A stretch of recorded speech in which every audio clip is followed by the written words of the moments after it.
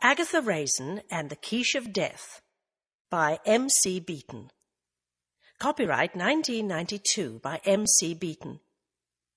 This recording of the full-length reading of Agatha Raisin and the Quiche of Death was published by arrangement with Lowenstein Associates Incorporated and was produced in 1999 by Books on Tape Incorporated, which holds the copyright thereto. Neither this recording nor any part thereof may be reproduced or used for any purpose without prior written authority from Books on Tape Incorporated. This book is read by Donada Peters. Agatha Raisin and the Quiche of Death by M.C. Beaton. This book consists of 13 chapters and is 201 pages long. The following material appears on the dust jacket of the book. When Mrs. Agatha Raisin decides to retire early to the English Cotswolds, she envisions herself enjoying all that country life has to offer, garden parties, tea at the vicarage, and a cosy home far from the noise and smell of London. Life in the village of Carsely is not as Agatha anticipated, however. Much to her surprise, she doesn't attract much interest among the villagers. No one comes to call. There are no invitations to tennis or tea. A miserable Agatha is forced to acknowledge that she is but another newcomer to the well-established Carsely society. Agatha didn't succeed in business by being a shrinking violet, though, so she shakes off her doubts and resolves to make her mark on the village. She will enter Carsley's great quiche competition and win. The fact that Agatha has never baked so much as a potato in her life doesn't stop her. She submits a delectable store-bought quiche as her own. Having dusted off her mantelpiece to accommodate her silver cup, Agatha is stunned to see the award go to another entry.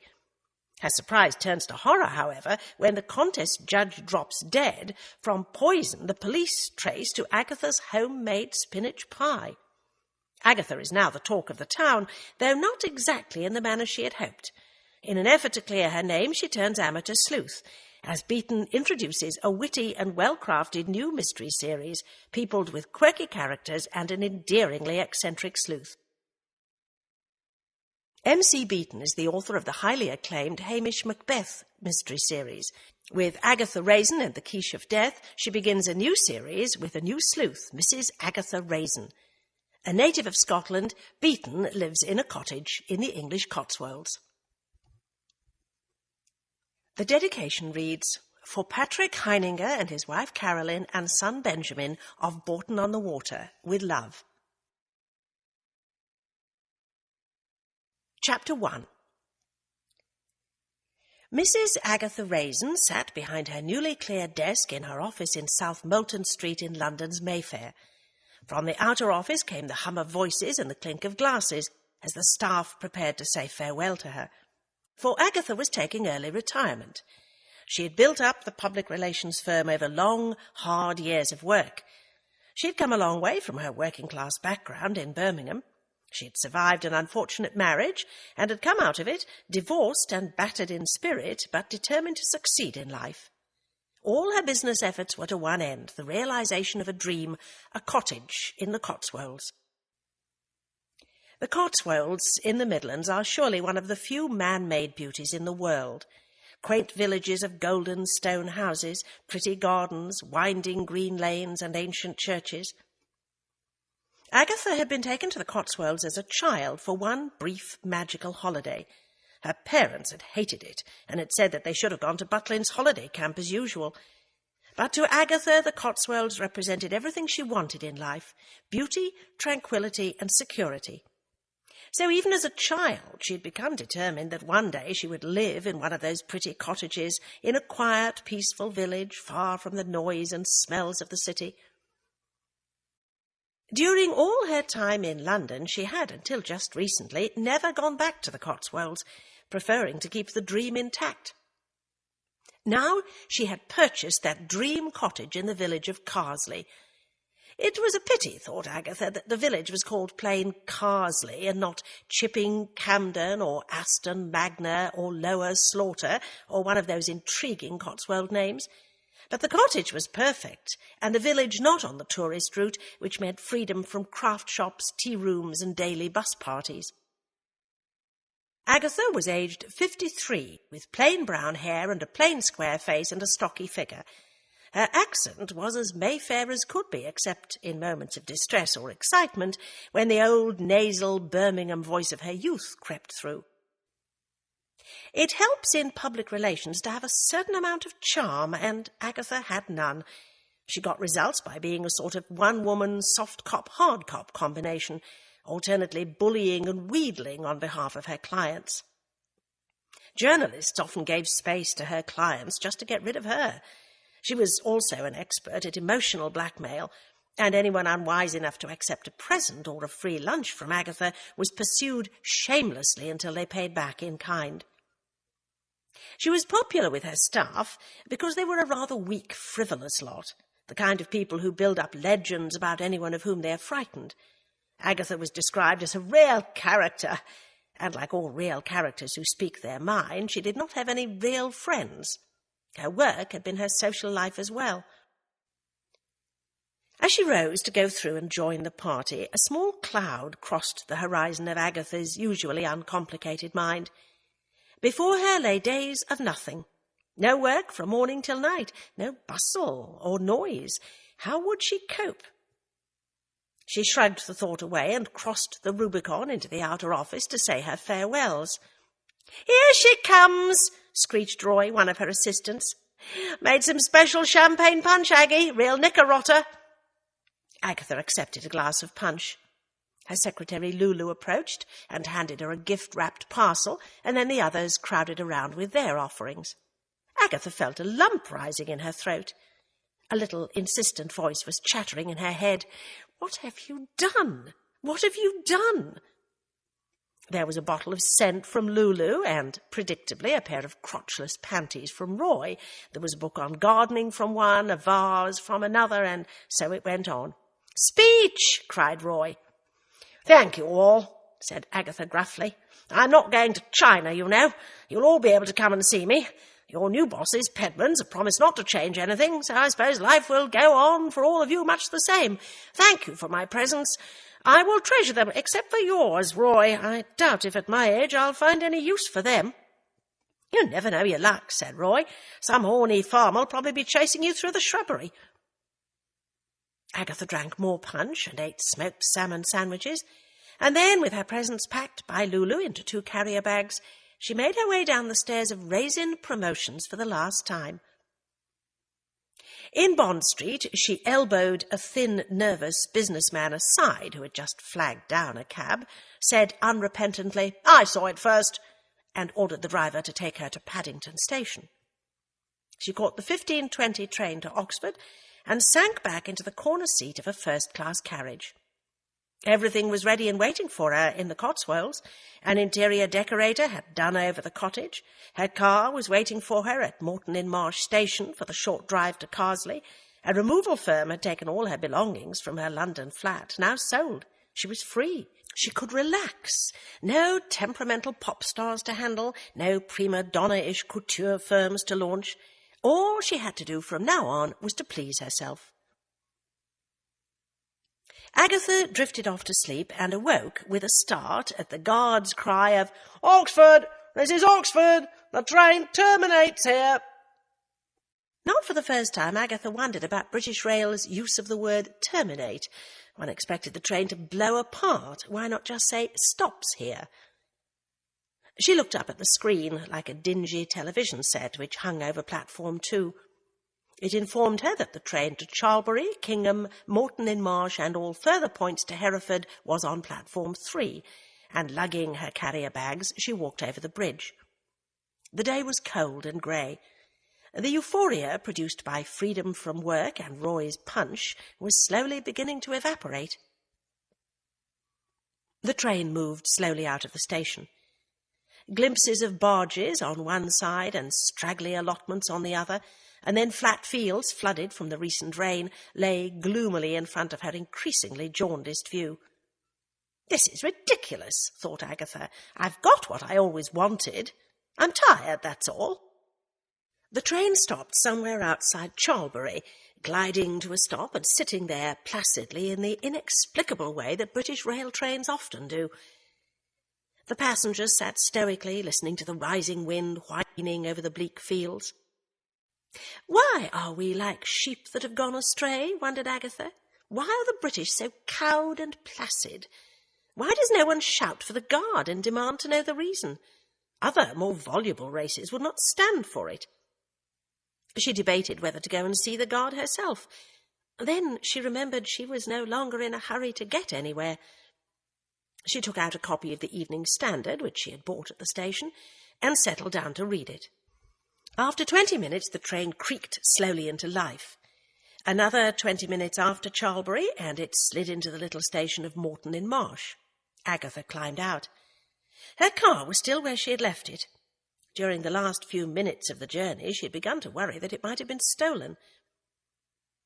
It was market day in Moreton-in-Marsh, and Agatha's spirits began to revive as she drove slowly past stalls selling everything from fish to underwear. Tuesday. Market day was Tuesday, she must remember that. Her new Saab purred out of Moreton and then up through Bourton-on-the-Hill, nearly home. Home! Home at last. She turned off the A44 and then began the slow descent to the village of Carsely, which nestled in a fold of the Cotswold Hills. It was a very pretty village, even by Cotswold standards. There were 2 long lines of houses interspersed with shops, some low and thatched, some warm gold brick with slate roofs. There was a pub called the Red Lion at one end and a church at the other. A few straggling streets ran off this one main road, where cottages leaned together as if for support in their old age. The gardens were bright with cherry blossom, forsythia, and daffodils. There was an old-fashioned haberdasher's, a post office and general store, and a butcher's, and a shop that seemed to sell nothing other than dried flowers and to be hardly ever open. Outside the village, and tucked away from view by a rise, was a council estate, and between the council estate and the village proper was the police station, an elementary school, and a library. Agatha's cottage stood alone at the end of one of the straggling side streets. It looked like a cottage in one of the calendars she used to treasure as a girl. It was low and thatched, new thatch, Norfolk reed, and with casement windows and built of the golden Cotswold stone.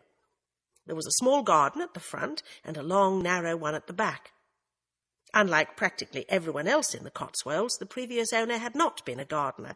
There was little else but grass and depressing bushes of the hard-wearing kind found in public parks. Inside there was a small, dark cubbyhole of a hall.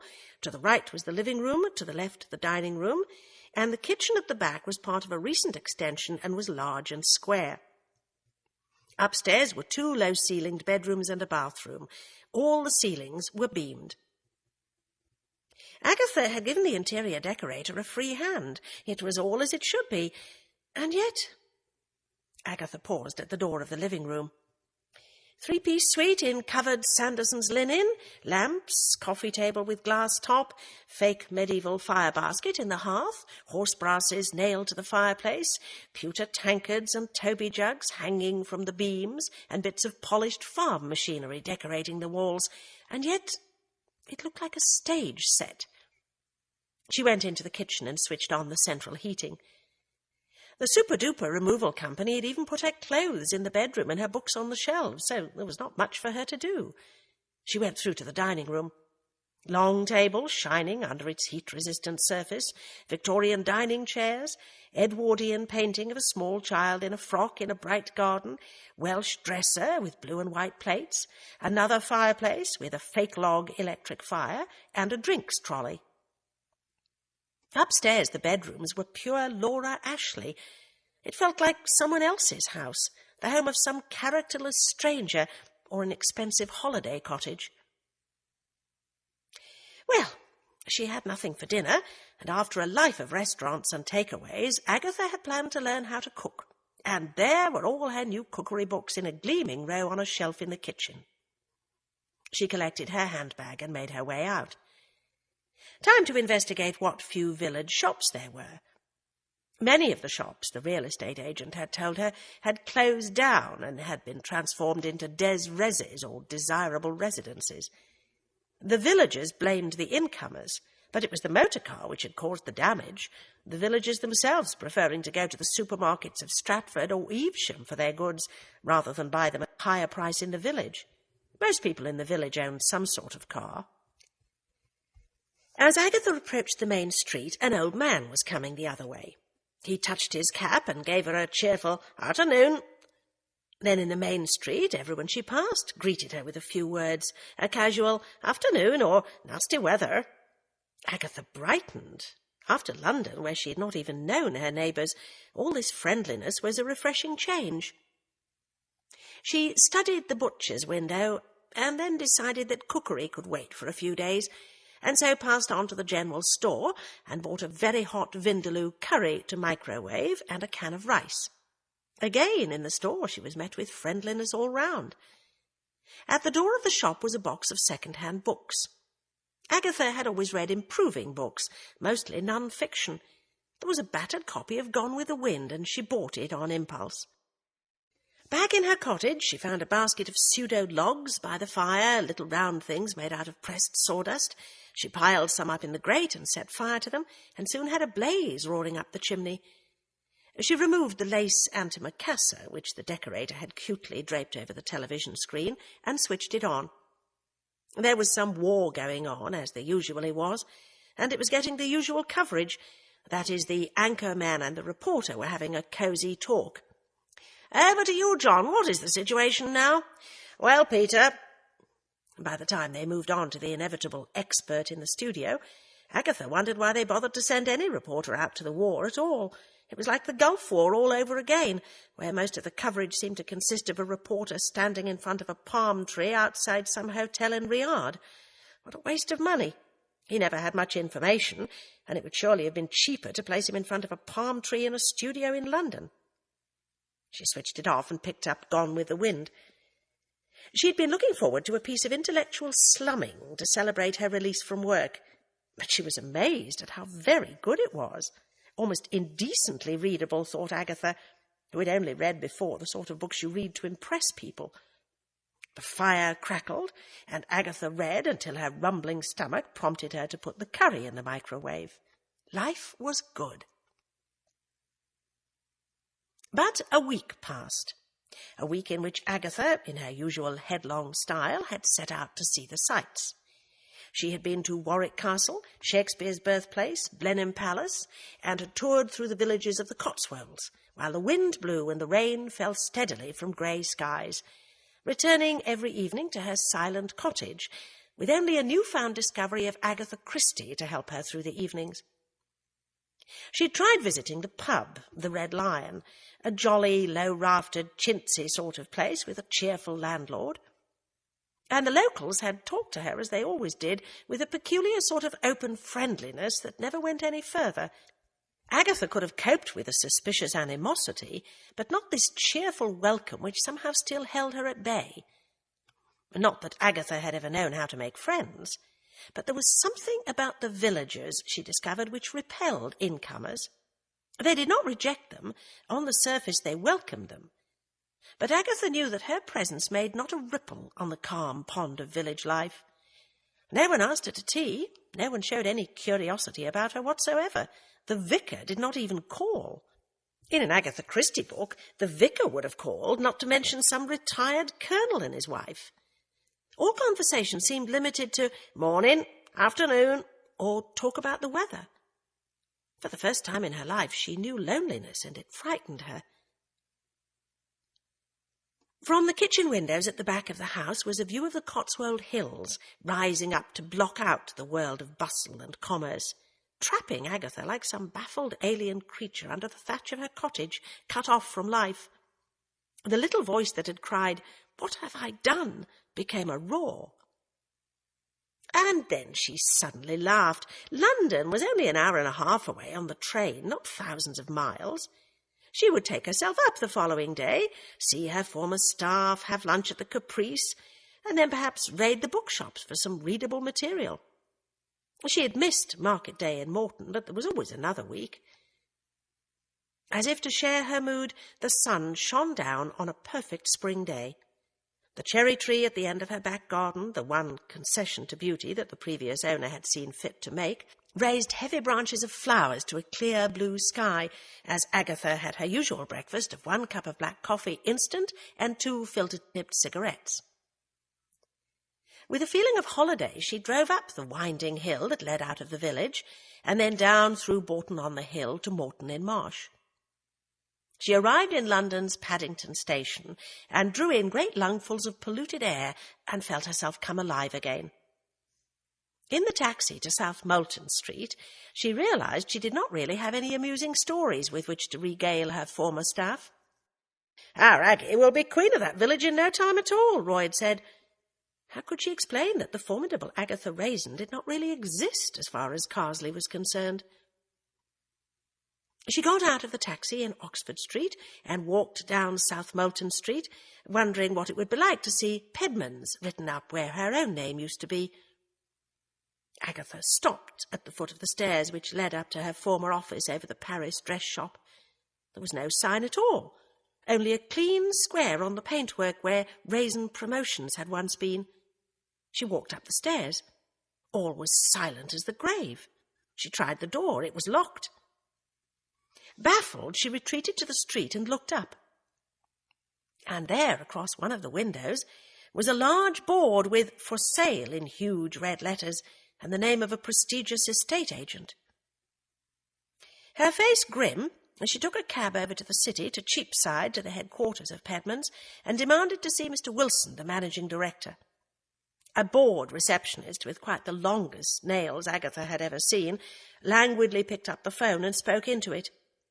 "Mr. Wilson is busy," she enunciated, picking up the woman's magazine she had been reading when Agatha had arrived, and studied her horoscope. Agatha plucked the magazine from the receptionist's hands. She leaned over the desk. "Move your scrawny butt and tell that shyster he's seeing me." The receptionist looked up into Agatha's glaring eyes, gave a squeak, and scampered off upstairs.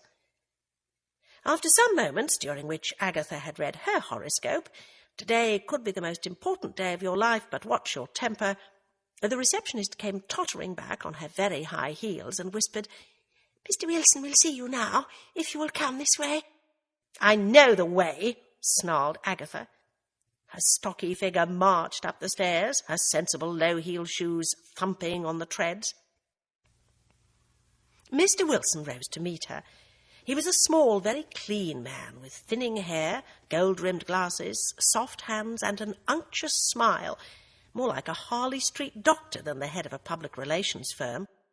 "Why have you put my office up for sale?" demanded Agatha. He smoothed the top of his head. "Mrs. Raisin, not your office. You sold the business to us. But you gave me your word you would keep on my staff." "And so we did. Most of them preferred the redundancy pay. We do not need an extra office. All the business can be done from here." "Let me tell you, you can't do this." "And let me tell you, Mrs. Raisin, I can do what I like. You sold us the concern, lock, stock, and barrel. Now, if you don't mind, I am very busy." Then he shrank back in his chair, as Agatha Raisin told him at the top of her voice exactly what he could do to himself in graphic detail before slamming out. Agatha stood in Cheapside, tears starting to her eyes. "Mrs. Raisin? Aggie?" She swung round. Roy was standing there. Instead of his usual jeans and psychedelic shirt and gold earrings, he was wearing a sober business suit. "I'll kill that bastard Wilson," said Agatha. "I've just told him what he can do to himself." Roy squeaked and backed off. "I shouldn't be seen talking to you, sweetie, if you're not the flavour of the month. Besides, you sold him the joint. Where's Lulu?" "She took the redundancy money and is sunning her little body on the Costa Brava." "And Jane?" "Working as PR for Friends Scotch. Can you imagine giving an alcoholic like her a job in a whisky company? She'll sink their profits down her gullet in a year." Agatha inquired after the rest. Only Roy had been employed by Pedman's. "It's because of the Trendies," he explained, naming a pop group, one of Agatha's former clients. "Josh, the leader, has always been ever so fond of me, as you know, so Pedman's had to take me on to keep the group. Like my new image?" He pirouetted round.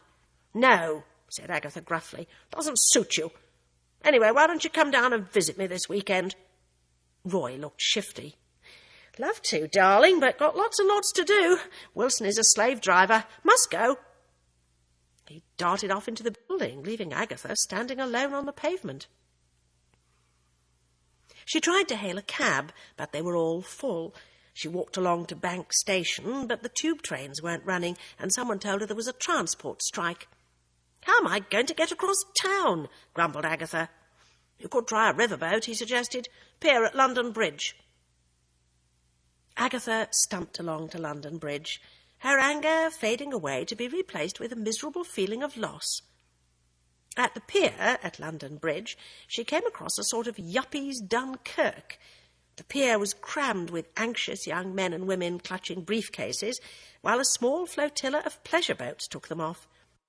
She joined the end of the queue, inching forward on the floating pier, feeling slightly seasick by the time she was able to board a large old pleasure steamer that had been pressed into action for the day.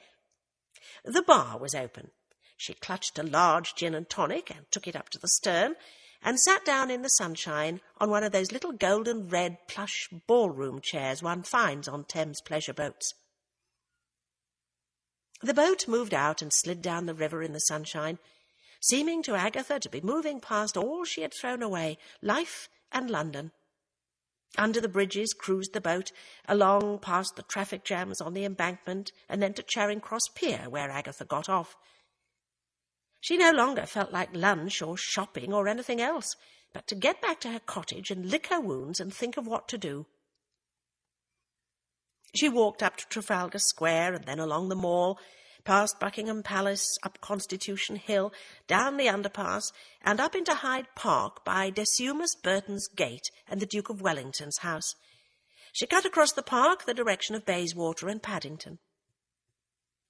Before this one day, she thought, she'd always forged ahead, always known what she had wanted. Although she was bright at school, her parents made her leave at 15, for there were good jobs to be had in the local biscuit factory.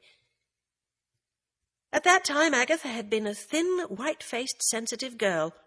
The crudity of the women she worked with in the factory grated on her nerves. The drunkenness of her mother and father at home disgusted her, and so she began to work overtime, squirreling away the extra money in a savings account so that her parents might not get their hands on it, until one day she decided she had enough and simply took off for London without even saying goodbye, slipping out one night with her suitcase when her mother and father had fallen into a drunken stupor. In London she had worked as a waitress 7 days a week, so that she could afford shorthand and typing lessons. As soon as she was qualified, she got a job as a secretary in a public relations firm.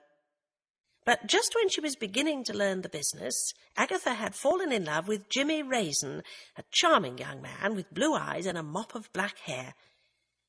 He did not seem to have any steady employment, but Agatha thought that marriage was all he needed to make him settle down. After a month of married life, it was finally borne in on her that she'd jumped out of the frying pan into the fire. Her husband was a drunk.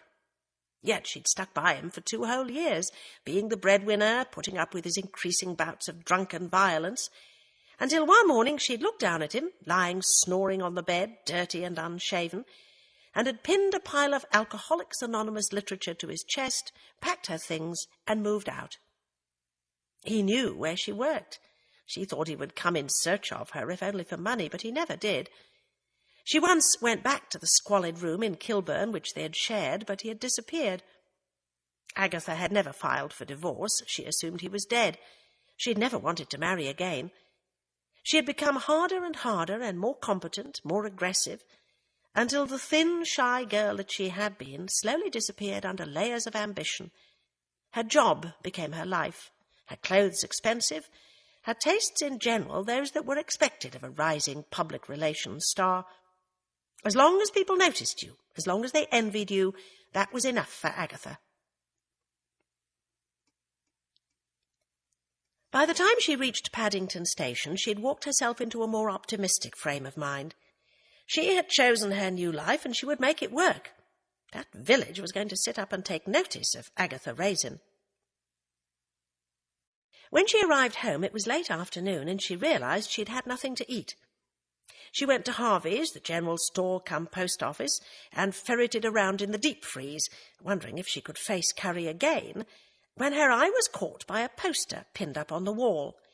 "Great Quiche Competition," it announced in curly letters. It was to be held on Saturday in the school hall.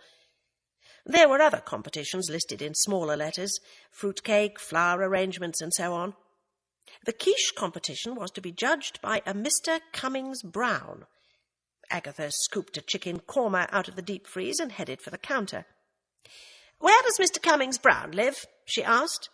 "That'll be Plumtree's Cottage, my dear," said the woman, "down by the church." Agatha's mind was racing as she trotted home and shoved the chicken korma in the microwave. Wasn't that what mattered in these villages, being the best at something domestic? Now, if she, Agatha Raisin, won that quiche competition, they would sit up and take notice. Maybe ask her to give lectures on her art at Women's Institute meetings and things like that. She carried the revolting mess that was her microwaved dinner into the dining room and sat down. She frowned at the tabletop. It was covered with a thin film of dust. Agatha loathed housework. After her scrappy meal, she went into the garden at the back. The sun had set, and a pale greenish sky stretched over the hills above Carsely. There was a sound of movement from nearby, and Agatha looked over the hedge. A narrow path divided her garden from the garden next door. Her neighbour was bent over a flower bed, weeding it in the failing light. She was an angular woman who, despite the chill of the evening, was wearing a print dress of the type beloved by civil servants' wives abroad. She had a receding chin and rather bulbous eyes, and her hair was dressed in a 40s style, pinned back in rolls from her face. All this Agatha was able to see as the woman straightened up. "Evening," called Agatha. The woman turned on her heel and walked into her house and closed the door. Agatha found this rudeness a welcome change after all the friendliness of Carsely. It was more what she was used to. She walked back through her own cottage, out the front door, up to the cottage next door, which was called New Delhi, and rapped on the brass knocker. A curtain at a window near the door twitched, but that was the only sign of life. Agatha gleefully knocked again, louder this time. The door opened a crack, and one bulbous eye stared out at her. "Good evening," said Agatha, holding out her hand. "I'm your new neighbour." The door slowly opened. The woman in the print dress reluctantly picked up Agatha's hand as if it were a dead fish and shook it. "I am Agatha Raisin," said Agatha, "and you are—" "Mrs. Sheila Barr," said the woman. "You must forgive me, Mrs. Raisin, but I'm very busy at the moment." "I won't take up much of your time," said Agatha. "I need a cleaning woman." Mrs. Barr gave that infuriating kind of laugh, often described as superior. "Oh, you won't get anyone in the village. It's almost impossible to get anyone to clean. I have my Mrs. Simpson, so I'm very lucky." "Perhaps you might do a few hours for me," suggested Agatha. The door began to close. "Oh, no," said Mrs. Barr. "I'm sure she wouldn't." And then the door was closed completely. "We'll see about that," thought Agatha. She collected her handbag and went down to the Red Lion and hitched her bottom onto a bar stool.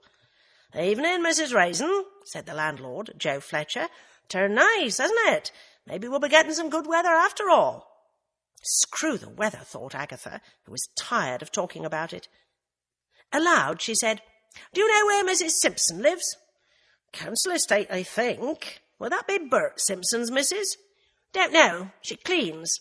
That'll be Doris Simpson, all right. Don't recall the number, but it's Wakefield Terrace, second along, the one with the gnomes." Agatha drank a gin and tonic and then set out for the council estate.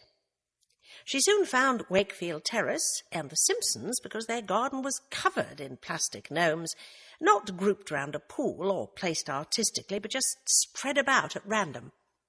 Mrs. Simpson answered the door herself. She looked more like an old-fashioned schoolteacher than a charwoman. She had snow-white hair scraped back in a bun and pale grey eyes behind spectacles. Agatha explained her mission. Mrs. Simpson shook her head. "I don't see as how I can manage any more, and that's a fact. do Mrs. Barr next to you on Tuesdays, then there's Mrs. Chumley on Wednesdays, and Mrs. Cummings-Browne on Thursdays, and then the weekends I work in a supermarket at Evesham." "How much does Mrs. Barr pay you?" asked Agatha. £3 an hour.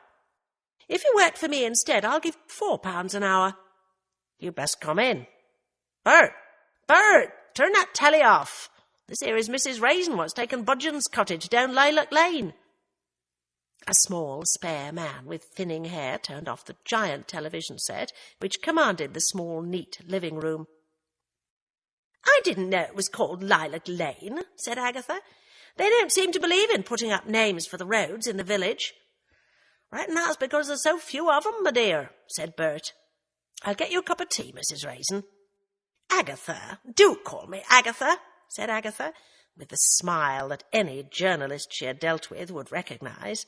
Agatha Raisin was going in for the kill.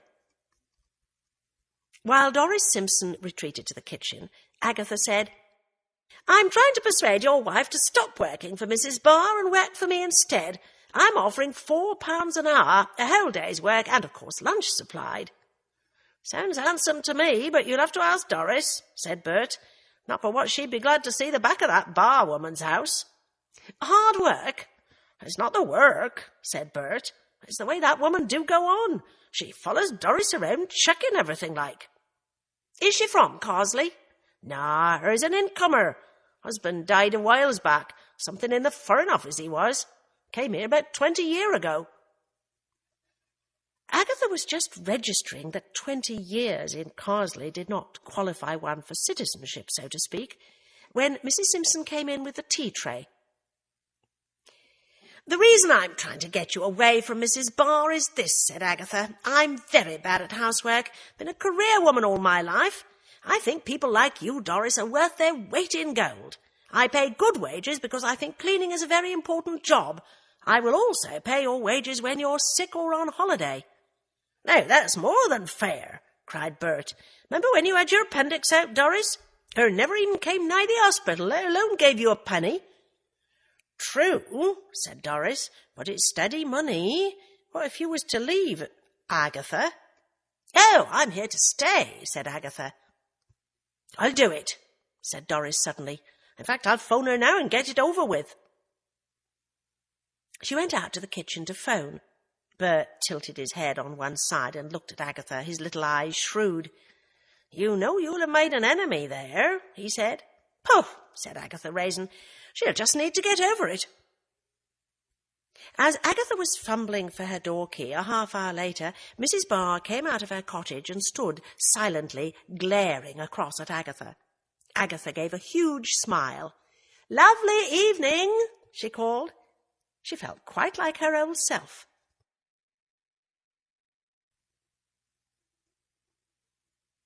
Chapter 2. Plumtree's cottage, where the Cummings-Brownes lived, was opposite the church and vicarage in a row of 4 ancient stone houses fronting onto a cobbled, diamond-shaped area.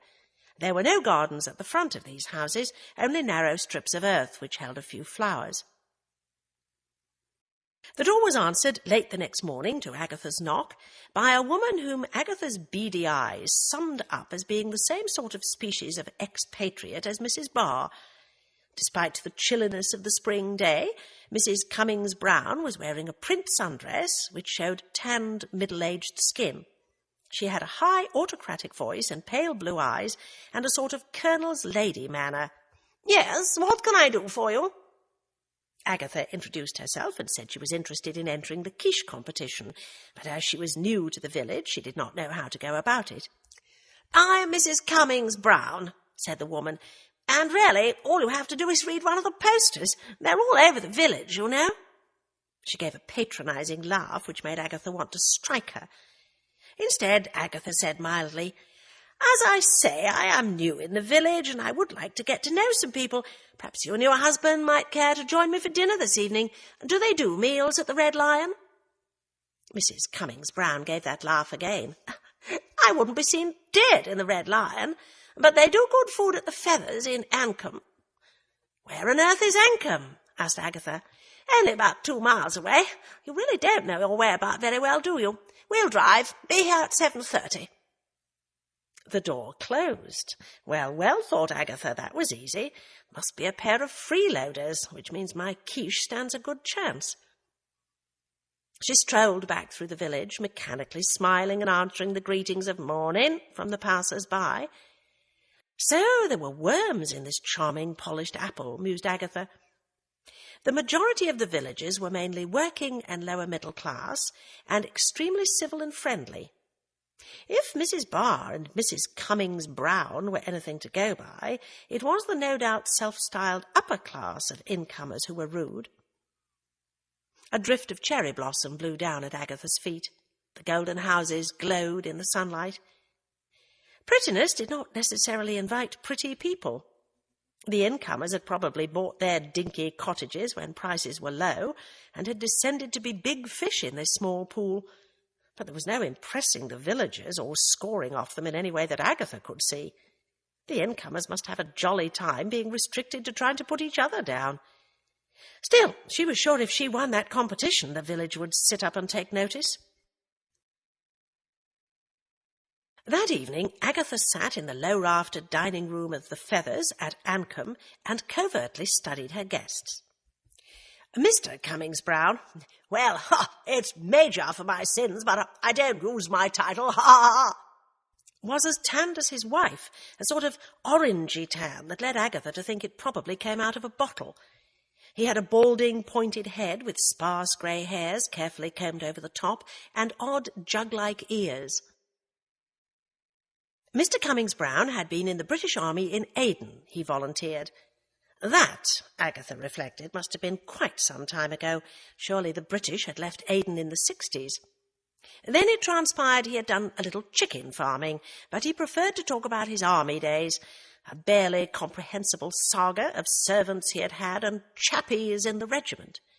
He was wearing a sports jacket with leather patches at the elbow over an olive-green shirt with a cravat at the neck. His wife was wearing a Laura Ashley gown that reminded Agatha of the bedspreads in her cottage. Agatha thought grimly that her quiche had better win, for she knew when she was being ripped off, and the Feathers was doing just that. A landlord, who stood on the wrong side of the bar, which ran along the end of the dining room, drinking with his cronies, a pretentious and dreadfully expensive menu, and sullen waitresses roused Agatha's anger. The Cummings-Brownes had predictably chosen the second most expensive wine on the menu, 2 bottles of it. Agatha let them do most of the talking until the coffee arrived, and then she got down to business. She asked what kind of quiche usually won the prize. Mr. Cummings-Browne said it was usually quiche Lorraine or mushroom quiche. Agatha said firmly that she would contribute her favourite, spinach quiche. Mrs. Cummings-Browne laughed. If she laughs like that again, I really will slap her, thought Agatha, particularly as Mrs. Cummings-Browne followed up the laugh by saying that Mrs. Cartwright always won.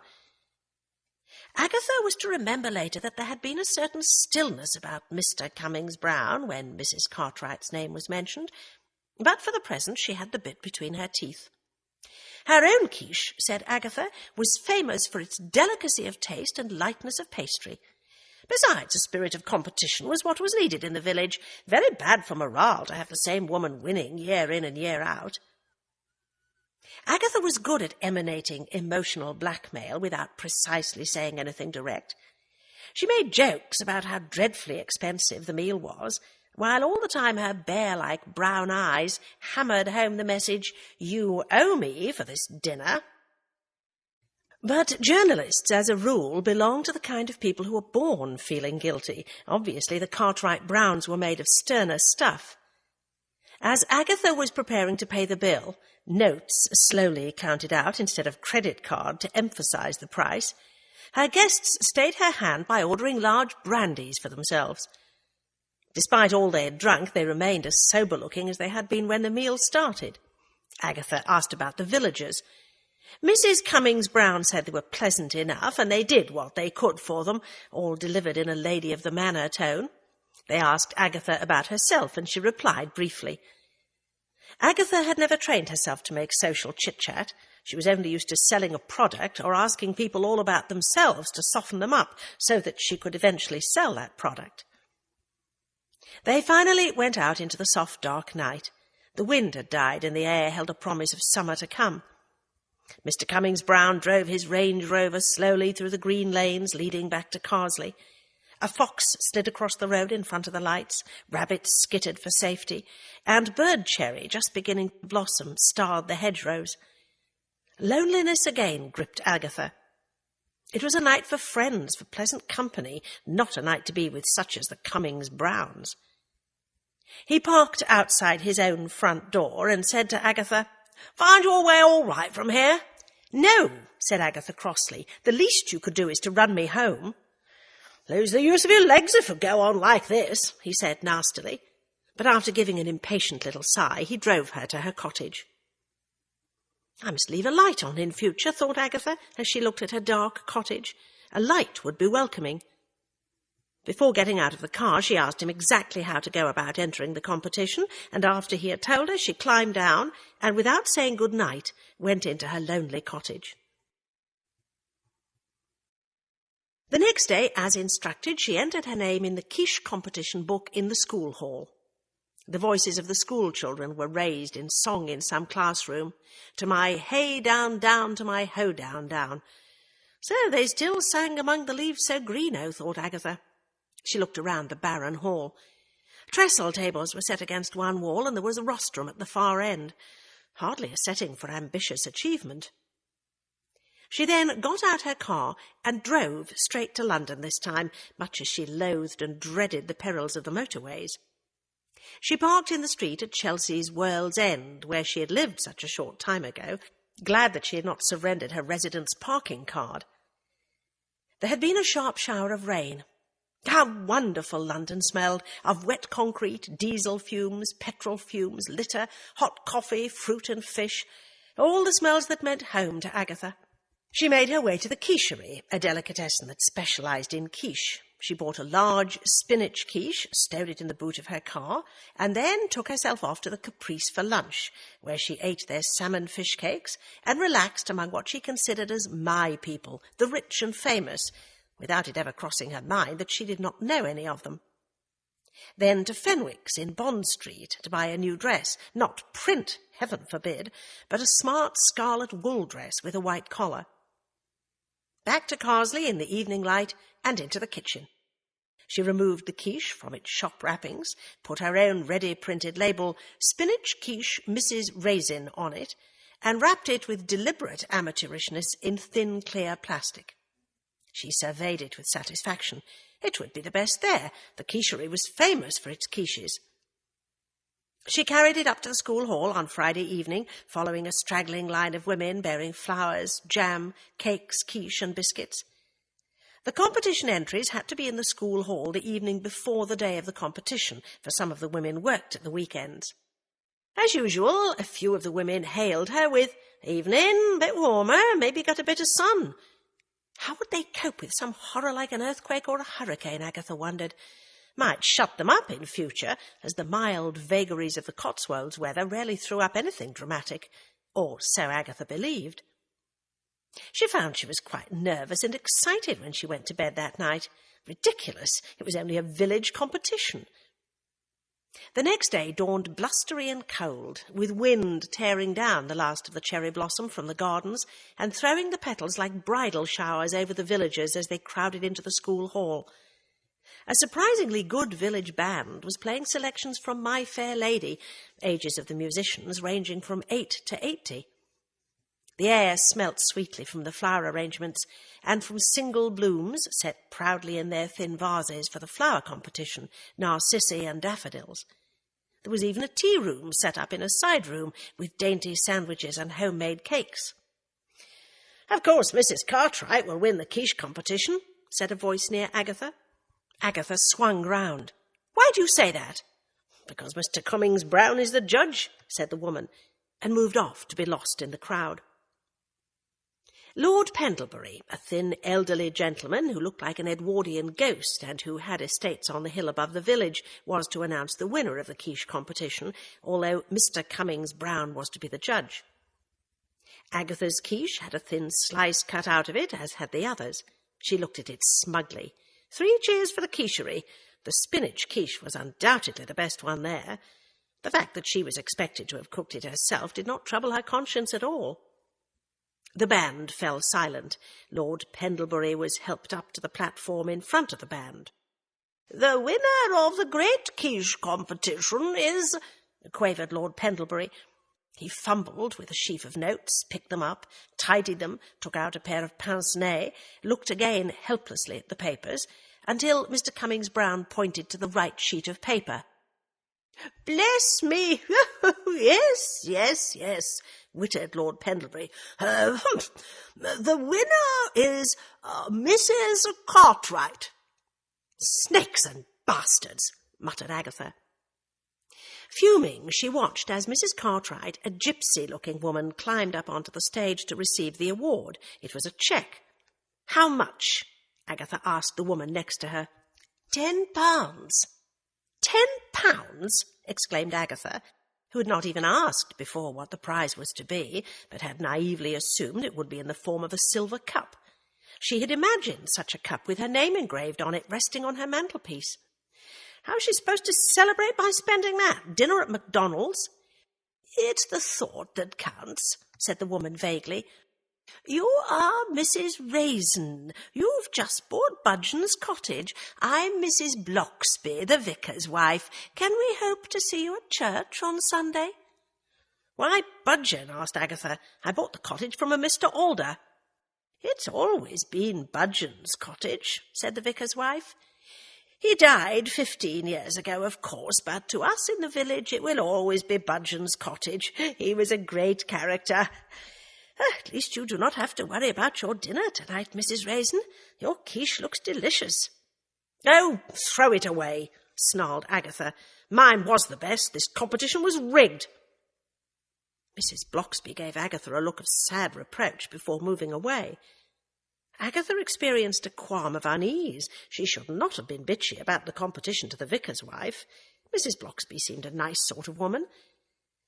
But Agatha had only been used to 3 lines of conversation, either ordering her staff about, pressuring the media for publicity, or being oily to clients.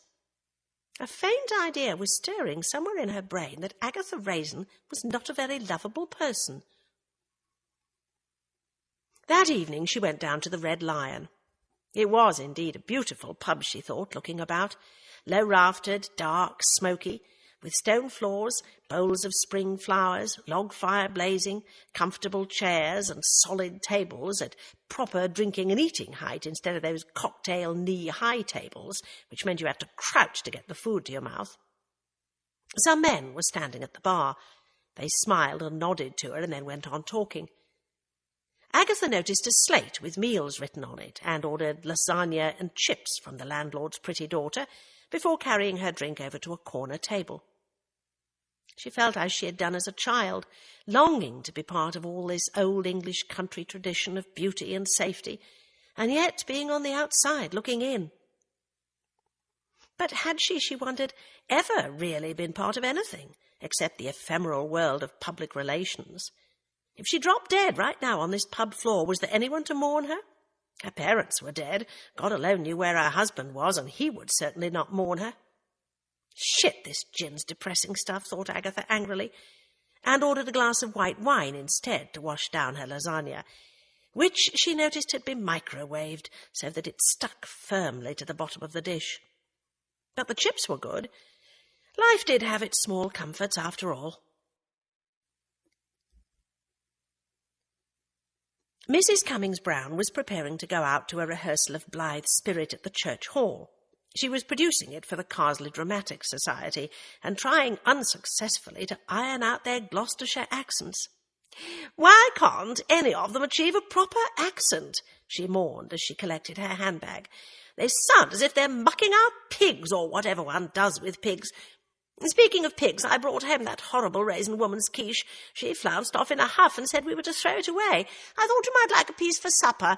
I've left a couple of slices on the kitchen counter. I've had a lot of cakes and tea this afternoon. That'll do me." "I don't think I'll eat anything either," said Mr. Cummings-Browne. Well, if you change your mind, pop the quiche in the microwave. Mr. Cummings-Browne drank a stiff whisky and watched television, regretting that the hour was before 9 in the evening, which meant no hope of any full frontal nudity, the powers that be having naively thought all children to be in bed by 9 o'clock, after which time pornography was permissible, though anyone who wrote in to describe it as such was a fuddy-duddy who did not appreciate true art. So he watched a nature programme instead and consoled himself with copulating animals. He had another whisky and felt hungry. He remembered the quiche. It had been fun watching Agatha Raisin's face at the competition. She really had wanted her dinner back, silly woman. People like Agatha Raisin, that sort of middle-aged yuppie, lowered the tone decidedly. He went into the kitchen and put 2 slices of quiche in the microwave and opened a bottle of claret and poured himself a glass. Then, putting quiche and wine on a tray, he carried the lot through to the living room and settled down again in front of the television. It was 2 hours later, and just before the promised gang rape in a movie called Deep in the Heart, that his mouth began to burn as if it were on fire. He felt deathly ill. He fell out of his chair and writhed in convulsions on the floor and was dreadfully sick. He lost consciousness as he was fighting his way toward the phone, ending up stretched out behind the sofa. Mrs. Cummings-Browne arrived home sometime after midnight. She did not see her husband because he was lying behind the sofa, nor did she notice any of the pools of vomit because only one dim lamp was burning. She muttered in irritation to see the lamp still lit and the television still on. She switched both off. Then she went up to her bedroom. It had been some time since she had shared one with her husband, removed her makeup, undressed, and soon was fast asleep. Mrs. Simpson arrived early the next morning, grumbling under her breath. Her work schedule had been disrupted. First the changeover to cleaning Mrs. Raisin's place, and now Mrs. Cummings-Browne had asked her to clean on Sunday morning because the Cummings-Brownes were going off on holiday to Tuscany on the Monday, and Vera Cummings-Browne had wanted the place cleaned before they left. But if she worked hard, she could still make it to her Sunday job in Evesham by 10. She let herself in with a spare key, which was kept under the doormat, made a cup of coffee for herself, drank it at the kitchen table, and then got to work, starting with the kitchen. She would have liked to do the bedrooms first, but she knew the Cummings-Brownes slept late. If they were not up by the time she'd finished the living room, then she would need to rouse them. She finished cleaning the kitchen in record time and then went into the living room, wrinkling her nose at the sour smell. She went round behind the sofa to open the window and let some fresh air in, and her foot struck the dead body of Mr. Cummings-Browne. His face was contorted and bluish. He was lying doubled up. Mrs. Simpson backed away, both hands to her mouth. She thought vaguely that Mrs. Cummings-Browne must be out. The phone was on the window ledge. Plucking up her courage, she leaned across the dead body and dialed 999 and asked for the police and an ambulance. She then shut herself in the kitchen to await their arrival. It never occurred to her to check if he was really dead or to go out and get immediate help. She sat at the kitchen table, hands tightly clasped as though in prayer, frozen with shock. The local policeman was the first to arrive. Police Constable Fred Griggs was a fat, jolly man, unused to coping with much more than looking for stolen cars in the tourist season and charging the odd drunken driver. He was bending over the body when the ambulance men arrived. In the middle of all the commotion, Mrs. Cummings-Browne descended the stairs, holding a quilted dressing gown tightly about her. When it was explained to her that her husband was dead, she clutched hold of the newel post at the foot of the stairs and said in a stunned voice, "But he can't be. He wasn't even here when I got home. He had high blood pressure. It must have been a stroke." But Fred Griggs had noticed the pools of dried vomit and the distorted bluish face of the corpse. "We can't touch anything," he said to the ambulance men. "I'm pretty damn sure it's poisoning." Agatha Raisin went to church that Sunday morning. She could not remember having been inside a church before, but going to church, she believed, was one of those things one did in a village. The service was early, 8:30, the vicar having to go on afterwards to preach at 2 other churches in the neighbourhood of Carsely. She saw P.C. Griggs's car standing outside the Cummings-Brownes and an ambulance. "I wonder what happened," said Mrs. Bloxby. "Mr. Griggs is not saying anything. I hope nothing has happened to poor Mr. Cummings-Browne." "I hope something has," said Agatha. "Couldn't have happened to a nicer fellow." And she marched on into the gloom of the Church of St. Jude and left the vicar's wife staring after her. Agatha collected a prayer book and a hymn book and took a pew at the back of the church. She was wearing her new red dress, and on her head was a broad-brimmed black straw hat decorated with red poppies. As the congregation began to file in, Agatha realized she was overdressed. Everyone else was in casual clothes. During the first hymn, Agatha could hear the wail of approaching police sirens. What on earth had happened? If one of the Cummings-Brownes had just dropped dead, surely it did not require more than an ambulance and the local policeman. The church was small, built in the 14th century, with fine stained-glass windows and beautiful flower arrangements. The old Book of Common Prayer was used. There were readings from the Old and New Testaments, while Agatha fidgeted in the pew and wondered if she could escape outside to find out what was going on. The vicar climbed into the pulpit to begin his sermon, and all Agatha's thoughts of escape disappeared. The Reverend Alfred Bloxby was a small, thin, ascetic-looking man, but he had a compelling presence. In a beautifully modulated voice, he began to preach, and his sermon was "Love thy neighbour." To Agatha, it seemed as if the whole sermon was directed at her. "We were too weak and powerless to alter world affairs," he said, "but if each one behaved to his or her neighbours with charity and courtesy and kindness, then the ripples would spread outwards. Charity began at home." Agatha thought of bribing Mrs. Simpson away from Mrs. Barr and squirmed. When communion came round, she stayed where she was, not knowing what the ritual involved. This book is continued on Disc 2. Disc 2. When communion came round, she stayed where she was, not knowing what the ritual involved. Finally, with a feeling of release, she joined in the last hymn, "My Country, 'Tis of Thee," and impatiently shuffled out, giving the vicar's hand a perfunctory shake, not hearing his words of welcome to the village, as her eyes fastened on the police cars filling the small space outside the Cummings-Brownes' house. P.C. Griggs was on duty outside, warding off all questions with a placid, "Can't say anything now, I'm sure." Agatha went slowly home. She ate some breakfast and picked up an Agatha Christie mystery and tried to read, but could not focus on the words. What did fictional mysteries matter when there was a real live one in the village? Had Mrs. Cummings-Browne hit him on the top of his pointy head with a poker? She threw down the book and went along to the Red Lion. It was buzzing with rumour and speculation. Agatha found herself in the centre of a group of villagers eagerly discussing the death. To her disappointment, she learned that Mr. Cummings-Browne had suffered from high blood pressure. "But it can't be natural causes," protested Agatha. "All those police cars." "Oh, he likes to do things thoroughly in Gloucestershire," said a large, beefy man. "Not like London, where there's people dropping dead like flies every minute. My shout, what you having, Mrs. Raisin?" Agatha ordered a gin and tonic. It was all very pleasurable to be in the centre of this cosy group. When the pub finally closed its doors at 2 p.m, Agatha felt quite tipsy as she walked home. The heavy Cotswolds air, combined with the unusually large amount she had drunk, sent her to sleep. When she awoke, she thought that Cummings-Browne had probably had an accident and it was not worth finding out about anyway. Agatha Christie now seemed much more interesting than anything that could happen in Carsley, and Agatha read until bedtime.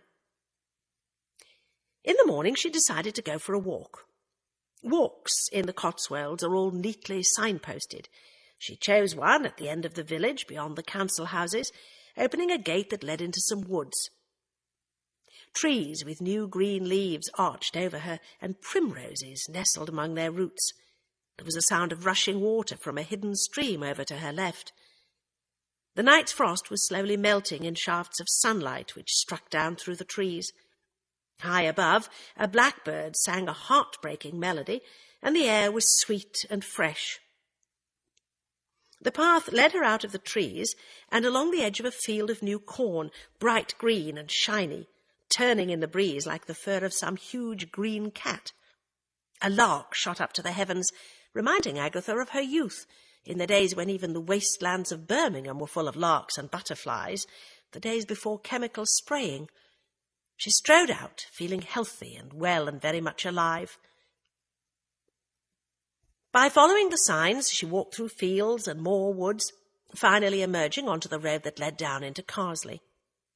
As she walked down under the green tunnels formed by the branches of the high hedges which met overhead, and saw the village lying below her, all her euphoria caused by healthy walking and fresh air left, to be replaced by an inexplicable sense of dread. She felt she was walking down into a sort of grave where Agatha Raisin would lie buried alive. Again she was plagued with restlessness and loneliness. This could not go on. The dream of her life was not what she had expected.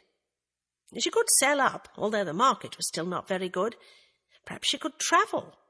She had never travelled extensively before, only venturing each year on one of the more expensive packaged holidays designed for single people who did not want to mix with the riffraff, cycling holidays in France, painting holidays in Spain, that sort of thing. In the village street, a local woman gave her a broad smile, and Agatha warily waited for that usual greeting of "Morning," wondering what the woman would do or say if she replied, "Get stuffed." But to her surprise, the woman stopped, resting her shopping basket on one broad hip, and said, "Police be looking for you, plain clothes." "Don't know what they want with me," said Agatha uneasily. "Better go and find out, my dear." Agatha hurried on, her mind in a turmoil. What could they want? Her driving licence was in order. Of course there were those books she had never got around to returning to the Chelsea library. As she approached her cottage, she saw Mrs. Barr standing in her front garden, staring avidly at a small group of 3 men who were waiting outside Agatha's cottage. When she saw Agatha, she scurried indoors and slammed the door, but immediately took up a watching position at the window.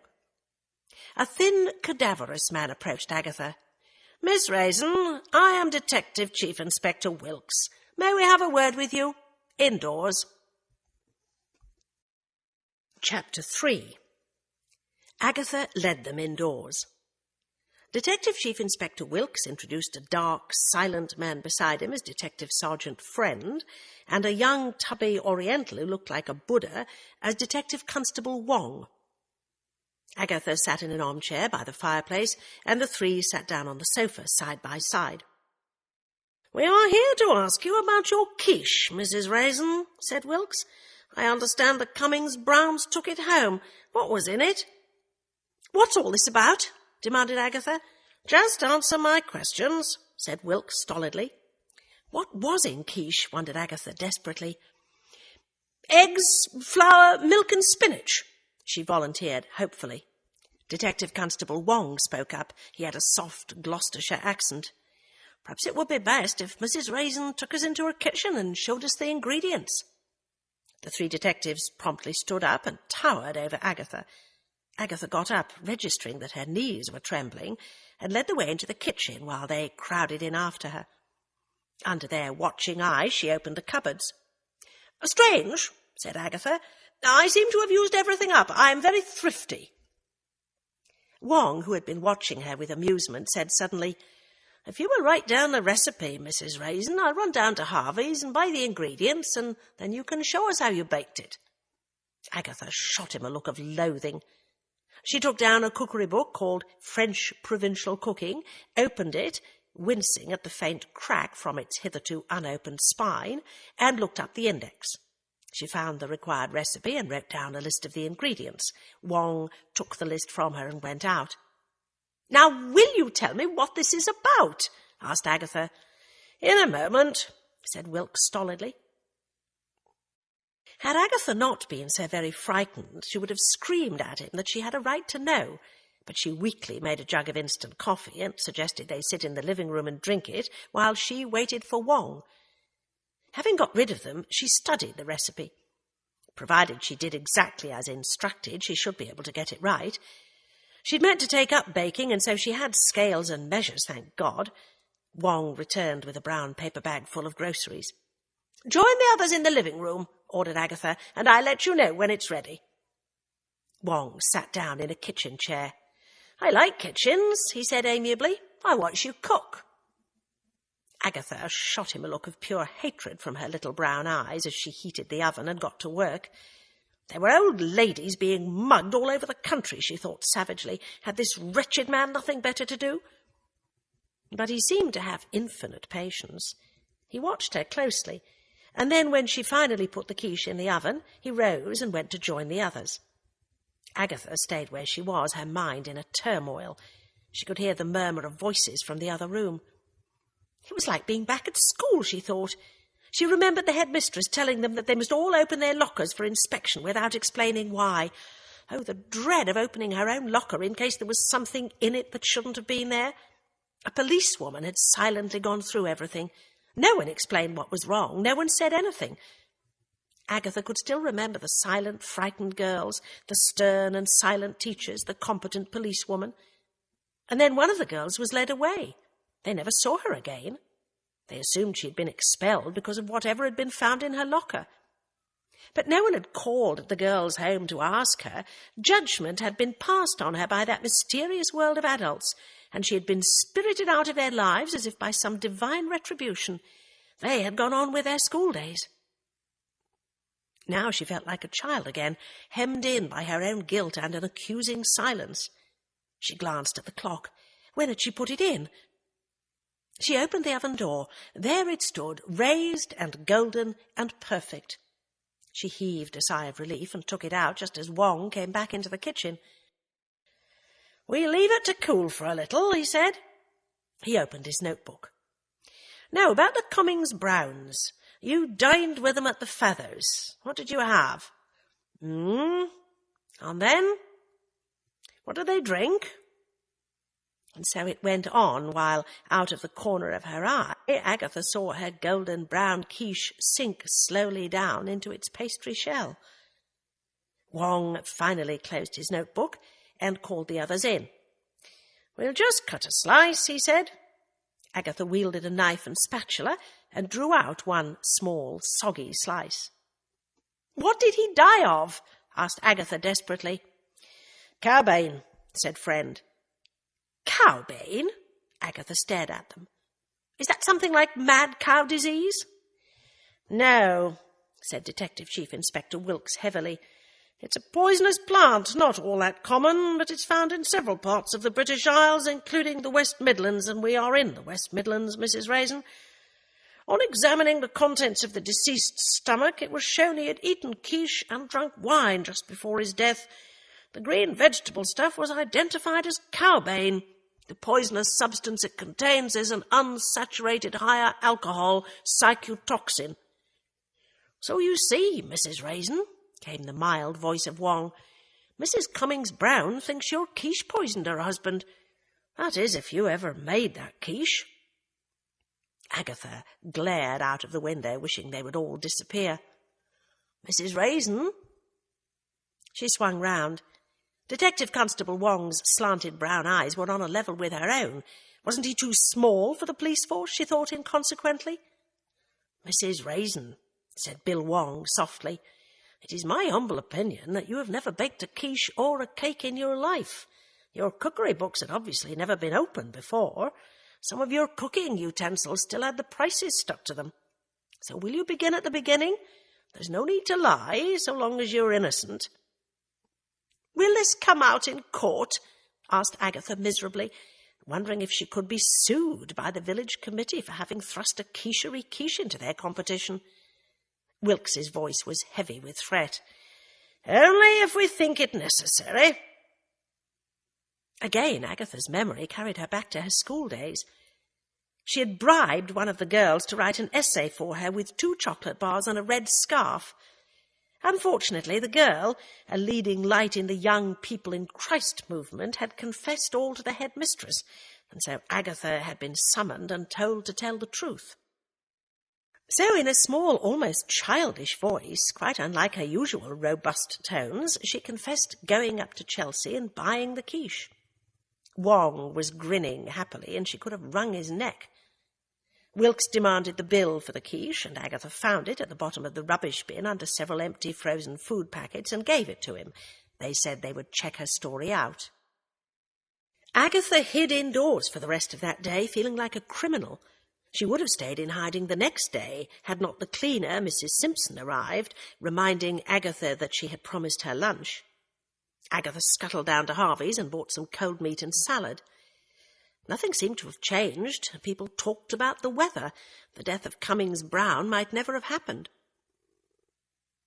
Agatha returned to find Mrs. Simpson down on her hands and knees scrubbing the kitchen floor. A sign of her extreme low state was that Agatha's eyes filled with weak tears at the sight. When had she last seen a woman scrubbing a floor instead of slopping it around with a mop? She had hired a succession of cleaning girls through an agency in London, mostly foreign girls or out-of-work actresses, who seemed expert at producing an effect of cleanliness without actually ever getting down to the nitty-gritty. Mrs. Simpson looked up from her cleaning. "I found him, you know," she said. "I found the body." "I don't want to talk about it," said Agatha hurriedly, and Mrs. Simpson grinned as she wrung out the floorcloth. "That's a mercy. For to tell the truth, I don't like talking about it. Rather get on with the work." Agatha retreated to the living room, and then when Mrs. Simpson moved upstairs, she prepared her a cold lunch, put it on the kitchen table beside an envelope containing Mrs. Simpson's money, and called upstairs, "I'm going out. I have a spare key. Just lock up and put the key through the letterbox," and received a faint affirmative, shouted over the noise of the vacuum cleaner. Agatha got in her car and drove up and out of the village. Where should she go? Market day in Moreton-in-Marsh, that would do. She battled in the busy town to find a parking place, and then joined the throngs crowding the stalls. The Cotswolds appeared to be a very fecund place. There were young women with babies and toddlers everywhere, pushing them in pushchairs or strollers, as she had heard an American call those chariots, which the mothers thrust against the legs of the childless with such aplomb. She had read an article once where a young mother had explained how she had suffered from acute agoraphobia when her child had grown out of the pushchair. It certainly seemed to give the mothers an aggressive edge, as like so many Boadiceas they propelled their chariots through the market crowd. Agatha bought a geranium for the kitchen window, fresh fish for dinner, potatoes and cauliflower. She was determined to cook everything herself. No more frozen food. After depositing her shopping in the car, she ate lunch in the Market House restaurant, bought scent in the chemist's, a blouse at one of the stalls, and then at 4 o'clock, as the market was closing down, she reluctantly returned to her car and took the road home. Mrs. Simpson had left a jug of wildflowers on the middle of the kitchen table. Bless the woman! All Agatha's guilt about having lured her away from Mrs. Barr evaporated. The woman was a queen among cleaners. The following morning there was a knock at the door, and Agatha groaned inwardly. Anyone else, she thought bitterly, would not be depressed, would expect some friend to be standing on the doorstep, but not Agatha Raisin. She knew it could only be the police. Detective Constable Wong stood there. "This is an informal call," he said. "May I come in?" "I suppose so," said Agatha ungraciously. "I was just about to have a glass of sherry, but I won't ask you to join me." "Why not?" he said with a grin. "I'm off duty." Agatha poured 2 glasses of sherry, threw some imitation logs on the fire, and lit them. "What now?" she asked. "And what do I call you?" "My name is Bill Wong. You might call me Bill." "An appropriate name. If you were older, I could call you the old Bill. Now, what about the quiche?" "You're off the hook," said Bill. "We checked out your story. Mr. Economides, the owner of the quicherie, remembers selling you that quiche. He cannot understand what happened. He buys his vegetables from the greengrocers across the road. Greengrocer goes to the New Covent Garden at Vauxhall every morning to buy his stock. Stuff comes from all over the country and abroad. Cowbane must have got in with the spinach. It's a tragic accident. Of course, we had to tell Mrs. Cummings-Browne where the quiche came from." Agatha groaned. "She might have accused you of murder otherwise." "But look here," protested Agatha. "She could have killed her husband by putting cowbane in my quiche." "Like most of the British population, I'd swear she couldn't tell a piece of cowbane from a palm tree," said Bill. "Also, it couldn't have been you. When you left that quiche, you had no idea it would be taken home and eaten by Cummings-Browne, so it couldn't have been you. And it couldn't have been Mrs. Cummings-Browne. Poisoning like that would need to be a cold-blooded, premeditated act. No, it was a horrible accident. Cowbane was only in part of the quiche." "I feel sorry for Mr. Economides," said Agatha. "Mrs. Cummings-Browne could sue him." "She has generously said she will not press charges. She's a very rich woman in her own right. She has the money. She's nothing to gain from his death." "But why did Cummings-Browne not drop dead at the tasting when he had a slice of it? Perhaps someone substituted another quiche, or... Let me think, wouldn't there have been some cowbane in that wedge, the juice, for instance?" "Yes, we wondered about that," said Bill. "Mrs. Cummings-Browne said her husband did feel a bit queasy after the tasting, but she put that down to the amount of pre-competition drinks he'd been knocking back." Agatha asked all about the case, all the details she had not asked before. He had been found dead in the morning. Then why, asked Agatha, had Mrs. Cummings-Browne gone straight up to bed? "Oh, that was because her husband was usually late and drinking at the Red Lion." "But that precious pair, or rather it was Mrs. Cummings-Browne, told me they wouldn't be seen dead in the Red Lion. Mind you, that was before they socked me for a disgracefully expensive load of rubbish at the Feathers. He drinks at the Red Lion, all right, but Mrs. Cummings-Browne owns 25% of the Feathers." "The cow! I'll be damned. Anyway, how did you guess I never cooked that quiche? For you did, you know, even before I baked one. The minute I saw there wasn't a single baking ingredient in the kitchen, I was sure." He laughed. "I asked you to make one to be absolutely sure. You should have seen your face." "Oh, very funny." He looked at her curiously. What an odd woman she was, he thought. Her shiny brown, well-groomed hair was not permed, but cut in a sort of Dutch bob that somehow suited her square, rather truculent face. Her body was square and stocky, and her legs surprisingly good.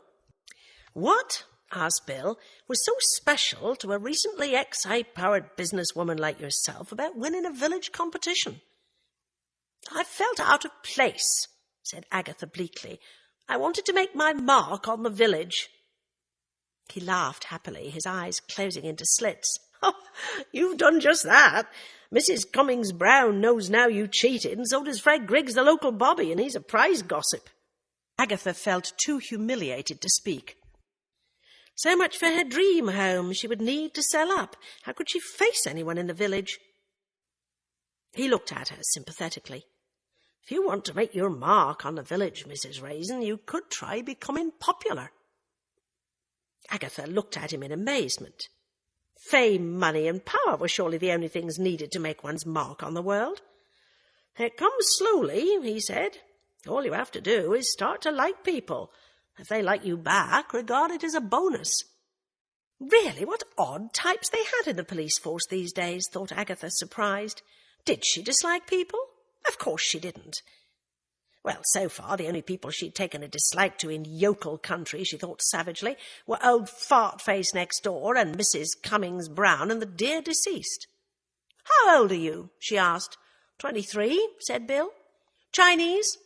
"Half. Father is Hong Kong Chinese and mother is from Evesham. He was brought up in Gloucestershire." He rose to go, but for some reason Agatha wanted him to stay. "Are you married?" she asked. "No, Mrs. Raisin." "Well, sit down for a moment," said Agatha urgently, "and tell me about yourself." Again a flicker of sympathy appeared in his eyes. He sat down and began to talk about his short career in the police force, and Agatha listened, soothed by his air of certainty and calm. Unknown to her, it was the start of an odd friendship. "So," he said at last, "I really must go. Case finished, case solved. Nasty accident. Life goes on."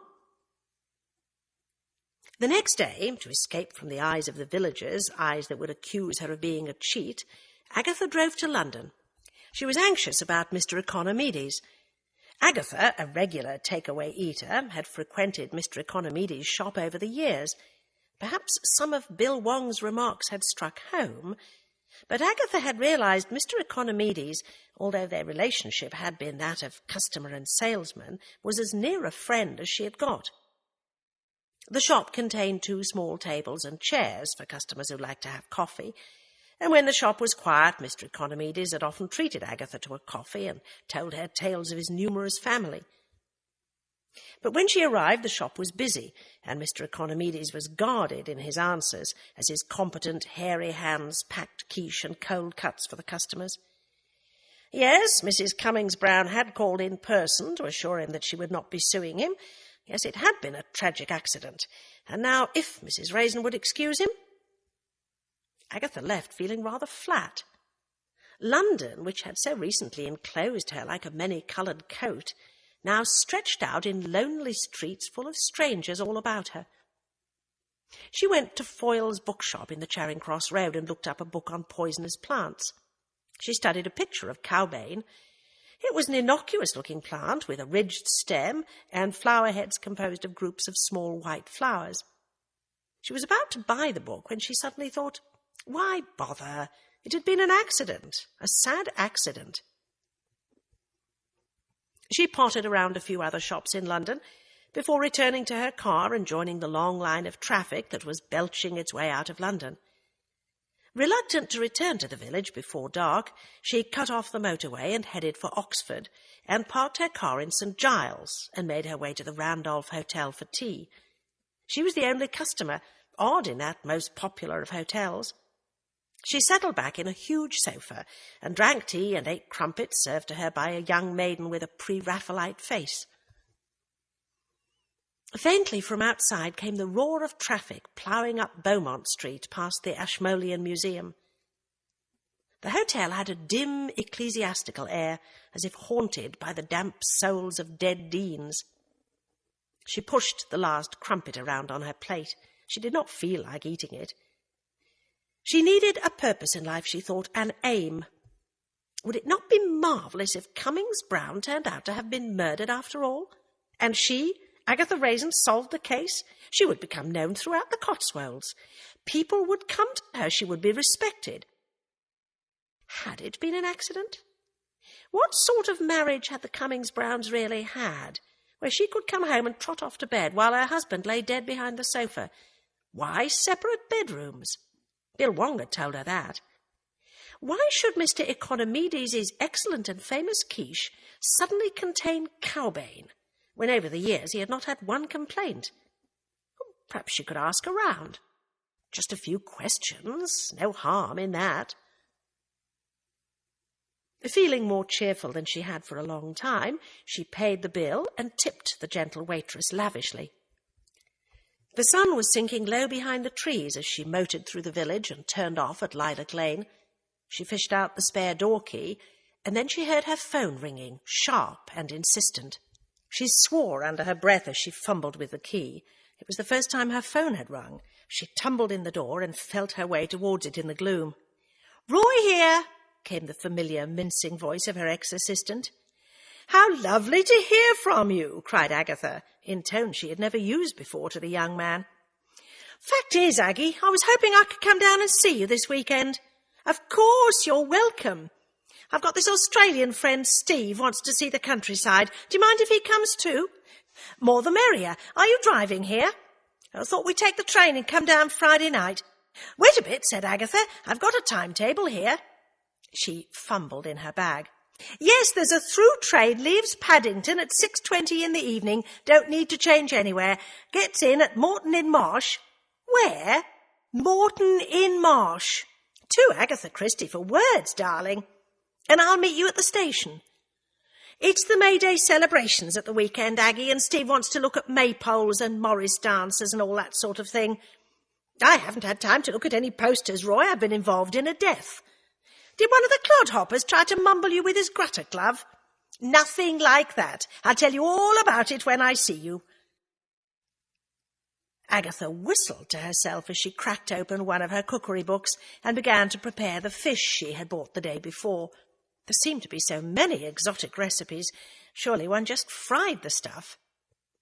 So she did, and by the time it was ready, realised she had not put the potatoes on to boil or cooked the cauliflower. She threw a packet of microwavable chips in the micro and opened a can of bright green peas. It all tasted delicious to Agatha's undemanding palate when she finally sat down to eat. The next day she called in at Harvey's and studied the posters at the door. Yes, there was to be Morris dancing, maypole dancing, and a fair in the village on the Saturday. People nodded and smiled to her. No one said quiche or anything dreadful like that. Cheerfully, Agatha trotted home, but was waylaid by Mrs. Barr before she could get to her own garden gate. "I thought you would have been at the inquest yesterday at Merchester," said Mrs. Barr, her eyes cold and watchful.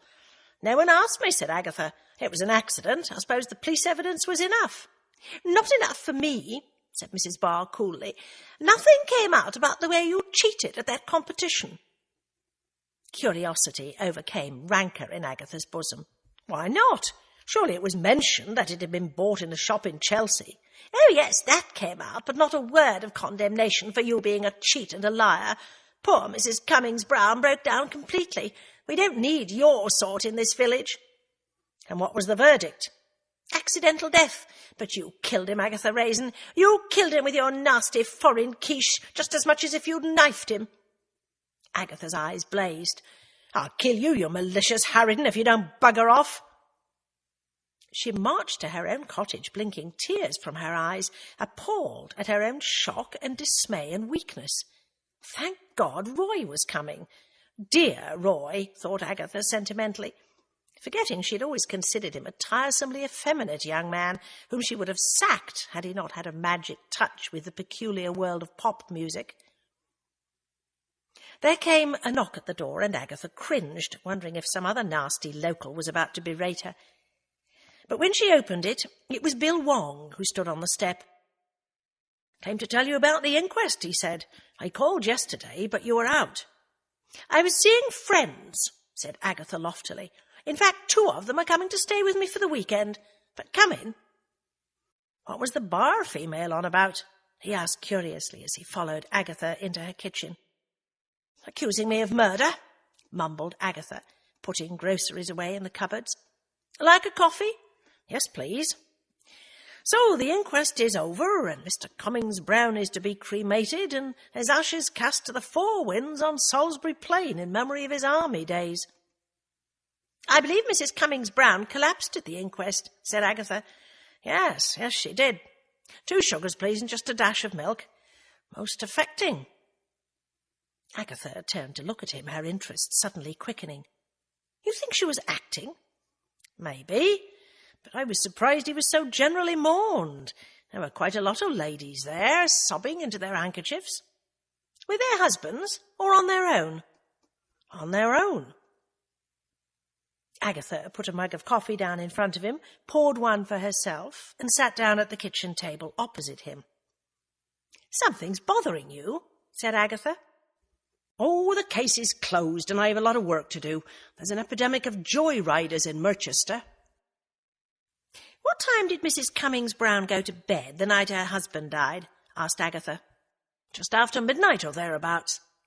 "But the Red Lion closes sharp at 11, and it's only a few minutes' walk away." "She said he often stayed out late drinking with friends." Agatha's eyes were shrewd. "Oh, ho! And weeping women at the inquest. Don't tell me old Jug-ears was a philanderer. Well, there's no evidence of that." "And yet Mrs. Cartwright always won the competition. Why?" "Perhaps her baking was the best." "No one bakes quiche better than Mr. Economides," said Agatha firmly. "But you are the incomer. More natural to give a prize to one of the locals. Still, I can see from the look in your eye, Mrs. Raisin, that you would like it to be murder after all, and so clear your conscience." "Why did you call to tell me about the inquest?" "I thought you would be interested. There's a paragraph about it in today's Gloucestershire Telegraph." "Have you got it?" demanded Agatha. "Let me see." He fished in his pocket and pulled out a crumpled newspaper. "Page 3. Agatha turned to page 3. "At the coroner's court in Merchester yesterday," she read, "a verdict of accidental death by eating poisoned quiche was pronounced. The victim was Mr. Reginald Cummings-Browne, 58, of Plumtree's Cottage, Carsley. Giving evidence, Detective Chief Inspector Wilkes said that cowbane had been introduced into a spinach quiche by accident. The quiche had been bought by a newcomer to the village, Mrs. Agatha Raisin. She had bought the quiche from a London delicatessen and had entered it in a village competition as her own baking, a competition at which the late Mr. Cummings-Browne was the judge. The owner of the delicatessen, Mr. Economides, had stated to the police that the cowbane must have become mixed with the spinach by accident. It was stressed that no blame fell on the unfortunate Mr. Economides, a Greek immigrant aged 45 who owns the quicherie at the World's End, Chelsea. Mrs. Vera Cummings-Browne, 52, collapsed in court. Mr. Cummings-Browne was a well-known figure in the Cotswolds. And blah, blah, blah, said Agatha, putting the paper down. Hardly a paragraph. You're lucky, said Bill Wong. If there hadn't been riots on that estate in Merchester and 2 deaths, I'm sure some enterprising reporter would have been around to find out about the cheating incomer of Carsely. You got off lucky. Agatha sighed. I'll never live it down, unless I can prove it was murder. Don't go looking for more trouble. That's why there's a police force. Best let everyone forget about your part in the death. Economides is lucky as well. With all this going on in Russia, not one London paper has bothered to pick up the story. I still wonder why you came. He drained the last of his coffee and stood up. Perhaps I like you, Agatha Raisin. Agatha blushed for about the first time in her life. He gave her an amused look and let himself out.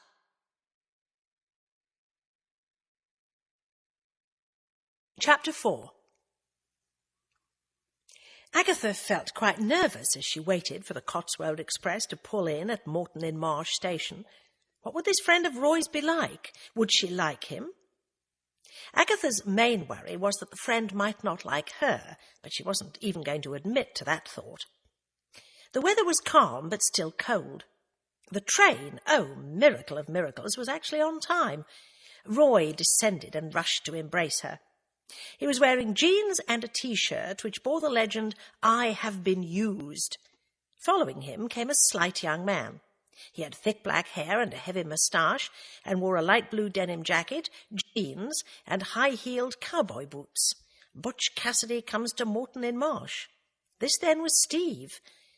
He gave her a limp handshake and stood looking at her with doggy eyes. Welcome to the Cotswolds, said Agatha. Roy tells me you're Australian, on holiday. No, I'm a systems analyst, said Steve, in the careful English accent of an Eliza Doolittle who hadn't yet quite got it. I work in the city. Come along, then, said Agatha. The car's parked outside. I thought I would take you both out for dinner tonight. I'm not much of a cook. And neither you are, Ducks, said Roy. He turned to Steve. We used to call her the Queen of the Microwave. She ate most of her meals in the office and kept a microwave oven there. Awful things like the Rogers spicy curry and things like that. Where are we going to eat, Aggie? I thought maybe the Red Lion in the village. She unlocked the car door, but Roy stood his ground. Pub grub? He asked. Yes.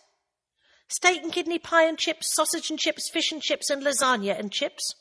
Yes, so what? So what? My delicate little stomach cringes at the thought, that's what. My friend Jeremy said there was ever such a good restaurant in the Horse and Groom at Bolton-on-the-Hill. Don't you just love these place names, Steve? See, he's drooling already. Steve looked impassive. They're Basque and do all those sort of fishy dishes. I say, Aggie, have you heard the one about the fire at the Basque football game? They all rushed to get out of the stadium and all got crushed in the exit. And you know what the moral of that is, my loves? Don't put all your Basques in one exit. Get it? Stop wittering, said Agatha. All right, we'll try the place, although if it's that good, they may not have a table left. But it turned out the Horse and Groom had just received a cancellation before they arrived. The dining room was elegant and comfortable, and the food was excellent. Agatha asked Steve to tell her about his work, and then regretted it bitterly as he began a long and boring description of his job in particular and computers in general. Even Roy grew weary of his friend's monologue and cut across it, saying, What's all this about you being involved in a death, Aggie? It was an awful mistake, said Agatha. I entered a spinach quiche in a village competition. One of the judges ate it and died of poisoning. Roy's eyes filled with laughter. "You never could cook, Aggie dear." "It wasn't my cooking," protested Agatha. "I bought a quiche from the quicherie in Chelsea and entered that." Steve looked at her solemnly. "But surely in these sort of home baking competitions you're supposed to cook the thing yourself." "Yes, but she was trying to pull a fast one as usual," crowed Roy. "Who was the judge and what did he die of?" "Mr. Cummings-Browne. Cowbane poisoning." "Struck down by a bane of cows? What is it? One of those peculiar agricultural diseases like swine fever or violet root rot?" "No, cowbane is a plant. It must have got mixed up in the spinach that Mr. Economides of the deli used." Steve put down his fork and looked gravely at Agatha. "So you murdered him?" Roy screeched with laughter. He kicked his heels in the air, fell off the chair, and rolled around the dining-room carpet, holding his stomach. The other diners studied him with the polite, frozen smiles the English use for threatening behaviour. "Oh, Aggie," wheezed Roy, when his friend had picked up his chair and thrust him back into it. "You are a one." Patiently, Agatha explained the whole sorry business. It had been a sad accident. "What do they think about you in the village?" asked Roy, mopping his streaming eyes. "Are they calling you the Borgia of the Cotswolds?" "It's hard to know what they think," said Agatha, "but I'd better sell up. The whole move to Carsely was a terrible mistake." "Wait a minute," said Steve. He carefully extracted a piece of lobster and popped it in his mouth. "Where does this cowbane grow?" "In the West Midlands, and this, as the police pointed out, is the West Midlands." Steve frowned. "Does it grow in farms among the regular vegetables?" Agatha searched her memory for what she had read about cowbane in the book in foils. It grows in marshy places." "I've heard the Cotswolds are famous for asparagus and strawberries. Oh, and plums and things like that," said Steve. "I read up on it, but not spinach. And how could a marshy plant get in among a field of spinach?" "I don't know," said Agatha, "but as I recall it grows in other parts of the British Isles as well. I mean, the stuff at Covent Garden comes from abroad and all over the place in Britain." Steve shook his head slowly, his mouth open as he contemplated another piece of lobster. "Are you wondering if there's an ARG in the month?" demanded Roy. "You look like one of those faces at the fairground where you have to try and toss a ball into the mouth." "It just doesn't happen," said Steve. "What?" "Well, look here. A field of spinach is harvested. For some reason, a marshy plant gets caught up with the spinach, right? So how come no one else dropped dead? How come it all got into one spinach quiche? Just the one. Surely a bit of it would have got into another quiche. Surely another one of this Economides customers would bite the dust." "Oh, the police will have looked into all that," said Roy a trifle testily. He felt Steve was taking up too much of the conversation. Steve shook his head slowly from side to side. "Look," said Agatha, "be sensible. Who was to know I would walk off in a huff and leave that quiche? Who would even know that the Cummings-Brownes would take it home? The vicar could have taken it and given it to some old-age pensioner. Lord Pendlebury could have taken it." "When did you take your quiche to the competition?" asked Steve. "The night before," said Agatha. "So it was just lying there all night unattended in this hall? Someone could have baked another quiche with cowbane in it and substituted it for Agatha's quiche." "We're back to motive," said Agatha. "So say someone replaced a poisoned quiche for mine. Who's to know Cummings-Browne would take it? I didn't even know I was going to walk off and leave it until the last minute." "But it could have been meant for you," said Steve. "Don't you see? Even if you had won that competition, only a little slice was taken out for the judging, and then you would have taken the rest home." He leaned forward. "Who hates you enough?" Agatha thought uneasily of Mrs. Barr and then shrugged. "This is ridiculous. Do you read Agatha Christie?" "All the time," said Steve. "Well, so do I. But delightful as those detective stories are, believe me, murders are usually sudden and violent and take place in cities, some drunken lout of a husband bashing his wife to death. Don't you see, I would like it to be murder. Yes, I can see that, said Steve, because you have been exposed as a cheat. Here, wait a minute. But it all looks very odd. Agatha fell silent. If only she had never tried to win that stupid competition. Again a feeling of loneliness assailed her as she paid the bill and ushered her guests out into the night. She had a whole weekend in front of her, entertaining this precious pair, and yet their very presence emphasized her loneliness. Roy had no real affection for her of any kind. His friend had wanted to see rural England, and so he was using her. Roy pranced around the cottage, looking at everything. "Very cute, Aggie," was his verdict. "Fake horse brasses, tut-tut, and all that farm machinery." "Well, what would you have?" said Agatha crossly. "I don't know, sweetie. Looks like a stage set. Nothing of Aggie here." "Perhaps that's understandable," said Steve. "There are people who do not have personalities that transfer to interior decorating. You need to be a homebody." "You can go off people, you know," commented Agatha waspishly. "Off to bed with both of you. I'm tired. The village festivities don't begin until noon, so you can have a long lie." The next morning, Roy took over the cooking when he found Agatha was about to microwave the sausages for breakfast. He whistled happily as he went about the preparations, and Agatha told him he would make someone a good wife. "More than you would, Aggie," he said cheerfully. "It's a wonder your health hasn't crumbled under a weight of microwaved curries." Steve came down, wrapped in a dressing gown, gold and blue stripes, and with the badge of a cricket club on the pocket. "He got it at a stall in one of the markets," said Roy. "Don't bother talking to him, Aggie. He doesn't really wake up until he's had a jug of coffee." Agatha read through the morning papers, turning the pages rapidly to see if there was anything further about the quiche poisoning, but there wasn't a word. The morning passed amicably, if silently, and then they went out to the main street, Roy doing cartwheels down the lane past Mrs. Barr's cottage. Agatha saw the lace curtains twitch. Steve took out a large notebook and began to write down all about the festivities, which started off with the crowning of the May Queen, a small, pretty schoolgirl with a slimly old-fashioned figure. In fact, all the school children looked like illustrations in some long-forgotten book, with their innocent faces and underdeveloped figures. Agatha was used to seeing schoolgirls with busts and backsides. The Queen was drawn by the Morris men in their flowered top hats, the bells at their knees jingling. Roy was disappointed in the Morris dancers, possibly because, despite the flowered hats, they looked like a boozy rugby team and were led by a white-haired man who struck various members of the audience with a pig's bladder. "Supposed to make you fertile," said Steve ponderously, and Roy shrieked with laughter, and Agatha felt thoroughly ashamed of him. They wandered around the stalls set up in the main street. Everyone seemed to be selling wares in support of some charity or other. Agatha winced away from the home baking stand.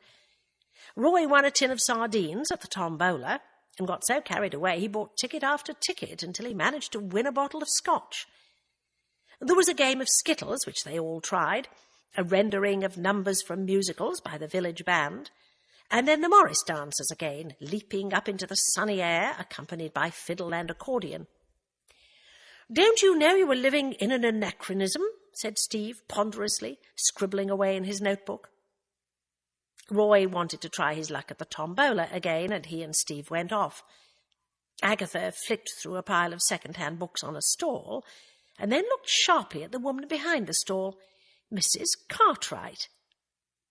She was, as Agatha had already noticed, a gypsy-looking woman, swarthy-skinned among all the pink and white complexions of the villagers. Her rough hair hung down her back, and her strong arms were folded across her generous bosom. "Mrs. Cartwright?" said Agatha tentatively. The woman's dark eyes focused on her. "Oh, you be Mrs. Raisin," she said. "Bad business about the quiche." "I can't understand it," said Agatha. I shouldn't have bought it, but on the other hand, how on earth would Cowbane get into a London quiche? London is full of bad things, said Mrs. Cartwright, straightening a few paperbacks that had tumbled over. Well, the result is that I will have to sell up, said Agatha. I can't stay here after what happened. It was an accident, said Mrs. Cartwright placidly. Reckon you can't go running off after an accident. Besides, I was ever so pleased a London lady should think she had to buy one to compete with me. Agatha gave her an oily smile. I did hear you were the best baker in the Cotswolds. Look, I would really like to talk about it. May I call on you? Any time you like, said Mrs. Cartwright lazily. Judge's Cottage, beyond the Red Line on the old station road. Roy came prancing up, and Agatha moved on quickly, afraid that Roy's chattering and posturing might put Mrs. Cartwright off. Agatha began to feel better. Mrs. Cartwright hadn't accused her of cheating, nor had she been nasty.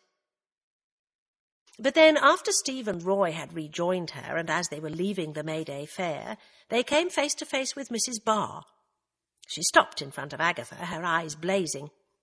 I am surprised you had the nerve to show your face in the daylight, she said. What's got your knickers in a twist, sweetie? Asked Roy. This woman, Mrs. Barr bobbed her head in Agatha's direction, caused the death of one of our most respected villagers by poisoning him. It was an accident, said Roy, before Agatha could speak. Bugger off, you old fright. Come on, Aggie. Mrs. Barr stood opening and shutting her mouth in silent outrage as Roy propelled Agatha past her.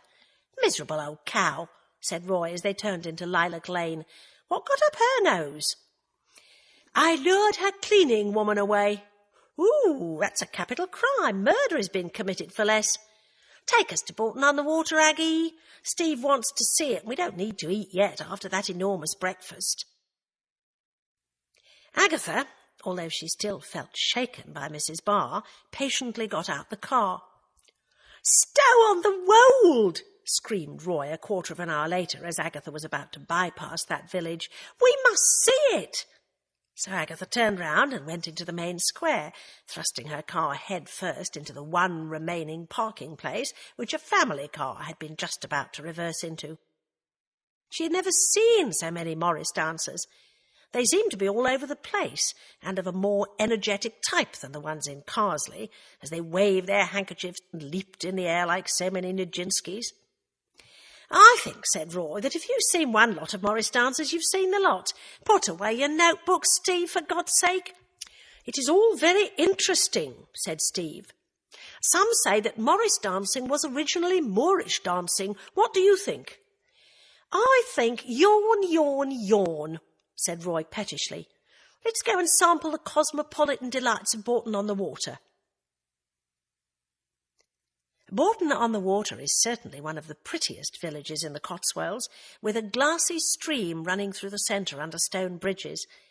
The trouble is that it is a famous beauty spot and always full of tourists. That May-Day they were out in force, and Agatha thought longingly of the peaceful streets of London. There were tourists everywhere, large family parties, sticky, crying children, busloads of pensioners from Wales, muscle-bound men with tattoos from Birmingham, young Lolitas in white slit skirts and white high-heeled shoes, tottering along eating ice cream and giggling at everything in sight. Steve wanted to see all that was on offer, from the art galleries to the museums, which depressed Agatha, because a lot of the village museum displays were items from her youth, and she felt only really old things should go into museums. Then there was the motor museum, also jammed with tourists. And then, unfortunately, someone had told Steve about Birdland at the end of the village, and so they had to go there and stare at the birds and admire the penguins. Agatha had often wondered what it would be like to live in Hong Kong or Tokyo. Now she knew. People everywhere. People eating everywhere. Ice cream, chocolate bars, hamburgers, chips. Munch, munch, munch went all those English jaws. They seemed to enjoy being in such a crowd, except the many small children who were getting tired and bawled lustily, dragged along by indifferent parents. The air was turning chilly when Steve, with a sigh of pleasure, at last closed his notebook. He looked at his watch. "It's only 3:30, he said. "We can make it to Stratford-on-Avon. I must see Shakespeare's birthplace." Agatha groaned inwardly. But not so long ago, Agatha Raisin would have told him to forget it, that she was bored and tired. But the thought of Carsely and Mrs. Barr made her meekly walk with them to the car park and set out for Stratford. She parked in the multi-storey birthplace car park and plunged into the crowds of Stratford with Roy and Steve.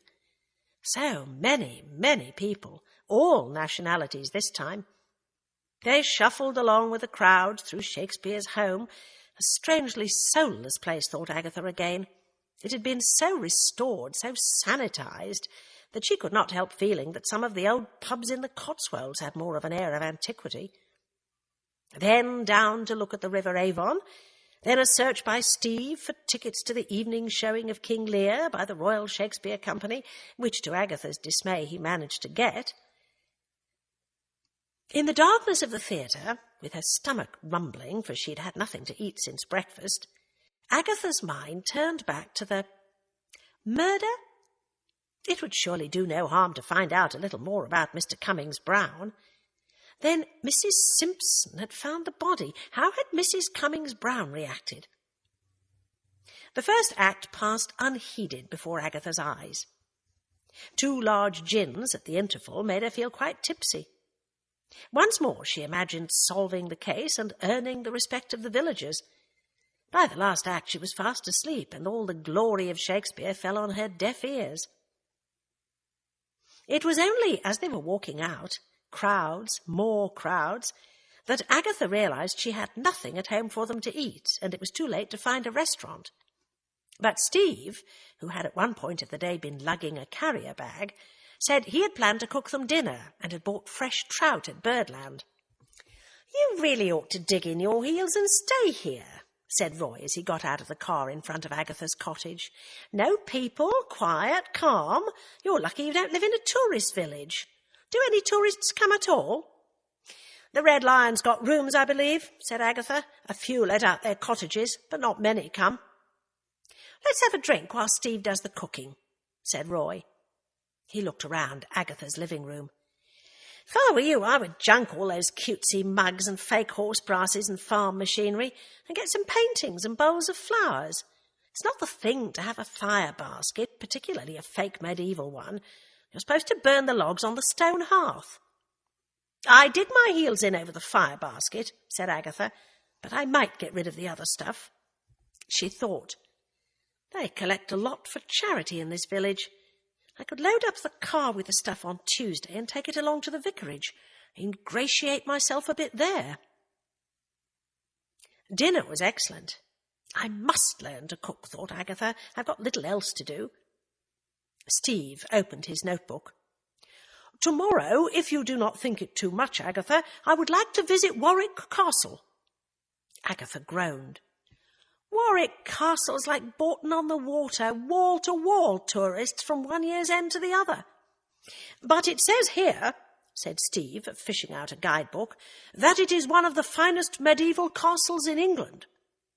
"Well, I suppose that's true, but I would very much like to go."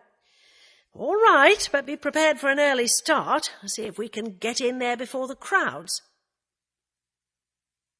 Warwick Castle is a tourist's dream. It has everything from battlements and towers to a torture chamber and dungeon. It has rooms peopled by Madame Tussaud's waxworks depicting a Victorian house party.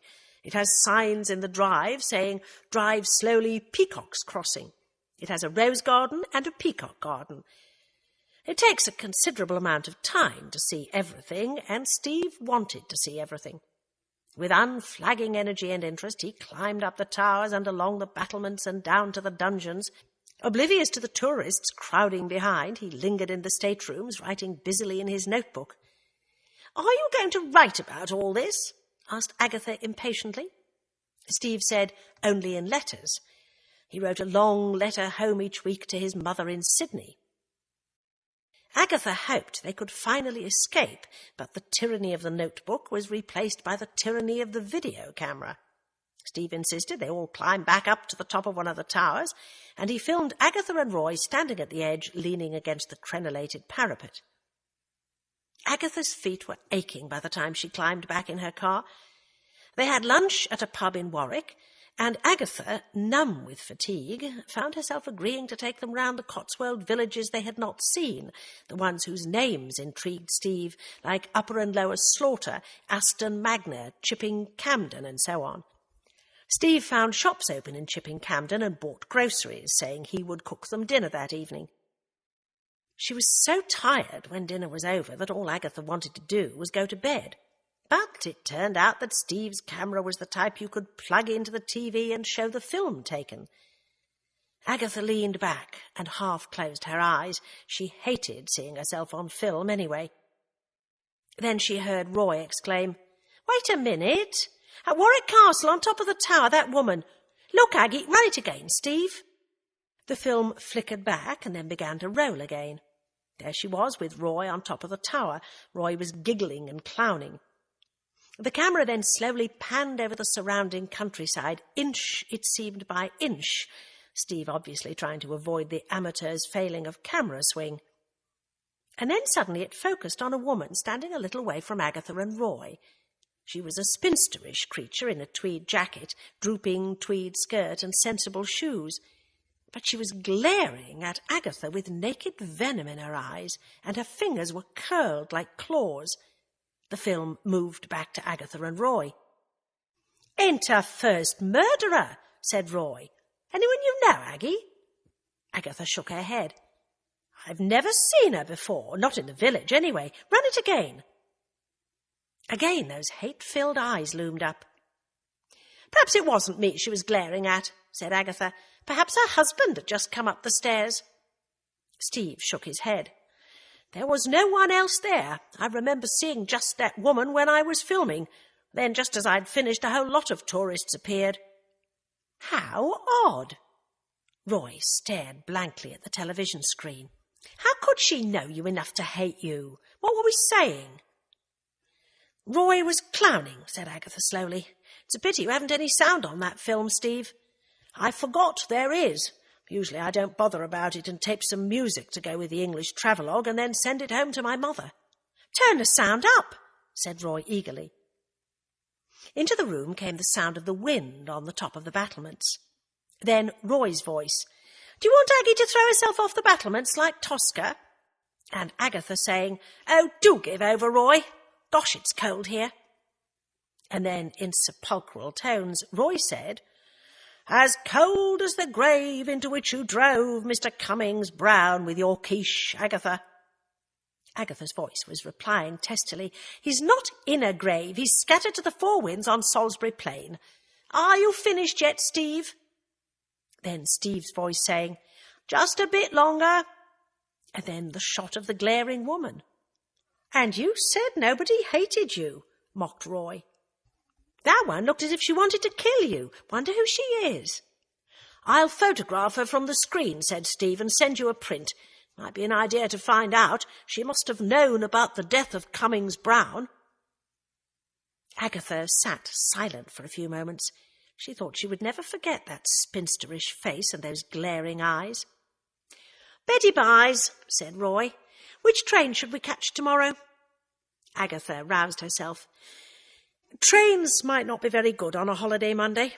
I'll run you to Oxford and take you both for lunch, and you can get the train from there."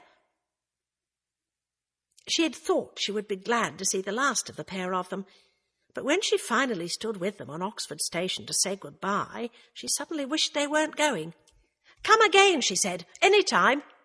Roy planted a wet kiss on her cheek. "We'll be back, Aggie. Super weekend." The guard blew his whistle, Roy jumped aboard to join Steve, and the train moved out of the station. This book is continued on Disc 3. Disc 3. The guard blew his whistle, Roy jumped aboard to join Steve, and the train moved out of the station. Agatha stood forlornly for several minutes, watching the train disappearing round the curve before trailing out to the car park. She felt slightly frightened and wished she had been able to go to London with them, Why had she ever left her job?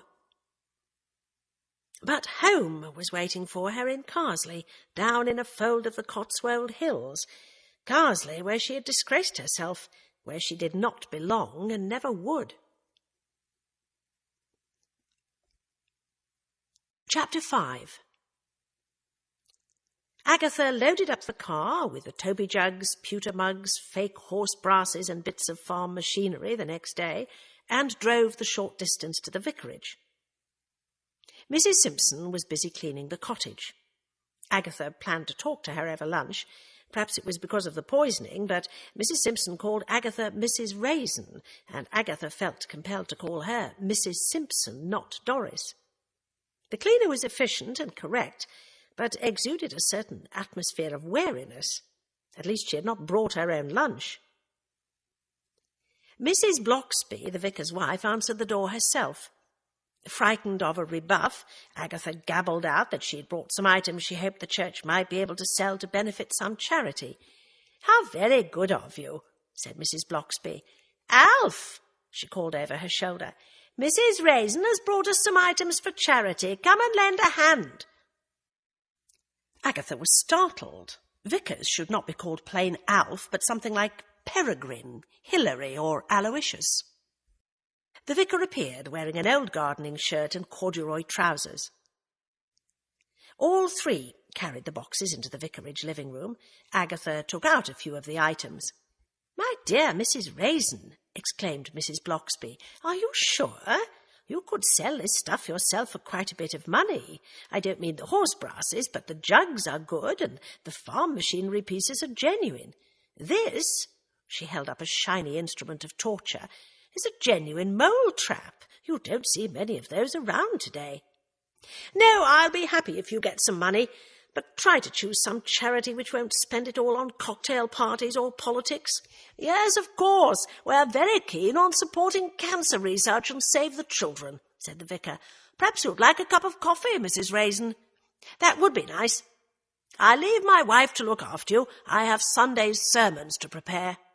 "Sermons?" "I preach in 3 churches. Why not use the same sermon for all?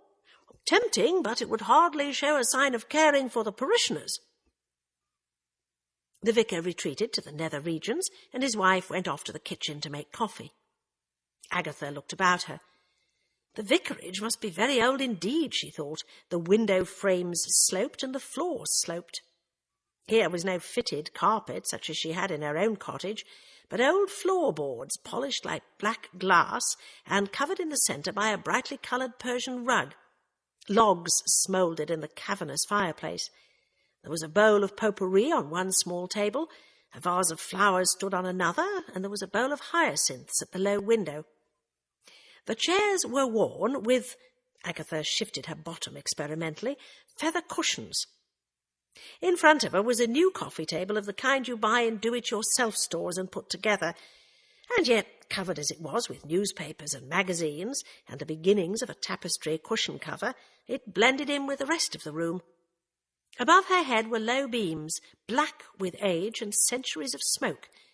There was a faint smell of lavender and wood smoke, mixed with the smells of hyacinths and potpourri. Also, there was an air of comfort and goodness about the place. Agatha decided that the Reverend Bloxby was a rare bird in the much-maligned aviary of the Church of England, a man who believed what he preached. For the first time since she had arrived in Carsely, she felt unthreatened, and as the door opened and the vicar's wife appeared, filled with a desire to please. "I've toasted some tea cakes as well," said Mrs. Bloxby. "It's still so cold. I do get tired of keeping the fires burning. But, of course, you have central heating, so you don't have that problem."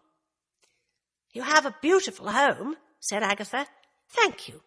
Milk and sugar?" Mrs. Bloxby had a small, delicate, lined face and brown hair threaded with grey. She was slim and fragile, with long, delicate hands, the sort of hands that portrait painters used to love to give their subjects. "And how are you settling in, Mrs. Raisin?" "Not very well," said Agatha. "I may have to settle out." "Oh, because of your quiche?" said Mrs. Bloxby tranquilly. "Do try a tea-cake. I make them myself, and it is one of the few things I do well. Yes, a horrible affair. Poor Mr. Cummings-Browne." "People must think I'm a dreadful person," said Agatha. "Well, it was unfortunate that wretched Quiche should have cowbane in it. But a lot of cheating goes on in these village affairs. You're not the first." Agatha sat with a tea-cake dripping butter and stared at the vicar's wife. "I'm not." No. Let me see, there was Miss Tenby 5 years ago, an incomer. Set her heart on winning the flower arranging competition. She ordered a basket of flowers from the florist over at St. Anne's, quite blatant about it. It was a very pretty display, but the neighbours had seen the florist's van arriving, and so she was found out. Then there was old Mrs. Carter. She bought her strawberry jam and put her own label on it and won. No one would ever have known if she'd not got drunk in the Red Lion and bragged about it. Yes, your deception would have occasioned quite a lot of comment in the village, Mrs. Raisin, had it not all happened before, or, for that matter, if the judging had been fair." "Do you mean Mr. Cummings-Browne cheated?" Mrs. Bloxby smiled. "Let us say he was apt to give prizes to favourites." "But if this was generally known, why do the villagers bother to enter anything at all?" "Because they are proud of what they make and like to show it off to their friends. Besides, Mr. Cummings-Browne judged competitions in neighbouring villages, and it is estimated he had only one favourite in each. Also, there is no disgrace in losing. Alf often wanted to change the judge, but the Cummings-Brownes did give quite a lot to charity, and the one year Alf was successful and got someone else to judge, the judge gave the prize to his sister, who did not even live in the village." Agatha let out a long, slow breath. "You make me feel less of a villain. It was all very sad. You must have had a frightful time." To Agatha's horror, her eyes filled with tears, and she dabbed at them fiercely while the vicar's wife looked tactfully away. "But be assured," the vicar's wife addressed the coffee-pot, "that your deception did not occasion all that much comment. Besides, Mr. Cummings-Browne was not popular." "Why?" The vicar's wife looked evasive. "Some people are not, you know." Agatha leaned forward. "Do you think it was an accident?" "Oh, yes, for if it were not, then one would naturally suspect the wife. But Vera Cummings-Browne was a most devoted wife in her way. She has a great deal of money, and he had very little. They have no children. She could have walked off and left him any time at all. I had to help comfort her on the day of her husband's death. I have never seen a woman more grief-stricken." "It is best to put the whole matter behind you, Mrs. Raisin. The Carsely Ladies' Society meets tonight here at the vicarage at 8 o'clock. Do come along." "Thank you," said Agatha humbly. "Have you got rid of that dreadful woman?" asked the vicar 10 minutes later, when his wife walked into his study. "Yes, I don't think she's really so bad, and she is genuinely suffering about the quiche business. I've invited her to the women's get-together tonight." "Then thank goodness I won't be here," said the vicar, and bent over his sermon. Agatha felt cleansed of sin as she drove back to her cottage. She would go to church on Sunday, and she would try to be a good person. She put a Linda McCartney's frozen ploughman's pie in the microwave for Mrs. Simpson's lunch, hoping the ex-Beatles wife knew about cooking, but wondering whether she had just sold her name to be used on the product. Mrs. Simpson picked at the hot mess tentatively with her fork, and all Agatha's saintliness evaporated. "It's not poisoned," she snapped.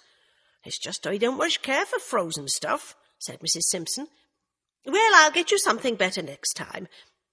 Was Mrs. Cummings-Browne very upset about the death of her husband?" "Oh, dreadful it was," said Doris Simpson.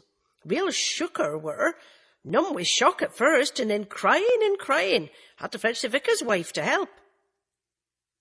Guilt once more settled on Agatha's soul. She felt she had to get out. She walked to the Red Lion and ordered a glass of red wine and sausage and chips. Then she remembered her intention of calling on Mrs. Cartwright. It all seemed a bit pointless now, but it was something to do. Judd's cottage, where the Cartwrights lived, was a broken-down sort of place. The garden gate was hanging on its hinges, and in the weedy front garden was parked a rusting car. Agatha looked this way and that, wondering how the car had got in, but could see no way it could have been achieved short of lifting it bodily over the fence. The glass pane on the front door was cracked and stuck in place with brown paper tape. She rang the bell, and nothing happened. She rapped at the side of the door. Mrs. Cartwright's blurred figure loomed up on the other side of the glass. "Oh, it's you," she said when she opened the door. "Come in." Agatha followed her into a sour-smelling, cluttered living room. The furniture was soiled and shiny with wear. There was a 2-bar electric fire in the grate with imitation plastic coals on the top. A bunch of plastic daffodils hung over a chipped vase on the window. There was a cocktail cabinet in one corner, ornamented with pink glass and strips of pink fluorescent lighting. "Drink?" asked Mrs. Cartwright. Her coarse hair was wound up in pink foam rollers, and she was wearing a pink wrap-over dress, which gaped when she moved to reveal a dirty petticoat. "Thank you," said Agatha, wishing she had not come. Mrs. Cartwright poured 2 large glasses of gin, and then tinged them pink with Angostura. Agatha looked nervously at her own glass, which was smeared with lipstick at the rim. Mrs. Cartwright sat down and crossed her legs. Her feet were encased in dirty pink slippers. "Oh, this pink," thought Agatha nervously. "She looks like some sort of debauched Barbara Cartland." "Did you know Mr. Cummings-Browne well?" asked Agatha. Mrs. Cartwright lit a cigarette and studied Agatha through the smoke. "A bit," she said. "Did you like him?" "Some. Can't think straight at the moment." "Because of the death?" "Because of the bingo over at Evesham. John, that's my husband, he's cut off my money on account he doesn't want me to go there. Men are right bastards. I brought up 4 kids, and now they've left home and I want a bit of fun. All he does is grumble. Yes, give me a bit of money for the bingo, and I remember most things." Agatha fished in her handbag. "Would £20 help?" "Would it ever?" Agatha passed the money over. Then there came the sound of the front door being opened. Mrs. Cartwright thrust the note down into her bosom, grabbed Agatha's glass, and ran with that and her own to the kitchen. "Ella!" called a man's voice. The door opened, and a strongly built, ape-like man walked in just as his wife came back from the kitchen. "Who's she?" he demanded, jerking a thumb at Agatha. "I told you not to let them Jehovahs in." "This is Mrs. Raisin from down Lilac Lane, called social-like." "What do you want?" he snarled. Agatha stood up. Mrs. Cartwright's large, dark eyes flashed a warning. "I am collecting for charity," said Agatha. "And you can bugger off. I haven't got a penny to spare. She's seen to that." "Sit down, John, and shut up. I'll see Mrs. Raisin out." Agatha nervously edged past John Cartwright. Mrs. Cartwright opened the front door. "Come tomorrow," she whispered. 3 p.m. Was there some sinister mystery, or had she just been conned out of £20? Agatha walked thoughtfully down the road. When she got back to her cottage, Mrs. Simpson was hard at work in the bedrooms. Agatha washed a load of clothes and carried them out to the back garden, where there was one of those whirligig devices for hanging clothes. Feeling more relaxed than she had for some time, and quite domesticated, Agatha pinned out the clothes. As she moved around to the other side of the whirligig, she saw Mrs. Barr. She was leaning on her garden fence, staring straight at Agatha with a look of cold dislike on her face. Agatha finished pinning the clothes, raised 2 fingers at Mrs. Barr, and went indoors. "Post game!" shouted Mrs. Simpson from upstairs. "I put it on the kitchen table." Agatha noticed a flat brown envelope for the first time. She tore it open. There was a large print of the woman on the tower at Warwick Castle. Agatha shuddered. Those staring eyes, that hatred reminded her of Mrs. Barr. Pinned to the enlargement was a note. "Thank you for a splendid weekend, Steve." She put the photograph away in the kitchen drawer, feeling, even after she had closed the drawer, that those eyes were still staring at her. Overcome by the need for some escapist literature, she drove down to Moreton-in-Marsh, swearing under her breath as she remembered it was market day. By driving round and round the car park, she was able to secure a place when some shopper drove off. Walking through the old marketplace, as the new mini shopping arcade was called, she crossed the road and walked between the crowded stalls to the row of shops on the far side where she knew there was a second-hand bookshop. In the back room were rows and rows of paperbacks. She bought 3 detective stories, 1 Ruth Rendell, 1 Colin Dexter, and 1 Colin Watson, and then returned to her car. She flipped open the Colin Watson one and was caught by the first page. Oh, the joys of detective fiction! Time rolled past as Agatha sat in the car park and read steadily. Finally, it dawned on her that it was ridiculous to sit reading in a car park when she had the comfort of her own home, and so drove back to Carsley just in time to meet Bill Wong, who was standing on her doorstep. "Now what?" demanded Agatha uneasily. Bill smiled. "Just called to see how you were."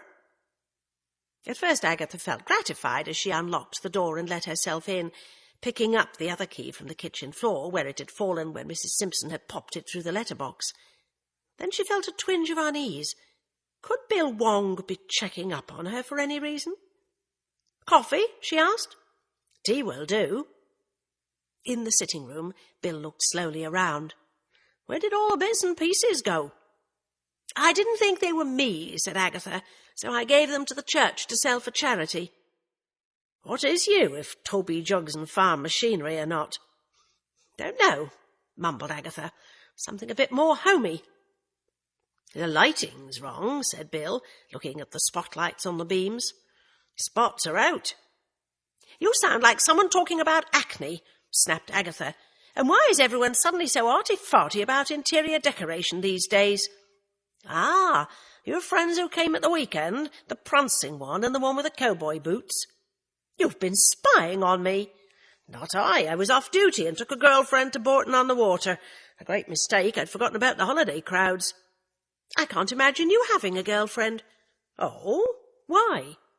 "I don't know. I always imagine you as never being off duty."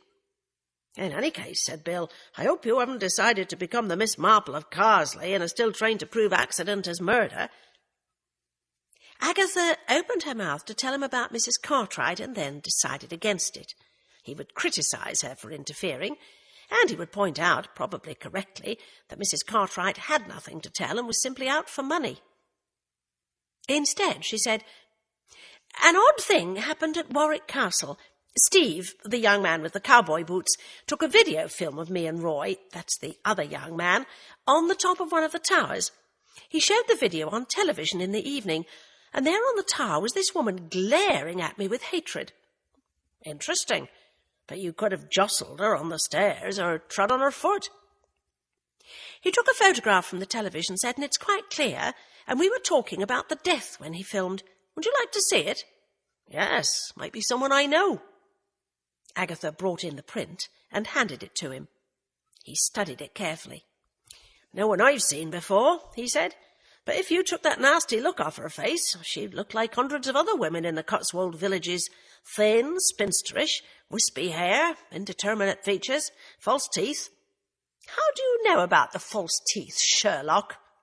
"You can always tell by the drooping corners of the mouth and by the way the jaw sags. Mind if I keep this?" "Why?" demanded Agatha. "Because I might find out who it is and do you a favour by revealing to you that Miss Prim here was merely offended by your friends, or perhaps you reminded her of someone she hated in her past, and then you can be easy." "That is kind of you," said Agatha gruffly. "I'm beginning to get edgy, what with her next door glaring at me over the garden fence because I took her char away. I wouldn't worry about her. Taking someone's cleaning woman away is like mugging them. The trouble with business women like yourself, Mrs. Raisin, is that your normally very active brain has nothing left to feed on but trivia. After a few months, believe me, you will settle down and get involved in good works." "Heaven forbid," said Agatha with a shudder. "Why? Had I suggested bad works, would you have been pleased?" "I'm going to a meeting of the Carsely Ladies' Society at the vicarage tonight," said Agatha. "That should be fun," said Bill, with his eyes twinkling. "And now I'd better go. I'm on late duty." After a meal at the Red Lion, giant sausage and chips liberally doused with ketchup, Agatha walked to the vicarage and rang the bell. From inside came the hum of voices. She felt suddenly nervous and, yes, a little timid. Mrs. Bloxby answered the door.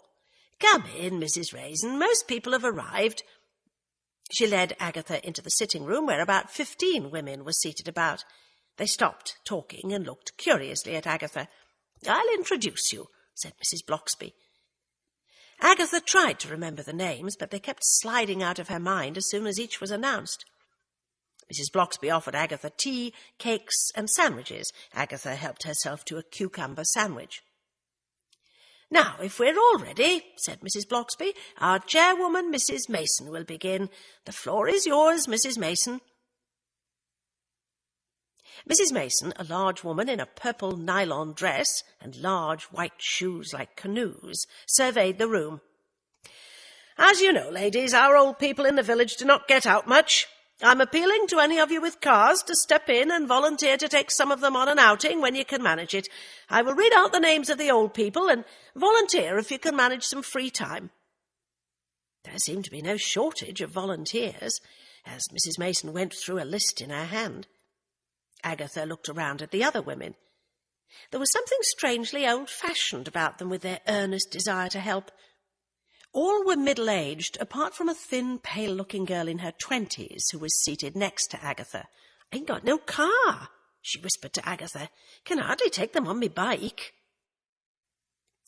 "And now," said Mrs. Mason, "last but not least, we have old Mr. and Mrs. Boggle at Culloden." There was a long silence. The fire behind Mrs. Mason's ample figure crackled cheerfully. Spoons clinked against teacups, jaws munched. No volunteers. "Come now, ladies, Mr. and Mrs. Boggle would love a trip somewhere, needn't be too far, even just into Evesham and around the shops."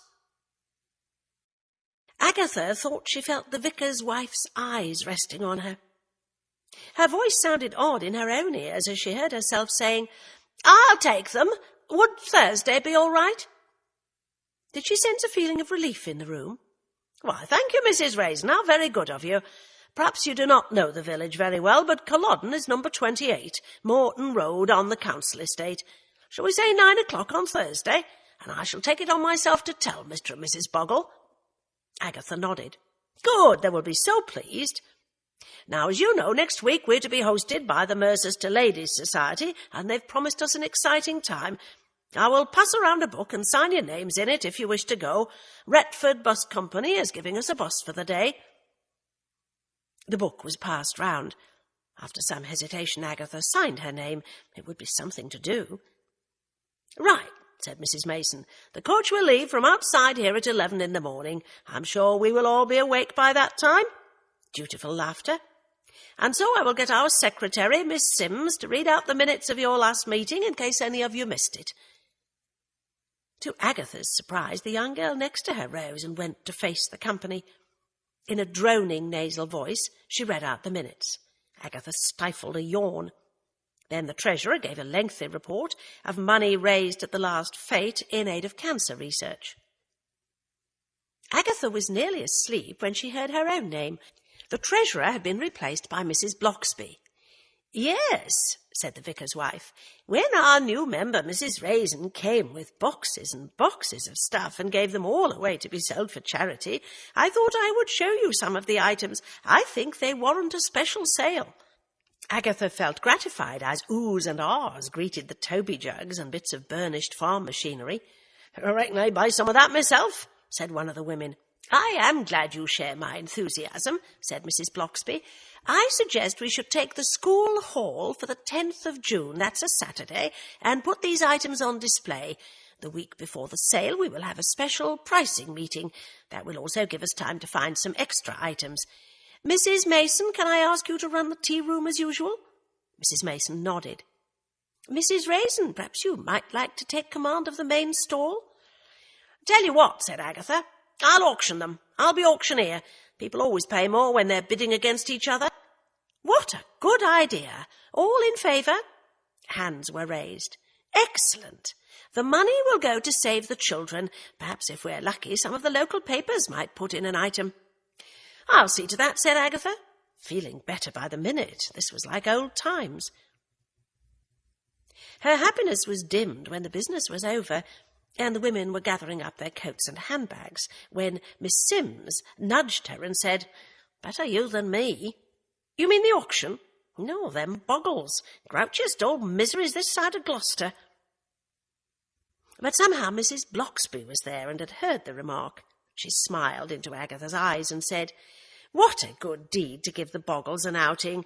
Old Mrs. Boggle has bad arthritis. It will mean so very much to them." Agatha felt weak and childlike before the simple, uncomplicated goodness in Mrs. Bloxby's eyes, and filled again with that desire to please. And the women, as they were leaving, spoke to her of this and that, and not one mentioned Quiche. With a feeling of belonging, Agatha walked home. Lilac Lane was beginning to live up to its name. Lilac trees, heavy with blossoms, scented the evening air. Wisteria hung in purple profusion over cottage doors. "Must do something about my own garden," thought Agatha. She unlocked and opened her front door and switched on the light. One sheet of paper lay on the doormat, the message scrawled on it, staring up at her. "Stop nosy parking, you interfering without a T, old bitch without a T." Picking it up with the tips of her fingers, Agatha stared at it in dismay. For the first time she realized how very quiet the village was in the evening. She was surrounded by silence, a silence that seemed ominous, full of threat. She dropped the note into the rubbish bin and went up to bed, taking the brass poker with her, propping it up by the bedside where she could reach it easily. Old houses creak and sigh as they settle down for the night. For a long time Agatha lay awake, starting at every sound, until she suddenly fell asleep, one hand resting on the knob of the poker.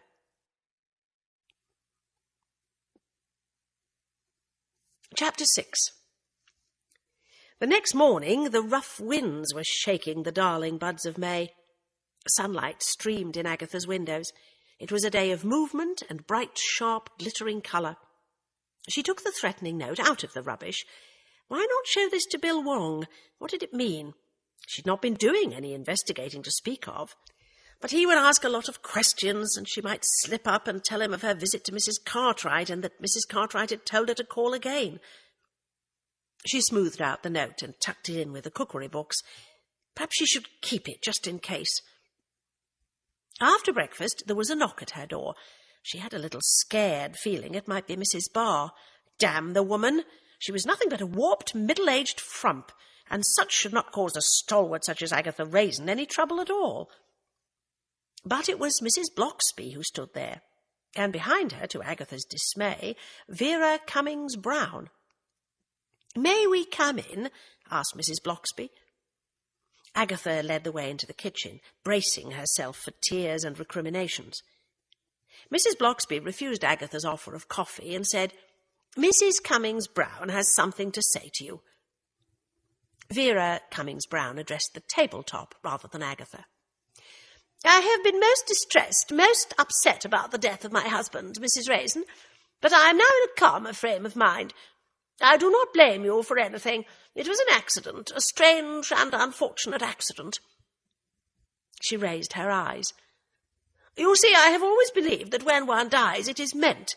It could have been a car driven by a drunken driver which mounted the pavement. It could have been a piece of fallen masonry. The police pathologist felt that Reg could have survived the accidental poisoning had he been stronger, but he had high blood pressure and his heart was bad. So be it." "I am so very sorry," said Agatha weakly. "How very generous of you to call on me." "It was my Christian duty," said Mrs. Cummings-Browne. Behind the mask of her face, which Agatha hoped was registering sorrow, sympathy, and concern, her mind was rattling away at a great rate. So be it, Christian duty, how very stagey. But then Mrs. Cummings-Browne buried her face in her hands and wept, gasping through her sobs. "Oh, Reg, I do miss you so. Oh, Reg."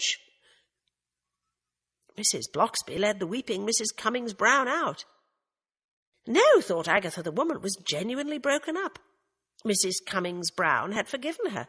All Agatha had to do was to get on with life and forget about the whole thing. She set about phoning up the editors of local newspapers to raise publicity for the auction. Local editors were used to timid, pleading approaches from ladies of the parish. Never before had they experienced anything like Agatha Raisin on the other end of the phone. Alternately bullying and wheedling, she left them with a feeling that something only a little short of the crown jewels was going to be auctioned.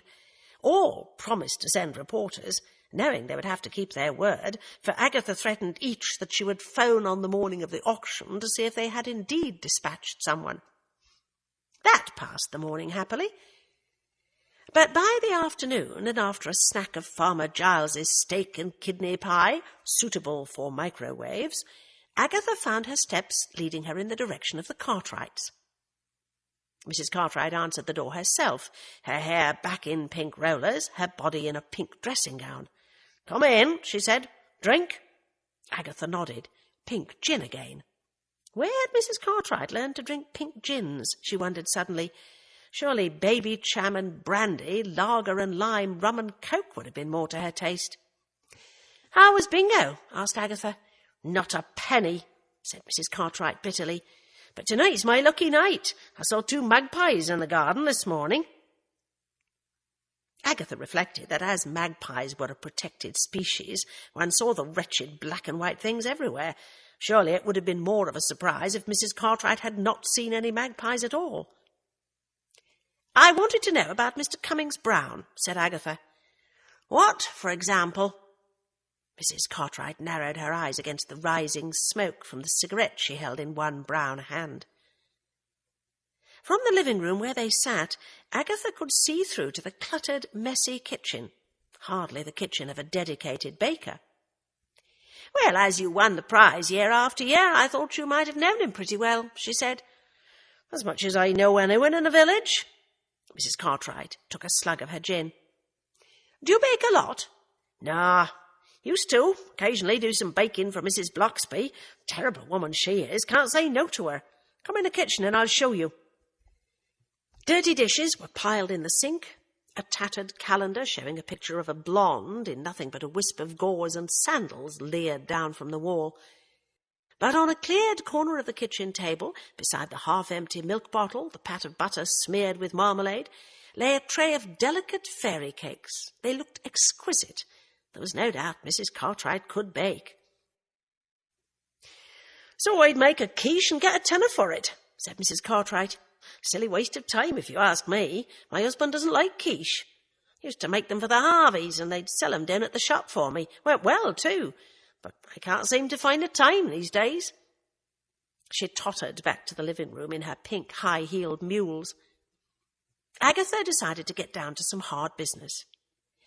"I paid you £20 for information yesterday," she said bluntly. "Information which I have not yet received." "I spent it."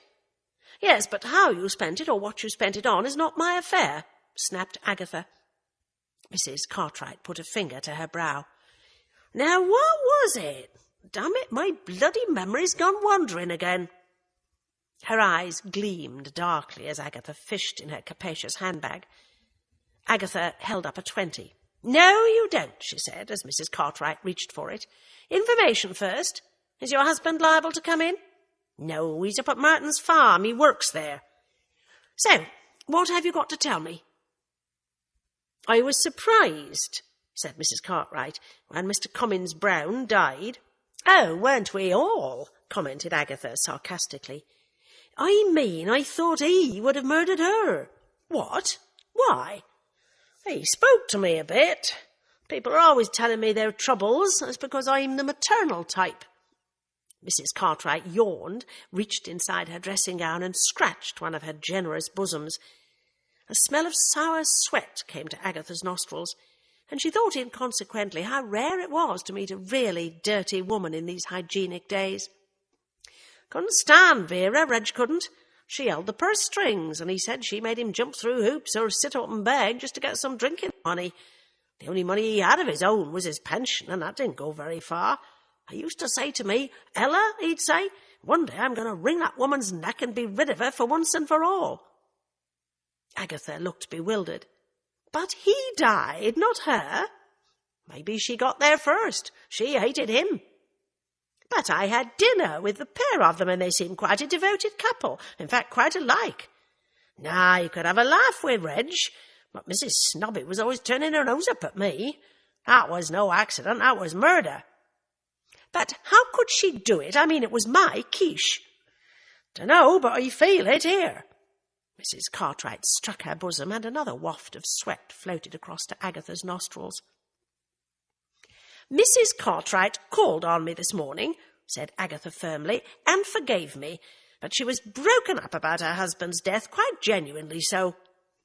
She acts in the Carsely Dramatic Society, said Mrs. Cartwright cynically, and bloody good she is too, right little actress. No, said Agatha stubbornly. I know when people are being straight with me, and you are not one of those people, Mrs. Cartwright. Told you what I know? Mrs. Cartwright stared at the £20 note, which Agatha still held in her hand. The broken gate outside creaked, and Agatha started nervously. She did not want another confrontation with John Cartwright. She thrust the note at Mrs. Cartwright. Look, she said urgently, you know where to find me. If there's anything at all you can tell me, let me know. I certainly will, said Mrs. Cartwright, looking happy now that she had the money in her possession. Agatha was just leaving by stepping round the broken garden gate when she saw John Cartwright lumbering down the road. She hurried on, but he had seen her. He caught up with her and roughly seized her arm and swung her round. You've been snooping around about Cummings-Browne, he snarled. Ella told me. I'm telling you for the last time, you go near her again or I'll break your neck. That fart Cummings-Browne got what was coming to him, and so will you. Agatha wrenched her arm free and hurried on, her face flaming. She went straight home and put the threatening note in an envelope, along with a letter, and addressed it to Detective Constable Wong at Mercester Police Station. She felt sure now that John Cartwright had written that note. As she approached her cottage, she saw a couple arriving at New Delhi, Mrs. Barr's house. They turned and stared at her. They looked vaguely familiar. With a wrench of memory, Agatha realized they had been among the other diners in the Horse and Groom that evening when she had been discussing the murder with Roy and Steve. She went into her own cottage and stood in her sitting room looking about her. She'd never furnished anything in her life before, living as she had in a succession of furnished rooms until she made her first real money, and then renting a furnished flat and finally buying one. But that too had been furnished, for she had bought the contents as well. She screwed up her eyes and tried to visualize what she would like, but no ideas came except that the three-piece suite annoyed her. She wanted something more in the lines of the vicarage living room. Well, antiques could be bought, and that was as good a reason as any to get out of Carsely for the remainder of the day. She drove to Cheltenham Spa, and after cruising about that town's irritating and baffling one-way system until she got her bearings, she stopped a passer-by and asked where she could buy antique furniture. She was directed to a network of streets behind Montpellier Terrace. She drove there and managed to find a parking space in a private parking lot outside someone's house. Her first good find was in an old cinema, now used as a furniture warehouse. She bought an old high-backed wing armchair in soft green leather and a Chesterfield sofa with basket work and soft dull green cushions. Then, to the increasing delight of the salesman, who had feared it was going to be a slow day, she also bought a wide Victorian fruitwood chair, running her fingers appreciatively over the carving. She paid for the lot without a blink, and said she would pick them up after the 10th of June. Agatha now planned to amaze the village by adding her living-room furniture to the sale. 2 elegant lamps caught her eye as she was leaving, and she purchased them as well. Agatha remembered when she was at school she had vowed that when she had her first paycheck she would walk into a sweet shop and buy all the chocolate she wanted. But by the time that happened, her desires had focused on a pair of purple high-heeled shoes with bows. She enjoyed having enough money to enable her to buy what she wanted. Then, before she left Cheltenham, she went to Marks and Spencer and bought giant prawns in garlic butter and a packet of lasagna, both of which she could cook in the microwave. It was still not her own cooking, but a cut above what she could get at the village shop. Later, after a good meal, she settled down to read a detective story. wondering idly whether she should take the television set up to the bedroom. The vicarage living room did not boast a television set. It was only when she was preparing for bed that she remembered the Boggles with a sinking heart. With any luck, they would not expect her to drive them about all day. In the morning she presented herself at the Boggles' home. Why Culloden? Were they Scottish? But Mr. Boggle was a small, spry, wrinkled man with a Gloucestershire accent, and his wife, an old creaking harridan, was undoubtedly Welsh. Agatha waited for either of the pair to say it was very kind of her or to evince any sign of gratitude, but they both climbed into the back seat, and Mr. Boggle said, "We're going to Bath." Bath? Agatha had been hoping for somewhere nearer, like Evesham. "It's quite a bit away," she protested. Mrs. Boggle jabbed her in the shoulder with one horny forefinger. "You said you were taking us out, so take us." Agatha fished out her road atlas. The easiest would be to get on the Fossway to Cirencester and then on to Bath. She heaved a sigh. It was a glorious day. Summer was edging its way into England. Hawthorn flowers were heavy with scent, pink and white along the winding road out of Carsely. On either side of the Fossway, obviously a Roman road, for it runs straight as an arrow up steep hills and down the other side, lay fields of oilseed rape, bright yellow. Van Gogh yellow, looking too vulgarly bright among the gentler colours of the English countryside.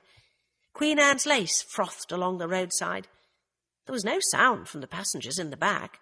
Agatha began to feel more cheerful. Perhaps her ancient passengers would be content to go off on their own in Bath. But in Bath, Agatha's troubles started. The Boggles pointed out that they had no intention of walking from any car park to the pump room, where it appeared they meant to take the waters. It was Agatha's duty to drive them there and then go and park the car herself.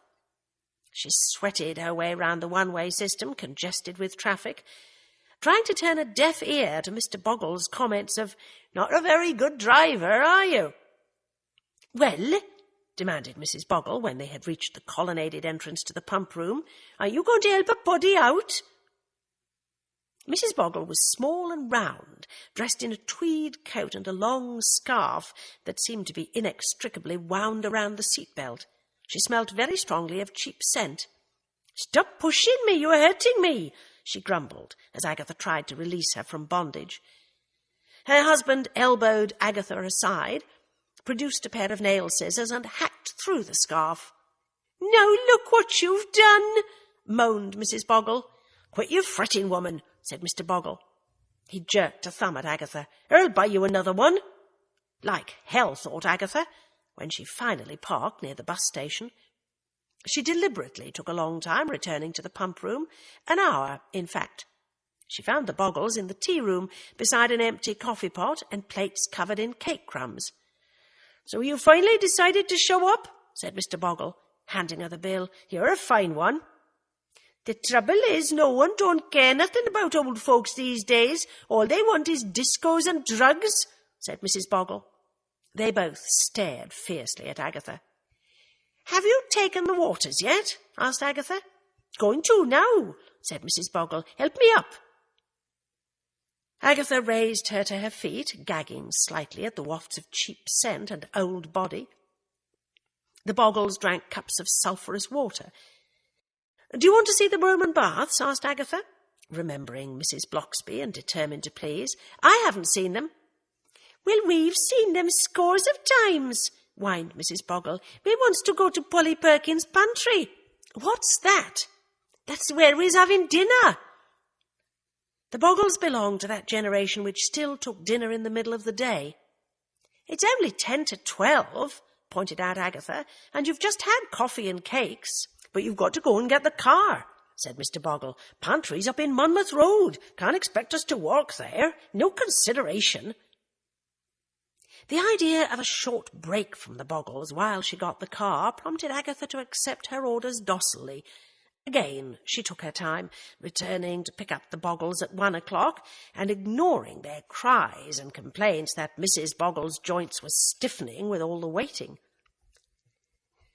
No one could accuse Agatha Raisin of having a delicate or refined palate, but she had a sharp eye for a rip-off, and as soon as she sat down with the horrible pair in Polly Perkins' pantry, she wondered if they were soulmates of the Cummings-Brownes.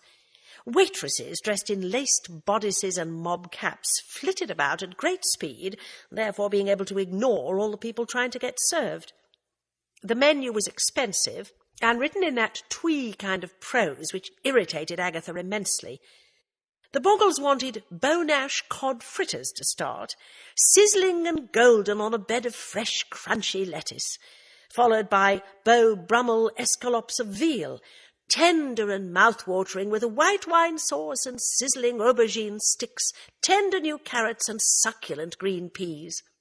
"And a bottle of champagne," said Mr. Boggle. "I'm not made of money," protested Agatha hotly. "Champagne's good for my arthritis," quavered Mrs. Boggle. "Not often we gets a treat, but if you're going to count every penny—" Agatha caved in. Get them sozzled and they might sleep on the way home. The waitresses were now grouped in a corner by the till, chatting and laughing. Agatha rose and marched over to them. "I have no intention of waiting for service. Get a move on," she snarled. "I want cheerful and polite and fast service now, and don't give me those looks of dumb insolence. Jump to it." A now surly waitress followed Agatha over to her table and took the order. The champagne was warm when it arrived. Agatha cracked. She rose to her feet and glared at the pale, shy English faces of the other diners. "Why do you sit there and put up with this dreadful service?" she howled. "You're paying for it, damn it!" "You're right," called a meek-looking little man. "I've been here for half an hour and no one's come near this table." Cries of rage and frustration rose from the other diners. The manager was hurriedly summoned from some office above stairs. An ice bucket was produced like lightning. "On the house," muttered the manager, bending over Agatha. Waitresses flew backwards and forwards, serving the customers this time, long skirts swinging, outraged bosoms heaving under laced bodices, mob caps nodding. "They'll be worn out by the time they get home," said Agatha with a grin. "Never moved so much in all their lives." Mrs. Boggle speared a cod fritter and popped the whole thing in her mouth. "We've never had trouble before," she said through a spray of codflakes. "Have we, Benjamin?" "No, people respect us," said Mr. Boggle. Agatha opened her mouth to blast the horrible pair when Mr. Boggle added, "Were you one of his fancy women?" She looked at him dumbfounded. "Who?" "Reg Cummings-Browne, him what you poisoned." "I didn't poison him," roared Agatha, and then dropped her voice as the other diners stared. "It was an accident. And what the hell makes you think I was having an affair with Cummings-Browne?" "You was seen up at Ella Cartwright's. Like to like, I allus say." "You mean Mrs. Cartwright was having an affair with Cummings-Browne?" "Course. Everybody knew that, except her husband." "How long had this been going on?" "Dunno. Must have gone off her, though, for he was out of some bit in Ancome, or so I heard." "So Cummings-Browne was a philanderer," said Agatha. Enlivened by champagne, Mr. Boggle suddenly giggled.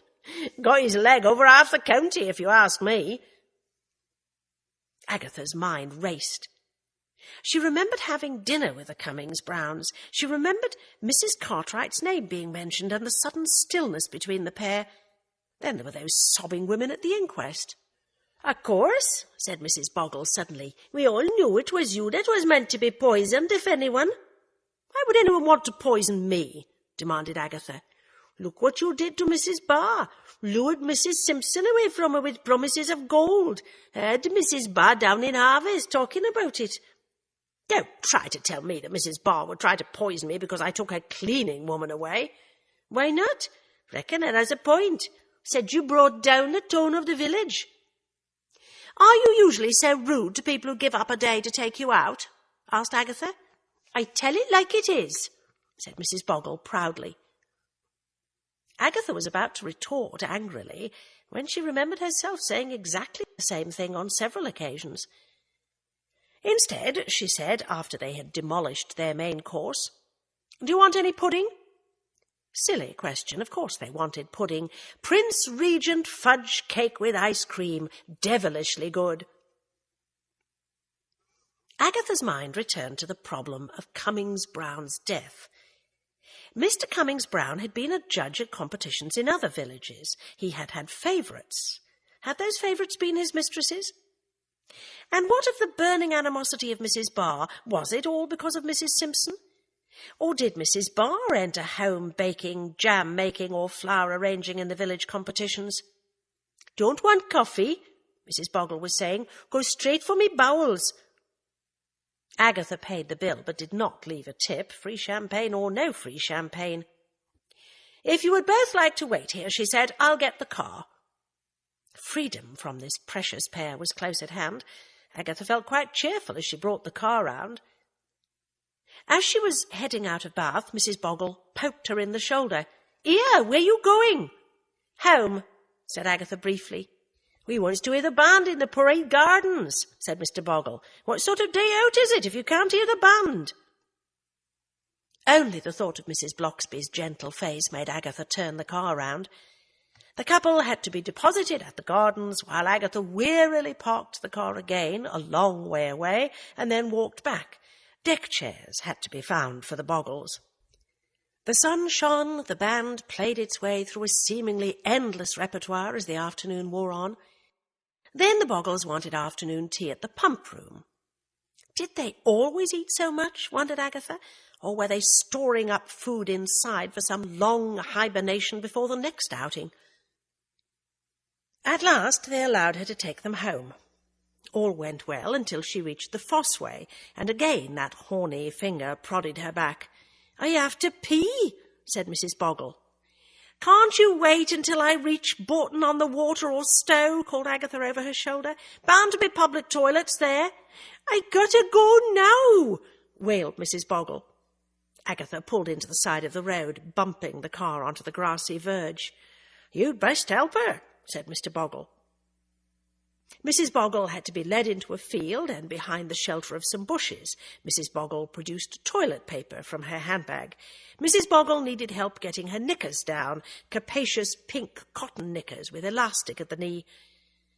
It was all very stomach-churning for Agatha, who felt quite green when she finally shepherded her charge back to the car.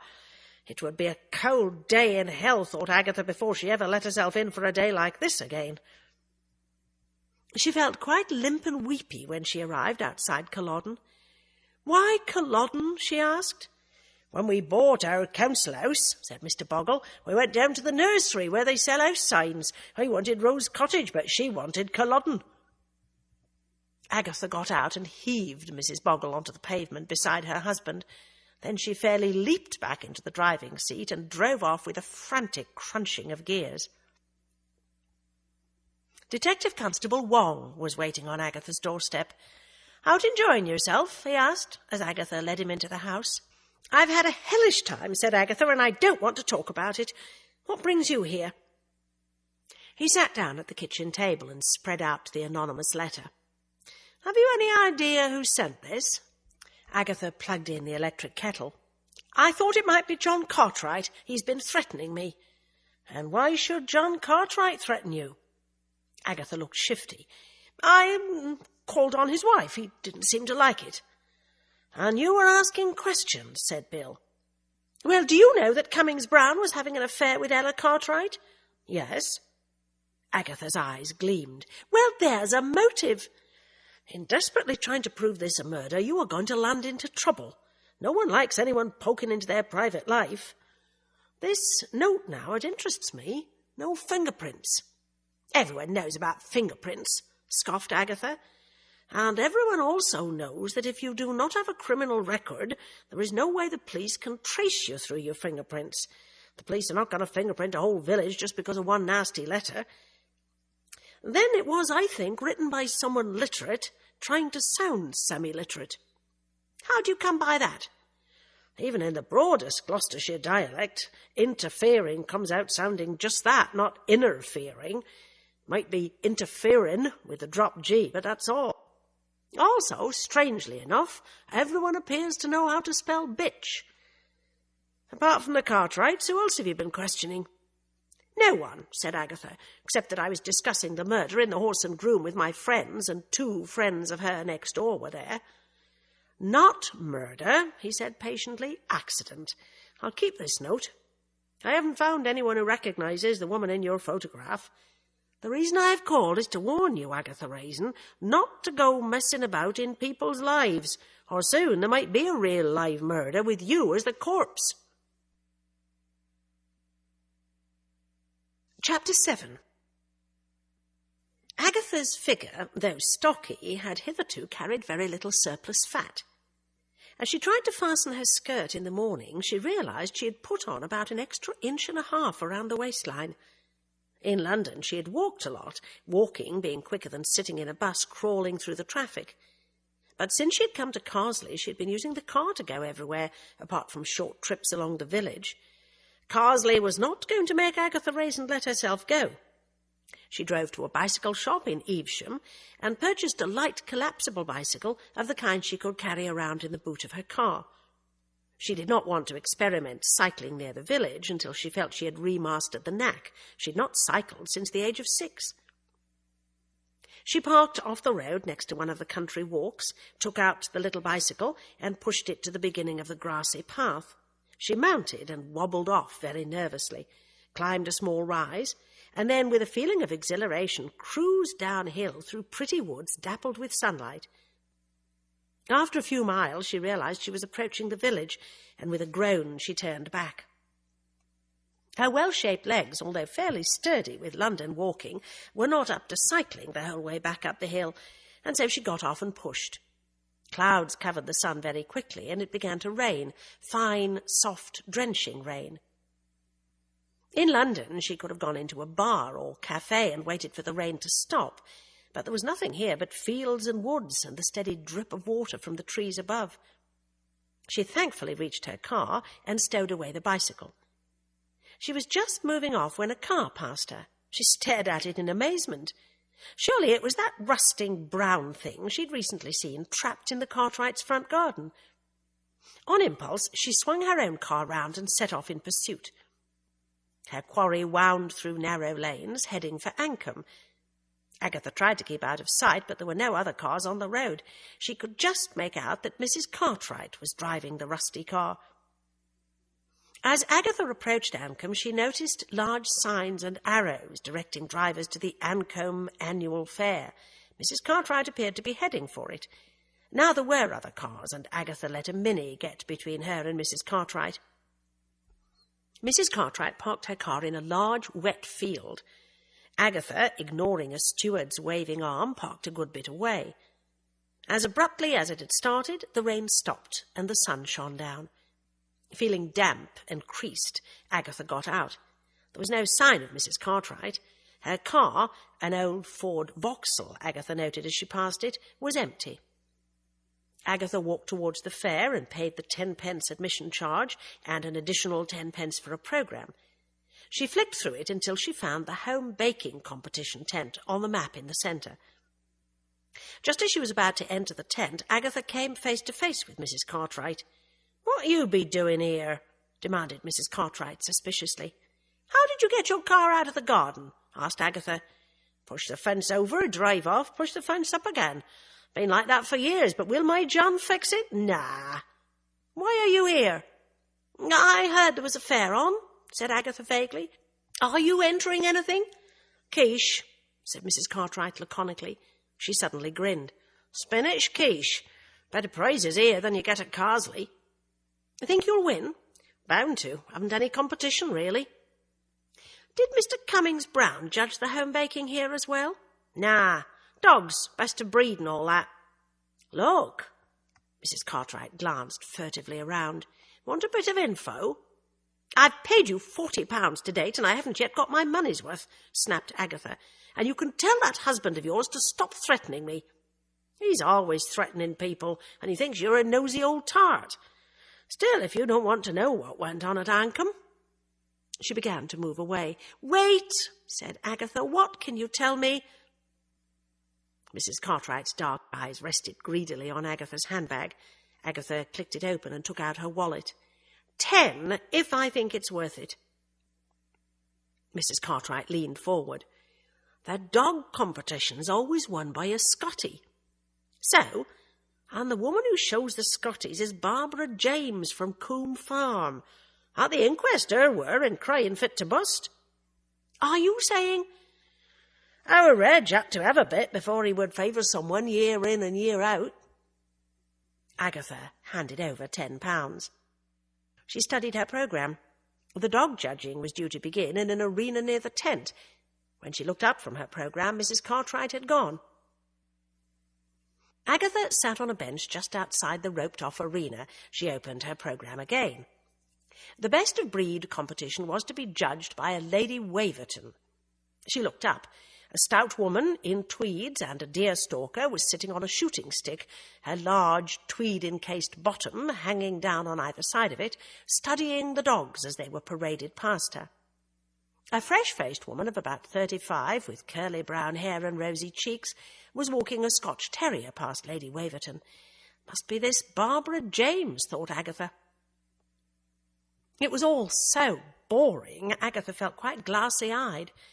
How nervous and pleading the contestants looked, like parents at prize-giving. Lady Waverton wrote something down on a piece of paper, and a messenger ran with it to a platform, where a man seated on a chair was holding a microphone. This book is continued on Disc 4. Disc 4. Lady Waverton wrote something down on a piece of paper, and a messenger ran with it to a platform, where a man seated on a chair was holding a microphone. "Attention, please," said the man. "The awards for best of breed are as follows. Third place, Mr. J.G. Feathers for his Sealyham Pride of Morton. Second, Mrs. Cumley for her Otterhound Jamesy Bright Eyes.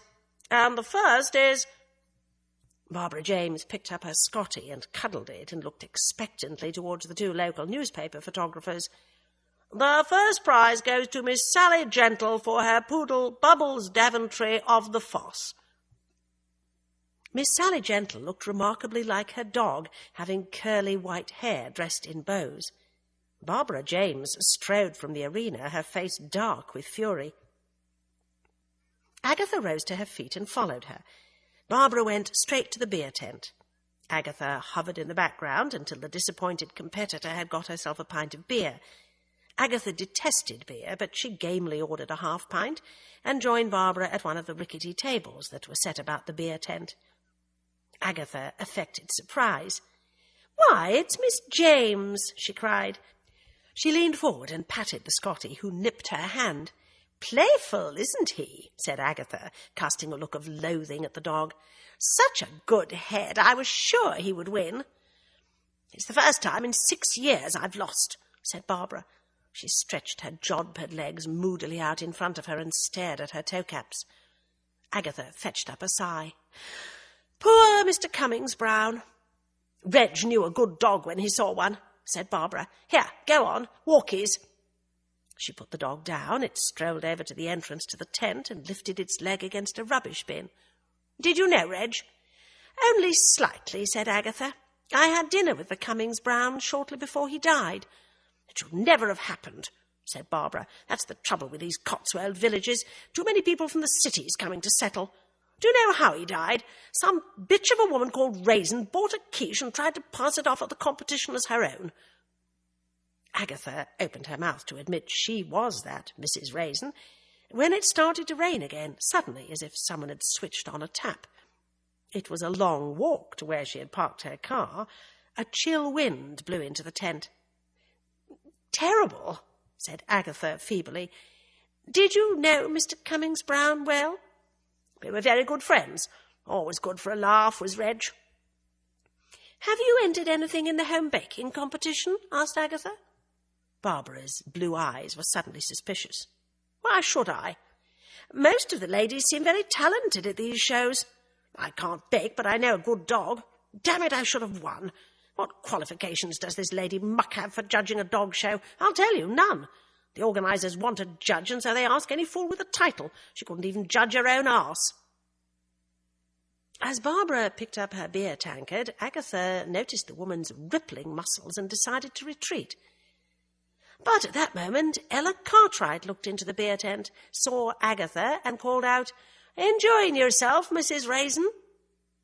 Barbara slowly put down her tankard. "You!" she hissed. She lunged across the table, her hands reaching for Agatha's throat. Agatha leaped backwards, knocking her flimsy canvas and tubular steel seat over. "Now, don't get excited," she said weakly. But Barbara leaped on her and seized her by the throat. Agatha was dimly aware of the grinning faces of the drinkers in the tent. She got her knee into Barbara's stomach and pushed with all her strength. Barbara staggered back, but then came at her again. She was blocking the way out. Agatha fled behind the serving counter, screaming for help, while the men laughed and cheered. She seized a large kitchen knife and held it in front of her. "Get away," she said breathlessly. "Murderer!" shrieked Barbara, but she backed off. Then there came a blinding flash and the click of a camera. One of the local photographers had just snapped Agatha brandishing the kitchen knife. Still holding the knife, Agatha edged around to the exit. "Don't come near me again or I'll kill you," shouted Barbara.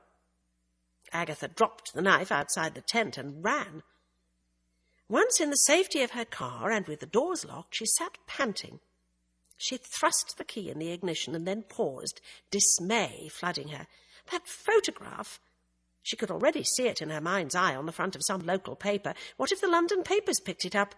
Oh, God! She was going to have to get that film. She felt shaken and tired as she reluctantly climbed out again and trekked across the rain-sodden field. Keeping a sharp eye out for Barbara James, she threaded her way through the booths selling old books, country clothes, dried flowers, local pottery, and, as usual, home baking. In addition to the usual stands, there was one selling local country wines. The photographer was standing there with a reporter sampling elderberry wine. Agatha's heart beat hard. His camera case was on the ground at his feet, but the camera which had taken the photo of her was still around his neck. Agatha backed off in case he should see her. He stood there sampling wine for a long time until the terrier racing was announced. He said something to the reporter and they headed off to the arena. Agatha followed them and waited until they were in the arena. She retreated to a stand and bought herself a wax coat and a rain hat. The rain was still drumming down. It was going to be a long day. The terrier racing was followed by show jumping. Agatha lurked at the edge of the thinning crowd, but feeling that the hat and coat she had just put on disguised her somewhat. At the end of the show jumping, the rain stopped again, and a chill yellow sunlight flooded the fair.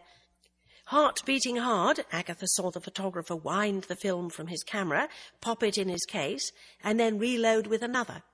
Slowly she took off her coat. The photographer and reporter headed out of the arena and back to the local wine stand. "Try the birch wine," the woman serving was urging them, as Agatha crept closer. She dropped her coat over the camera case, mumbled something and bent and seized the handle of the camera case and lifted it up and scurried off round the back of a tent. She opened the case and stared down in dismay at all the rolls of film. Too bad.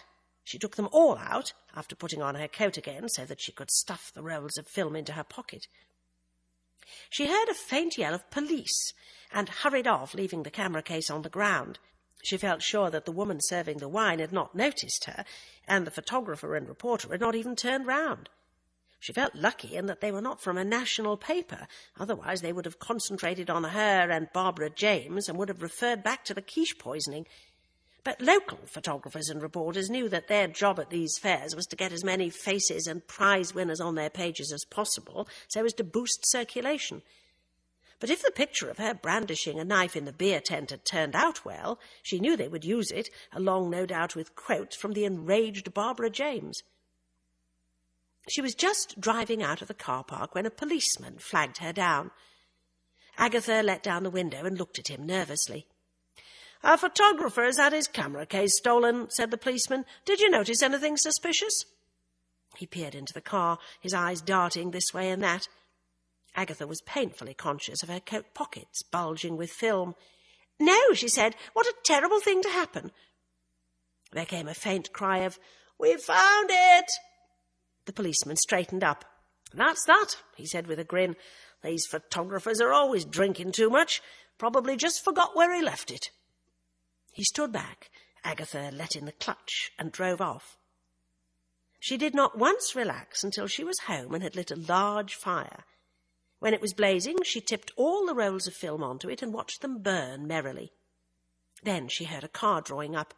She looked out of the window. Barbara James! Agatha dived behind the sofa and lay there trembling. The knocking at the door, at first mild, became a fusillade of knocks and kicks. Agatha let out a whimper. Then there was silence. She was just about to get up when something struck her living-room window and she crouched down again. She heard what she hoped was Barbara's car driving off. Still she waited. After 10 minutes she got up slowly. She looked at the window. Brown excrement was stuck to it, along with wisps of kitchen paper. Barbara must have thrown a wrapper full of the stuff. She went through to the kitchen and got a bucket of water and took it outside and threw it at the window, returning to get more water until the window was clean. She was going back inside when she saw Mrs. Barr standing at her garden gate watching her, her pale eyes alight with malice. Her rumbling stomach reminded Agatha that she had not eaten, but she did not have the courage to go out again. At least she had bread and butter. She made herself some toast. The phone rang shrilly. She approached it and gingerly picked up the receiver. "Hello," came Roy's mincing voice. "That you, Aggie?" "Yes," said Agatha, weak with relief. "How are you?" "Bit fed up." "How's Steve?" "Haven't seen him. Gone all moody on me." "Buy him a book on village customs. That'll make his eyes light up." "The only way to make that one's eyes light up," said Roy waspishly, "is to shine a torch in his ear. I've been given the Tolly baby food account." "Congratulations." "On what?" Roy's voice was shrill. "Baby food's not my scene, ducky. They're doing it deliberately, hoping I'll fail. More your line." "Wait a bit, isn't Tolly baby food the stuff that some maniac's been putting glass in and then blackmailing the company? They've arrested someone, but now Tolly wants to restore their image." "Try going green," suggested Agatha. "Suggest to the advertising people a line of healthy baby food, no additives and with a special safety cap. Get a cartoon figure to promote it. Throw a press party to show off the new vandal-proof top. Only Tolly baby food keeps baby safe, that sort of thing. And don't drink yourself. Take any journalist who has a baby out for lunch separately." "They don't have babies," complained Roy. "They give birth to bile." "There are a few fertile ones." Agatha searched her memory. "There's Jean Hammond, she's got a baby. And Geoffrey Constable's wife has just had one. You'll find out more if you try. Anyway, women journalists feel obliged to write about babies to show they're normal. They have to keep trying to identify with the housewives they secretly despise. You know, Jill Stamp, who's always rambling on about her godson, hasn't got one. All part of the image." "I wish you were doing it," said Roy. "It was fun working for you, Aggie. How's things in rural land?" Agatha hesitated and then said, "Fine." This was greeted by a long silence. It suddenly struck Agatha with some amazement that Roy might possibly want an invitation. "You know all that tat in my living room? What, the fake horse brasses and things?" "Yes, I'm auctioning them all off in the name of charity. On the 10th of June, a Saturday. Like to come down and see me in action?" "Love to." "All right, I'll meet the train on Friday evening on the 9th. Wonder you can bear to leave London." "London is a sink," said Roy bitterly. "Oh, God, there's a car outside," yelped Agatha. She looked out of the window. "Oh, it's all right, it's only the police." "What have you been up to?"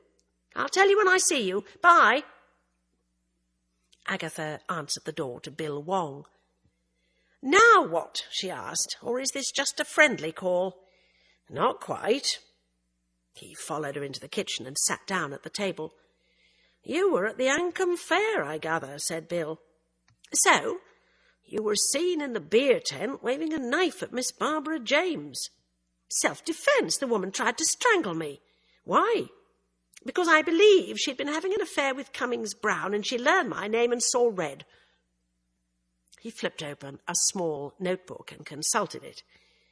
"Photographer Ben Birkin of the Cotswold Courier snapped a picture and, lo and behold, his camera case was snatched. No cameras taken, but all the rolls of film." "Odd," said Agatha. Coffee? Yes, please. Then I had a call from Fred Griggs, your local bobby. He had a report that a woman answering to Barbara James's description threw shit at your windows. She's mad, said Agatha, thumping a cup of instant coffee in front of Bill. Quite mad. And you still claim the death of Cummings-Browne was an accident? I regret that scene in the beer tent. I'm glad that photographer lost his film. I've suffered enough without having my photo on the front of some local rag. Oh, God, I suppose they'll run the story even if they don't have the picture to go with it. He looked at her speculatively. You are a very lucky woman. The editor was so furious with Ben Birkin that he didn't want to know about two women fighting in the beer tent. Furthermore, it so happens that John James, Barbara's father, owns shares in the company which owns the newspaper. The editor's only interested in cramming as many names and pictures of the locals into his paper as he can. Luckily, there were several amateur photographers at the fair, and Bill was able to buy their film. Do you wish to charge Barbara James with assault or with throwing what possibly was dog-do at your window? Agatha shuddered. I never want to see that woman again, no. I've been making more inquiries into Cummings-Browne, said Bill. Seems he was quite a Lothario. You wouldn't think it, to look at him, would you? Pointy head and jug ears. Oh, I found the identity of the woman who was glaring at you at Warwick Castle. Who is she? Miss Maria Borrow, spinster of the parish, not this parish, Upper Coburn. And was she having an affair with Cummings-Browne? Seems hardly believable. Retired schoolteacher. Gone a bit batty. Taken up witchcraft. 62. Oh, well, 62. I mean, even Cummings-Browne could hardly... But for the past 3 years, she's won the jam-making competition at Upper Coburn, and Mr. Cummings-Browne was the judge. Now, don't go near her, let well alone, Mrs. Raisin. Settle down and enjoy your retirement. He rose to his feet, but instead of going to the front door, he veered into the living room and stood looking at the fire. He picked up the long brass poker and shifted the blazing wood. Little black metal film spools rattled through the fire basket and onto the hearth. Yes, you are very lucky, Mrs. Raisin, said Bill. I happen to detest Ben Birkin. Why? Asked Agatha. I was having a mild flirtation with a married lady, and I was giving her a cuddle behind the Abbey in Merchester. Ben took a photograph, and it was published with the caption, Safe in the Arms of the Law. Her husband called on me, and I had a job to talk my way out of that one. Agatha rallied. I'm not quite sure what you're getting at. I found a pile of old, unused film in my luggage, and I was burning it. Bill shook his head in mock amazement. One would think all your years in public relations would have taught you how to lie better. Mind your own business in future, Agatha Raisin, and leave any investigation to the law. The squally rain disappeared, and clear blue skies shone over the Cotswolds. Agatha, shaken by the fight with Barbara James, put her bicycle in her car and went off to drive around the Cotswolds, occasionally stopping at some quiet lane to change over to her bicycle. Huge festoons of wisteria hung over cottage doors. Hawthorn blossoms fell in snowy drifts beside the road. The golden stone of houses glowed in the warm sun, and London seemed very far away. At Chipping Campden, she forgot her determination to slim and ate steak and kidney pie in the antique coziness of the Eight Bells before sauntering down the main street of the village with its green verges and houses of golden stone with gables, tall chimneys, archways, pediments, pillars, mullioned or sash windows, and big flat stone steps. Despite the inevitable groups of tourists, it had a serene, retiring air. Full of steak and kidney pie, Agatha began to feel a little sense of peace. In the middle stood the market hall of 1627, with its short, strong pillars throwing black shadows onto the road. Life could be easy.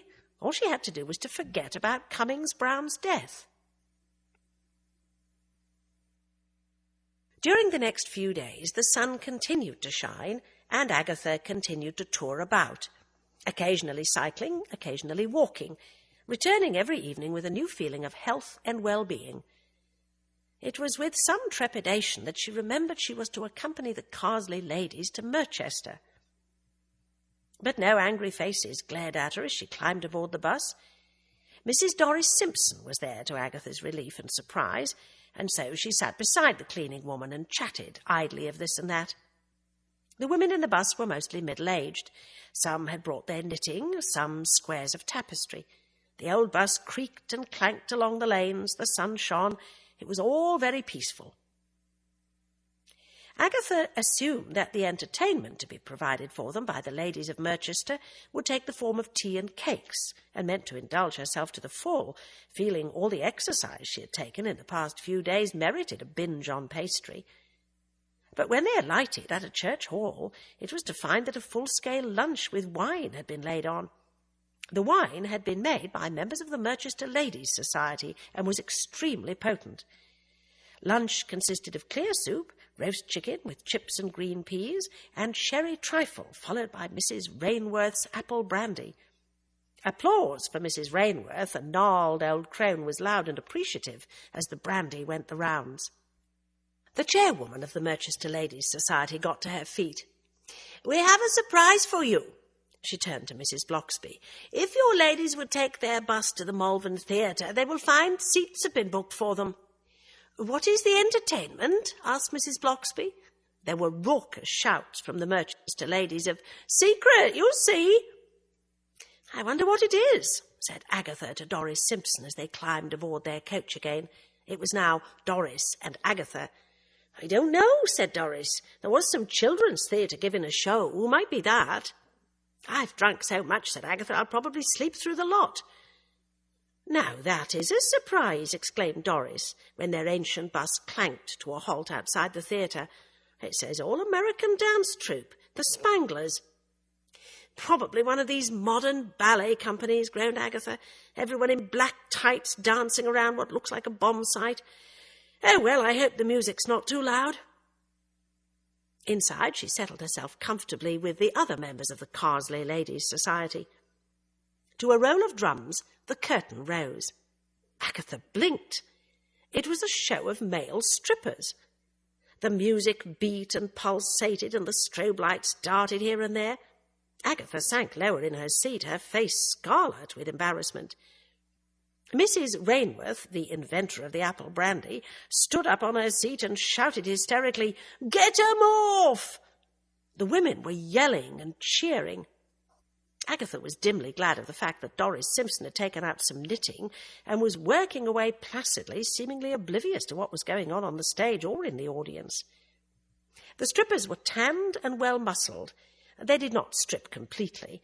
They had an arch, teasing manner, more like bimbos than men, naughty but nice. But most of the women were beside themselves. One middle-aged dyed blonde, one of the Merchester ladies, made a wild rush to the stage and had to be pulled back. Agatha suffered in silence. But when the show finished, her agony was not over. Members of the audience who wanted their photographs taken with one of the strippers could do so for a mere fee of £10, and with a few exceptions, the Carsely ladies all wanted photographs taken. "Did you enjoy the show, Mrs. Raisin?" asked the vicar's wife, Mrs. Bloxby, as Agatha shakily got on board the bus. "I was shocked," said Agatha. "Oh, it was only a bit of fun," said Mrs. Bloxby. "I've seen worse on television." "I'm surprised you should find it amusing," said Agatha. "They're such good boys. Do you know they did a special show for the Kurdish refugees and raised £5,000, and all that money for the photographs goes towards restoring the Abbey roof." "How clever of them," said Agatha, who recognised good PR when she heard it. By donating occasionally to charity, the troupe of male strippers had made themselves respectable and allowed licensed lust to flourish in the breasts of the Cotswold ladies, who would turn up by the busload to cheer them on. Perhaps these Americans had started an English tradition, mused Agatha sourly. Perhaps in 500 years' time there would be male strippers performing in the squares of the Cotswold villages, while tour guides lectured their clients on the beginnings of this ancient ritual. Back to the church hall and down to business. Once more they were a large group of staid, worthy women discussing the arrangements of this fete and that to raise funds for charity. Mrs. Bloxby got to her feet and said, "Our Mrs. Raisin is running an auction on June 10th to raise money for charity. I hope you will all come and help to drive up the bidding. We are very grateful to Mrs. Raisin and hope you will all do your best to support her." Agatha cringed, waiting for someone to say, "Not that Mrs. Raisin, not the one who poisoned poor Mr. Cummings-Browne." But all she got was a warm-hearted round of applause. Agatha felt quite weepy as she stood up and bowed in acknowledgement. Bill Wong was right. Retirement would be highly enjoyable, just so long as she forgot all about Reg Cummings-Browne and that wretched Quiche.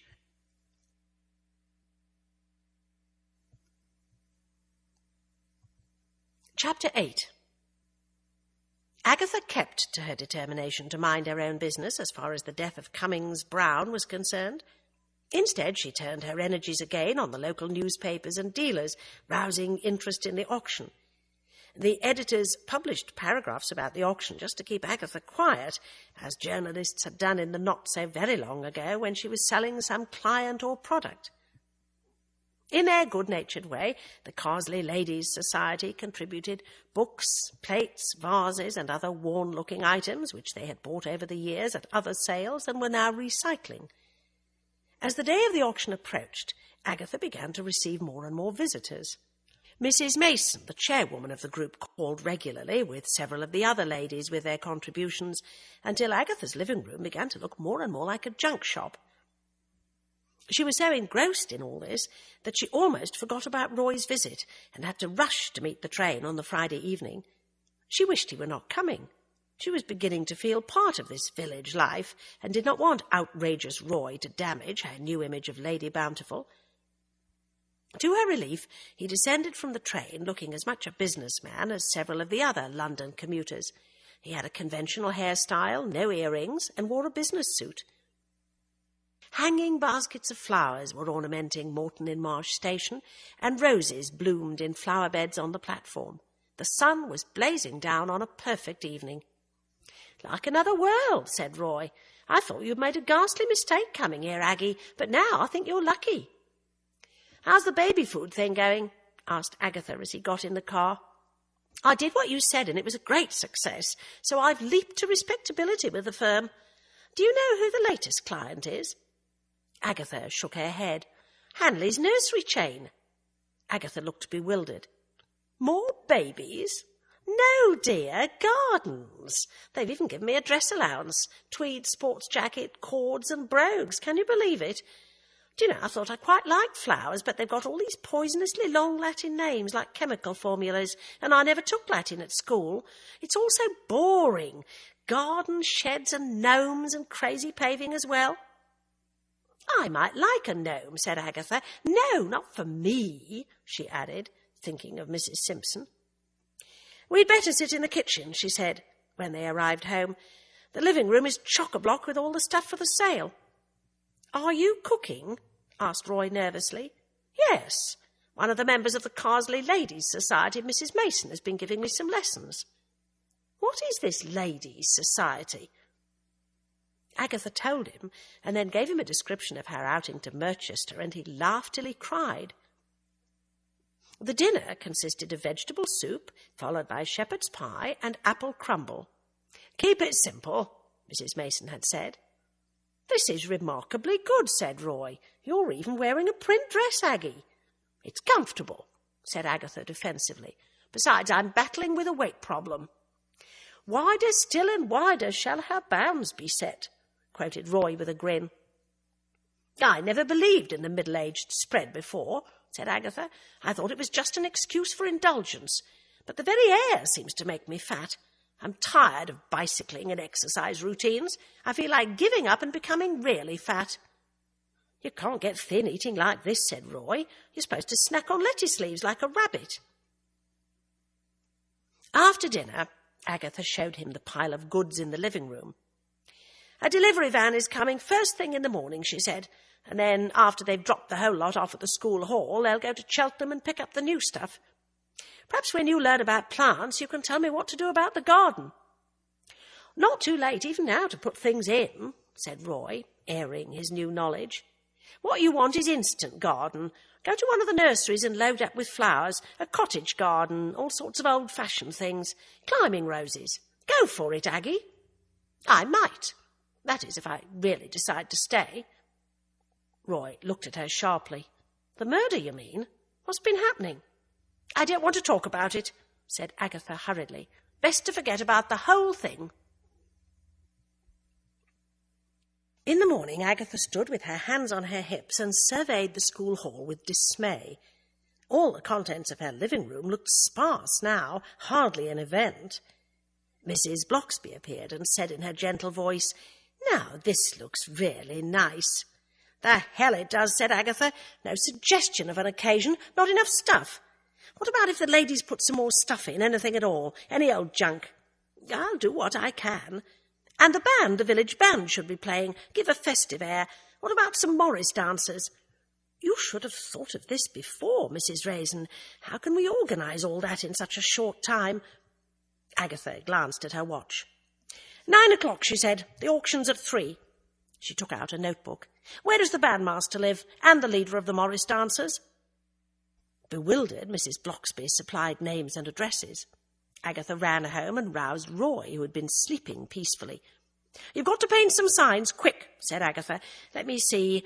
The signs for the May Day celebrations are stored at Harvey's because I saw them in the back room of the shop. Get them and paint over them. Put bargains, bargains, bargains, great auction, 3 o'clock, teas, music, dancing. Put the signs up on the A44 where the drivers can see them and have a big arrow pointing down to Carsley, and then you'll need more signs in the village itself pointing the way. I can't do that, protested Roy sleepily. Oh, yes, you can, growled the old Agatha. Hop to it. She got out the car and drove to the bandmaster's and ruthlessly told him it was his duty to have the band playing. I want last night of the prom stuff, said Agatha. Rule Britannia, Land of Hope and Glory, Jerusalem, the lot. All the papers are coming. You wouldn't want them to know that you wouldn't do anything for charity. The leader of the Morris dancers received similar treatment. Mrs. Doris Simpson was next on the list. To Agatha's relief, she had taken a day off work for the auction. It's the hall, said Agatha feverishly. It looks so drab, it needs flowers. I think I can get the ladies to do that, said Doris placidly. Sit down, Agatha, and have a cup of tea. You'll give yourself a stroke going on like this. But Agatha was off again. Round the village she went, haranguing and bullying, demanding any items for her auction, until her car was piled up with, she privately thought, the most dismal load of tat she'd ever seen. Roy, sweating in the already hot sun, crouched up on the A44, stabbing signs into the turf. The paint was still wet, and his draftsmanship was not of the best, but he had bought 2 pots of paint from Harvey's, 1 red and 1 white, and he knew the signs were legible. He trudged back down to the village, thinking it was just like Agatha to expect him to walk, and started putting up signs around the village.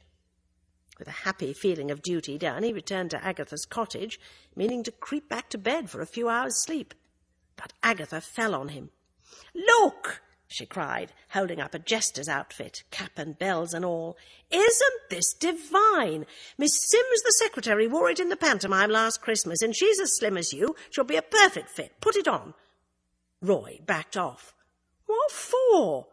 You put it on, you stand up on the A44 beside the signs, and you wave people down to the village. You could do a little dance. No, absolutely not, said Roy mulishly. Agatha eyed him speculatively. If you do it, I'll give you an idea for those nurseries which will put you on the PR map for life.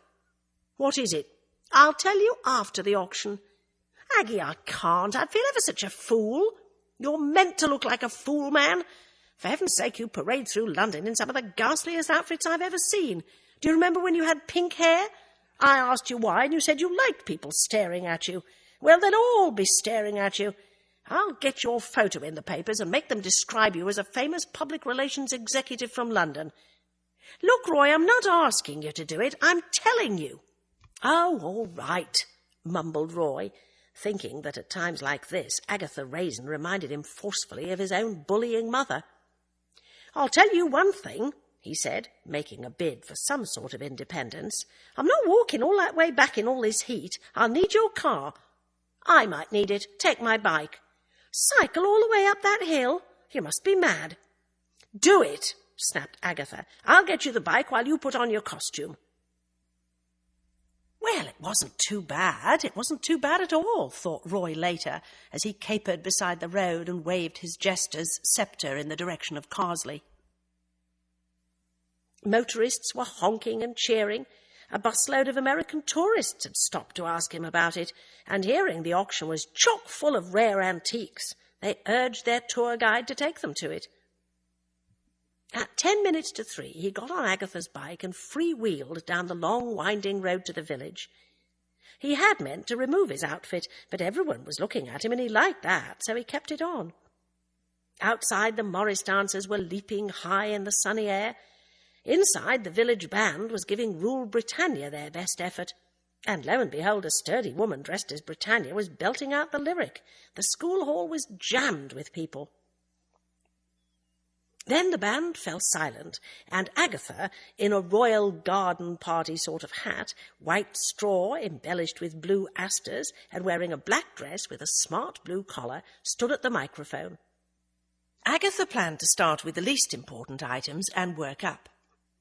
She sensed that the crowd had a slightly inebriated air, no doubt thanks to old Mrs. Rainworth from Merchester, who had set up a stand outside the auction and was selling her apple brandy at 50 pence a glass.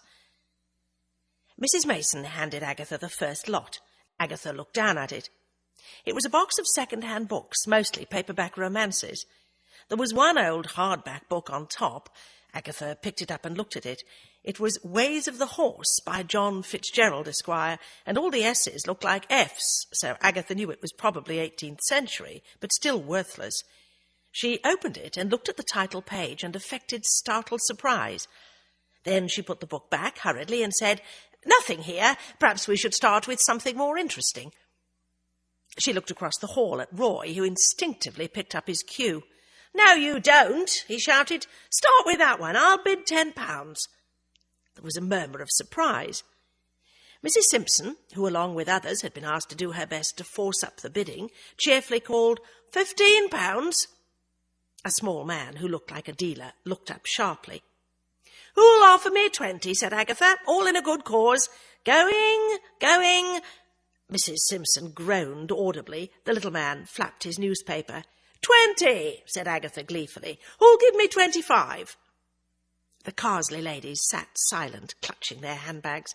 Another man raised his hand. 25 it is, said Agatha. The box of worthless books was finally knocked down for £50. Agatha was unrepentant. All in a good cause, she told herself firmly. The bidding went on. The tourists joined in. More people began to force their way in. Villagers began to bid. It was such a big event that they all wanted now to say they'd contributed. The sun beat down through the windows of the school hall. Occasionally from outside came the sound of fiddle and accordion as the Morris dancers danced on, accompanied by the occasional raucous cry of old Mrs. Rainworth, "Apple brandy, real old Cotswold recipe." Midland's television turned up, and Agatha spurred herself to greater efforts. The bidding was running wild. One by one, all the junk began to disappear. Her sofa and chairs went to a Gloucestershire dealer. Even the fake horse brasses disappeared, and the Americans bid hotly for the farm machinery, recognizing genuine antiques in their usual irritatingly sharp way. When the auction was over, Agatha Raisin had made £25,000 for Save the Children. But she knew that she now had to soothe the savage breasts of those who felt they had been cheated. "I must thank you all," she said, with a well-manufactured break in her voice. "Some of you may feel you've paid more than you should, but remember you are helping charity. We of Carsely thank you from the bottom of our hearts. Now if you will all join me in singing Jerusalem." The famous hymn was followed by Mrs. Mason leading the audience in Land of Hope and Glory. The vicar then said a prayer, and everyone beamed happily in a euphoric state. Agatha was surrounded by reporters. No nationals, she noticed, but what did it matter? She said to them, facing the Midlands television camera, I cannot take the credit for all this. The success of this venture is thanks to the freely given services of a London public relations executive, Roy Silver. Roy, take a bow." Flushed with delight, Roy leaped nimbly up onto the stage and cavorted in his cap and bells for the camera. The band then played selections from Mary Poppins as the crowds dispersed, some to the tea room, some back to the apple brandy stall, the rest to watch the Morris dancing. Agatha felt a pang of regret and half wished she had not given Roy the credit. He was beside himself with joy, and, followed by the television camera, had gone out to join the Morris dancers, where he was turning cartwheels and showing off to his heart's content. "Pity it won't make the Nationals," mourned Roy, as he and Agatha sat later on Agatha's new furniture. "If you make the locals, you'll be lucky," said Agatha, made waspish by fatigue.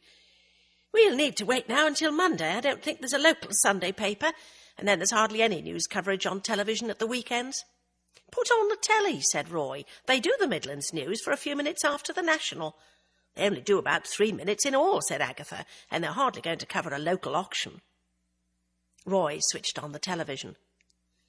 The local news covered another murder in Birmingham, a missing child in Stroud, a pile-up on the M6, and then, "On a lighter note, the picturesque village of Carsely raised a record sum," and there was Roy on the road waving down motorists, and then a shot of Agatha running the auction, the singing of Jerusalem, and then a quick shot of Roy with the Morris dancers.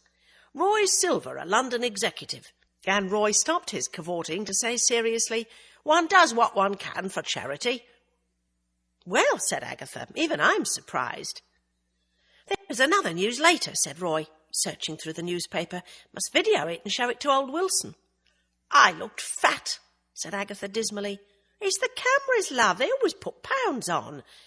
By the way, did you ever discover who that woman was, the one on the tower of Warwick Castle?" "Oh, her. Miss Maria Borrow of Upper Coburn." And nothing. I've decided to let the whole thing rest. Bill Wong, a detective constable, seems to think that the attacks on me may have been caused by my nosy parkering." Roy looked at her curiously. "You'd better tell me about it."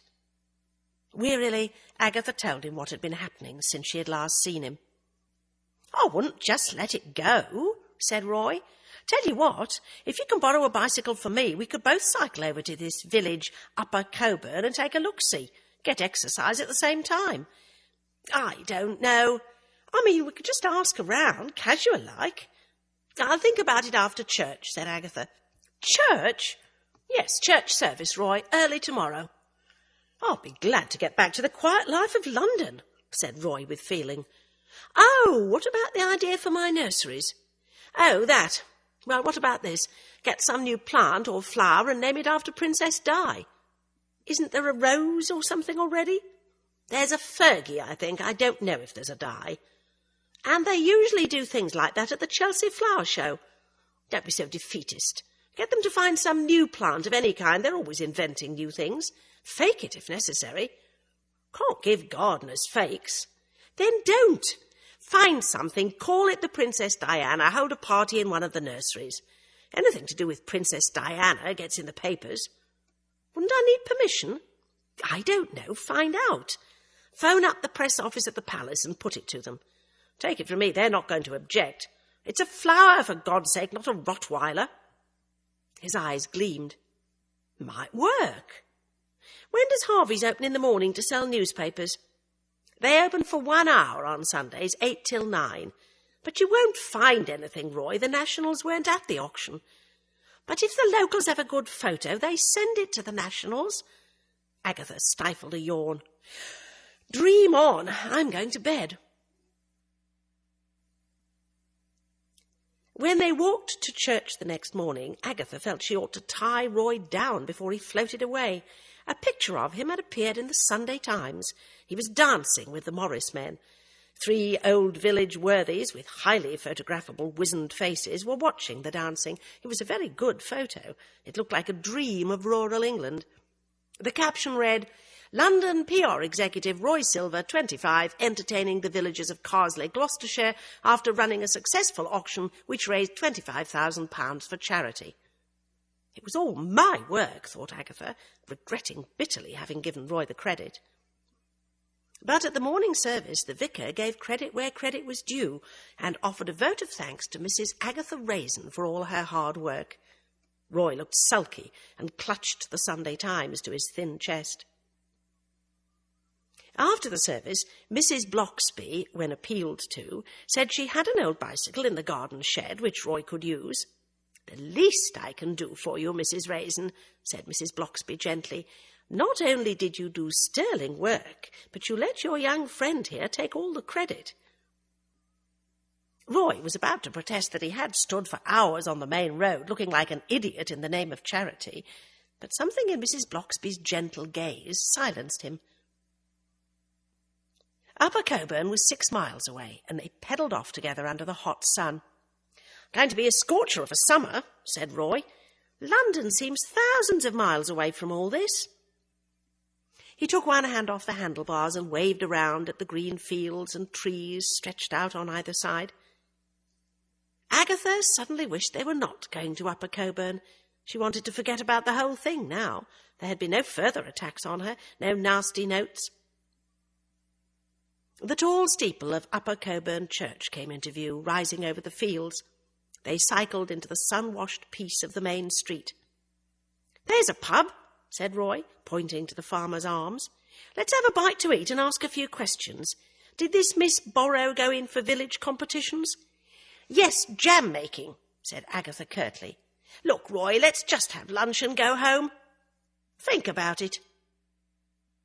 The pub was low and dark, smelling of beer, with a flagged floor and wooden settles dark with age. They sat in the lounge bar. From the public bar, Tina Turner was belting something out on the jukebox, and there came the click of billiard balls. A waitress, in a very short skirt and with long, long legs, and a deep bosom revealed by the low neck of her skimpy dress, bent over them to take their orders. Roy surveyed her with a frankly lecherous look.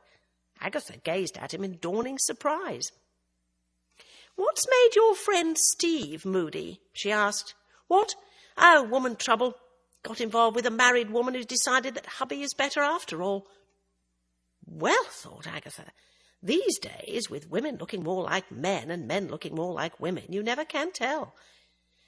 Perhaps in thousands of years' time there would be a unisex face, and people would have to go round with badges to proclaim their gender. Or maybe the women could wear pink and the men blue. Or maybe... "What are you thinking about?" demanded Roy. Agatha gave a guilty start. "Oh, about the Borrow woman," she said mendaciously. Roy took her now empty gin glass and went to the bar to get her a refill. Agatha saw him talking to the landlord. He came back looking triumphant. "Miss Maria Borrow lives in Pear Trees, which is the cottage to the left of this pub, there." "I don't know, Roy. It's such a lovely day. Couldn't we just take a look around the village and then go back?" "I'm doing this for your own good," said Roy severely. "Gosh, this steak and kidney pudding is great. You know, there's nothing like these English dishes when they're done well." "I should have had a salad," mourned Agatha. "I can feel every calorie." I'm weak-willed, she thought, when she'd eaten every scrap of the steak and kidney pudding, and she realised she had let Roy talk her into a helping of hot apple pie with cream, real cream, and not that stuff like shaving soap. The waitress came up when they had finished the pie, her high heels clacking on the stone flags of the floor. "Anything else?" she asked. "Just coffee," said Roy. "That was an excellent meal." "Yes, I reckon a part-timer on Sundays does a better job than our Mrs. Moulson during the week," she said. "Who's your part-timer?" "That's John Cartwright from over Carsley way." She clacked off. "What's the matter?" asked Roy, seeing Agatha's startled face. "John Cartwright's the husband of Ella Cartwright, who was having an affair with Cummings-Browne. Who ever would have thought he could cook? He's a great dirty ape of a man. You see, it could have been done. Someone could have replaced my quiche with one of their own." "Again, I'll have to point out that you would be intended as the victim," said Roy patiently. "Wait a bit. Maybe it was intended for Cummings-Browne. Why not? Everyone knew he was to be the judge. Perhaps there wasn't enough cowbane in that little piece he nibbled at the show. I'm sure any murderer would have thought of that. But John Cartwright struck me as having the IQ of a plant." The waitress brought coffee. When she had gone again, Roy said, "Have you ever wondered about Economides?" "What?" "Why should the owner of the quicherie, who didn't even know Cummings-Browne or where I was taking the quiche, decide to put cowbane in it?" "But from what I've gathered," said Roy, "Economides didn't shriek and complain. Did he demand to see the quiche?" "I don't think so, but he would want to let the matter drop. Oh, perhaps the John Cartwright in the kitchen is another John Cartwright." "Finish your coffee," urged Roy, "and let's stroll round the back of the pub and take a look in the kitchen door." Agatha paid the bill and they walked together into the sunlight. "How do you know the kitchen's at the back?" she asked.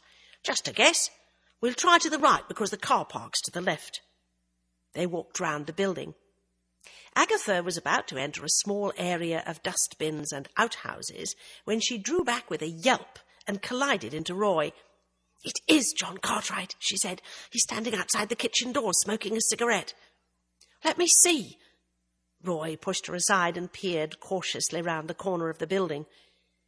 John Cartwright was leaning against the doorway, holding a homemade cigarette in one large, dirty hand. His apron was stained with grease and gravy. The sun shone on the tattoos on his black, hairy arms. "I feel sick," said Roy, retreating. "He looks filthy. Food poisoning oozing out of every dirty pore." "I think we've done enough for one day," said Agatha. "Let's leave this Borrow woman alone." "No," said Roy stubbornly. "We're so close." Maria Borrow's cottage was low and thatched and very old. The small diamond-paned windows winked in the sunlight, and the little garden was a riot of roses, honeysuckles, snapdragons, delphiniums, and busy lizzies. Roy nudged Agatha and pointed to the brass door knocker, which was in the shape of a grinning devil. "What are we going to say?" asked Agatha desperately. "Nothing like the truth," retorted Roy, seizing the door knocker. The low door creaked open, and Miss Maria Borrow stood there. Her greyish hair was scraped up into a knot on the top of her head. Her eyes were pale. They looked past Roy to where Agatha stood cringing behind him. "I knew you would come," she said, and she stood aside to let them enter. They found themselves in a low-beamed living room, crowded with furniture and photographs in silver frames. From the beams hung bunches of dried herbs and flowers. On a low table in front of a chair, on which Maria Borrow placed herself, was a crystal ball. Roy giggled nervously. "See us coming in that?" he asked. Maria nodded her head several times. "Oh, yes." She was wearing a long purple woolen gown, despite the heat of the day. "You've come to make amends," she said, turning to Agatha. "You and your fancy man." "Mr. Silver is a young friend," said Agatha. "In fact, Mr. Silver is considerably younger than I." "A lady is as young as the gentleman she feels," said Roy, and cackled happily. "Look," he said, becoming serious. "We were visiting Warwick Castle and took a video on one of the towers. When we ran it, there you were, glaring at Aggie here like poison. We want to know why." "You poisoned my future husband," said Maria. There was a silence. A trapped fly buzzed against one of the windows, and from the village green outside came muted shouts and the thud of cricket ball on bat. Agatha cleared her throat. "You mean Mr. Cummings-Browne?"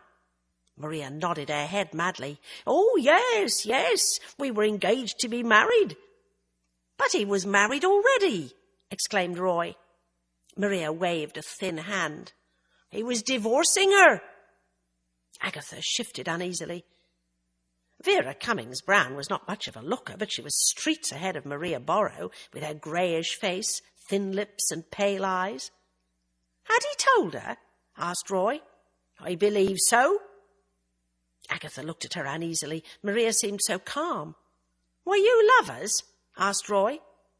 "Our union was to be consummated on Midsummer's Eve," said Maria. Her pale eyes shifted to Agatha. "I am a white witch, but I know evil when I see it. You, Mrs. Raisin, were an instrument of the devil." Agatha rose to her feet. "Well, we needn't keep you any longer," she said. She felt claustrophobic. All she wanted to do was to escape into the sunlight, into the sights and sounds of ordinary village life. "But you will be punished," went on Maria, as if Agatha had not spoken. "Evil deeds are always punished. I will see to that." Roy forced a light note. "So, if anything happens to Aggie here, we'll know where to look." "You will not know where to look," said Maria Borrow, "for it will be done by the supernatural powers I conjure up." Agatha turned on her heel and walked out. There was a game of cricket taking place on the village green, leisurely, placid, with little knots of spectators standing about. "I'm scared," she said when Roy joined her. "The woman's barking mad." "Let's walk away from the cottage a bit," said Roy. "I'm beginning to think that Reg Cummings-Browne would have screwed the cat." "He probably took what he could," said Agatha.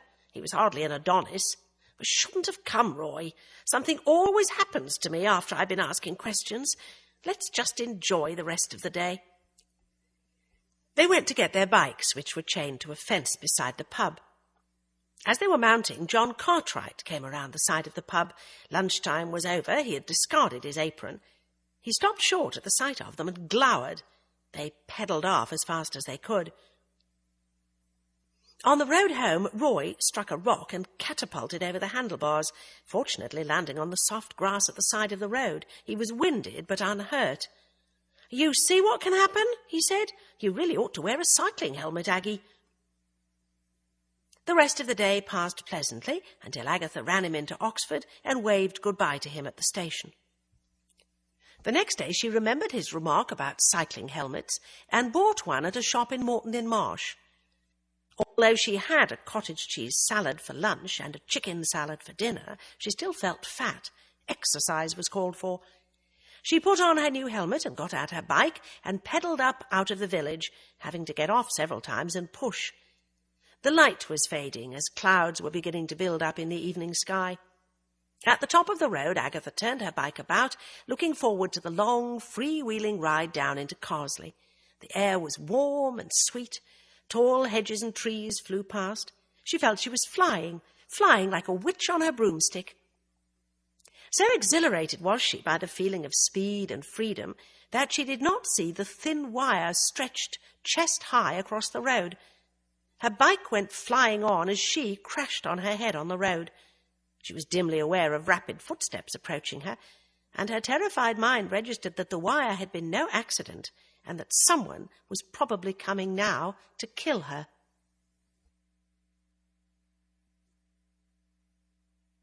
Chapter 9. Dazed, Agatha sensed rather than saw her assailant coming nearer, and something made her summon up all her efforts and roll across the hard surface of the road just as some weapon smashed down where she had been lying. "Stop!" shouted a voice. Agatha's attacker ran off just as she dizzily hoisted herself up on one elbow. She got a glimpse of a dark figure breaking through a gap in the hedge at the side of the road, and then she was blinded with the light of a bicycle lamp. Bill Wong's voice came loud and clear. "Where did he go?" "Over there," said Agatha faintly, waving an arm in the direction in which her assailant had fled. Bill left his bike by the side of the road and then plunged off through the hedge. Agatha slowly moved her arms and legs. Then she sat up and groggily took off her helmet. Her first coherent thought was, "Damn Roy, why didn't he let me leave things as they were?" She slowly got up on her feet and then was violently sick.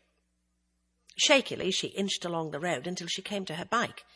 She picked it up and then stood trembling. An owl sailed across in front of her and she yelped with fear. The heavy silence of the countryside pressed in on her. Suddenly she knew she could not wait for Bill Wong to return. Hoping her bike was undamaged, she mounted and free-wheeled slowly down into Carsely. No one was about the deserted village. She turned into Lilac Lane, noticing that there were no lights burning in Mrs. Barr's cottage. She let herself into her own and then shut and locked the door. How flimsy that Yale lock now looked. She would get some security firm to put in burglar alarms, and those lights which came on the minute anyone even approached the cottage. She went into her living room and poured herself a stiff brandy and lit a cigarette. She tried to think, but her mind seemed numb with fright. A knocking at the door made her start and spill some of her brandy. She didn't even have a spy hole. "Who is it?" she quavered. "Me, Bill Wong." Agatha opened the door. Bill Wong stood there with Fred Griggs, the local policeman, behind him. "There'll be reinforcements along soon," said Bill. "Fred, you'd best get back and block off that bit of road where the attack took place. I'm slipping, I should have thought of that. Wilkes'll have my guts for garters." Bill and Agatha went into the living room. "Thank God you happened along," said Agatha. "What were you doing on a bike?" "I'm too fat," said Bill. "I saw you on yours and took a leaf out of your book. I was coming to pay you a visit. Now, I happen to know you were over in Upper Coburn asking where Miss Maria Borrow lives. And Miss Borrow was the woman in that photograph you gave me. Not only that, you had lunch in the pub where John Cartwright acts as part-time cook." "You've been checking up on me," said Agatha hotly. "Not I. Word gets around." Agatha shivered. "It was that Borrow woman, I'll swear. She's quite mad. She says Cummings-Browne promised to marry her." "I'm beginning to think Cummings-Browne was a bit touched himself," said Bill dryly. "Anyway, Wilkes will soon be here and you will be asked all sorts of questions. But I think I can tell you now who had a go at you." "Barbara James? Maria Borrow?" "No, I think it was John Cartwright. And do you know why? Because he killed Cummings-Browne." "No, because you've been ferreting about. I swear he knows his wife had an affair with Cummings-Browne and he doesn't want it to get out. Then the logical way to put a stop to it would have been to kill Cummings-Browne in the first place. But he's not a logical man, he's a great ape. Now begin at the beginning and tell me what happened." So Agatha told him about the wire stretched across the road, about how someone had brought something crashing down near her, which would have struck her if she hadn't rolled away. "But look," ended Agatha, "the horrible Boggles, a couple of pensioners I took out for the day, they knew about the affair. So surely it was generally known in the village about the goings-on between Ella Cartwright and Cummings-Browne. Look at it this way. Cartwright may have suspected something was going on, but he could never prove it. She would deny it. Then Cummings-Browne dies, so that's over. But you turn up asking questions and he gets scared. That sort of man couldn't bear the idea of his wife having an affair. No, I mean the idea of anyone else knowing. Pride does not belong exclusively to the upper classes, you know. Here's the rest of them arrived. He'll need to answer questions all over again." Detective Chief Inspector Wilkes and Detective Sergeant Friend came in.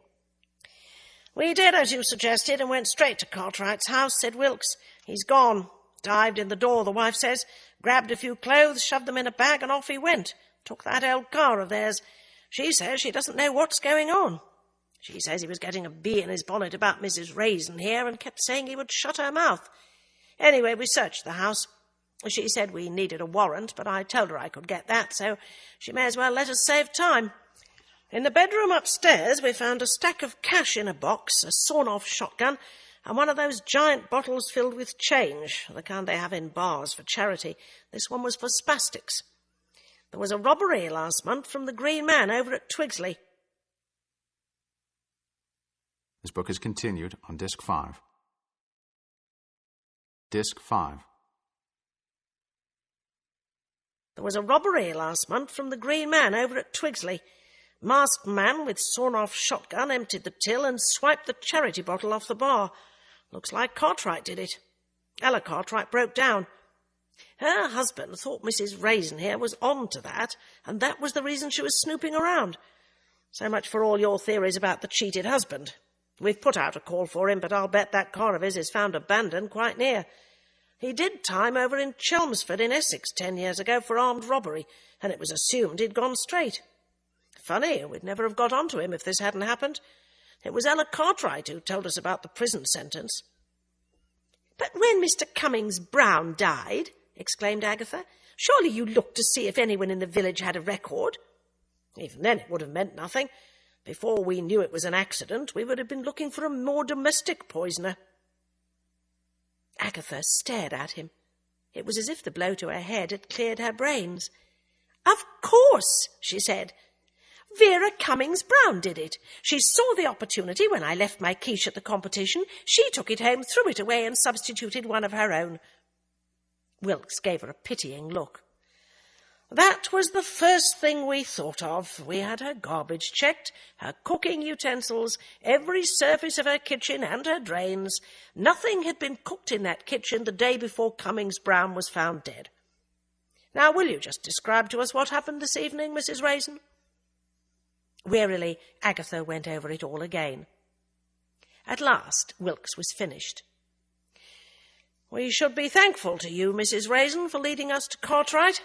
He might have killed you, although I suspect he only meant to beat you up." "Thanks a lot," said Agatha bitterly. "On the other hand, I'm sure we would have caught up with him sooner or later. You really must leave investigations to the police. Everyone has something to hide, and if you're going to go around shoving your nose into affairs which do not concern you, you are going to be hurt. Now, do you wish to be taken to hospital for an examination?" Agatha shook her head. She hated and feared hospitals, quite illogically, for she had never been treated in one. "Very well. If we have any further questions, we will call on you tomorrow. Have you some friend who can stay the night with you?" Again, Agatha shook her head. She wanted to ask Bill to stay, but off-duty or not, he was obviously expected to leave with his superiors. He threw her a sympathetic look as he went out. When they had gone, she switched on every light in the house. She felt as weak as a kitten.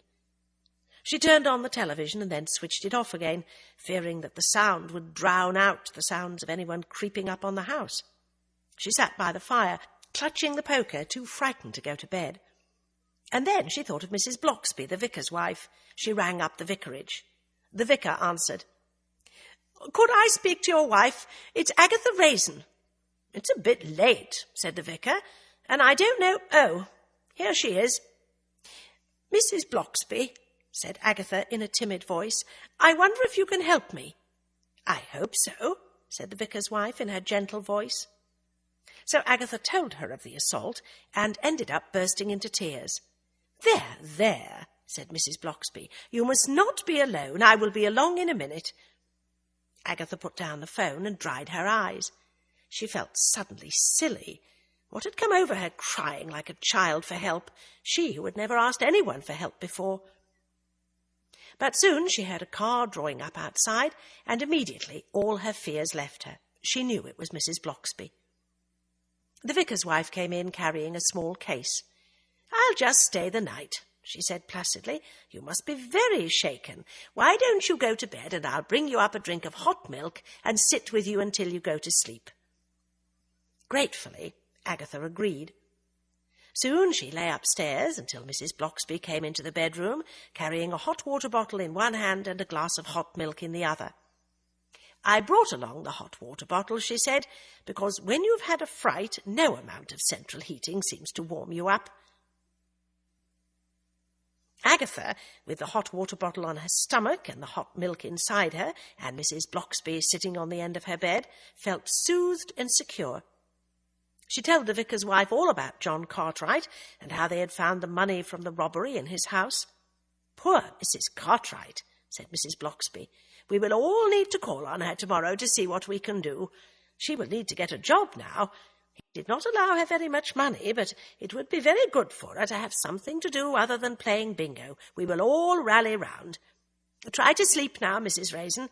The weather forecast is good, and things look so much simpler when the sun is shining. We have a meeting of the Carsely Ladies' Society at the vicarage tomorrow night. You must come. Mr. Jones, you do not know him, such a charming man and a gifted photographer, is going to give us a slideshow of the village, past and present. We're all looking forward to it."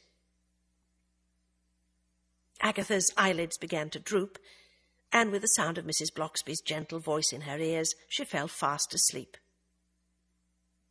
She awoke once during the night, immediately gripped with terror.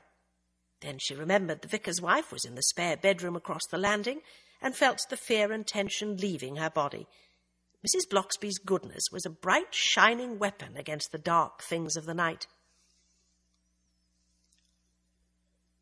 The next day, Agatha went along to Mrs. Cartwright's, mindful of her promise to Mrs. Bloxby that morning to help out. But in the clear light of a sunny day, she felt sure Ella Cartwright would be more interested in money than sympathy.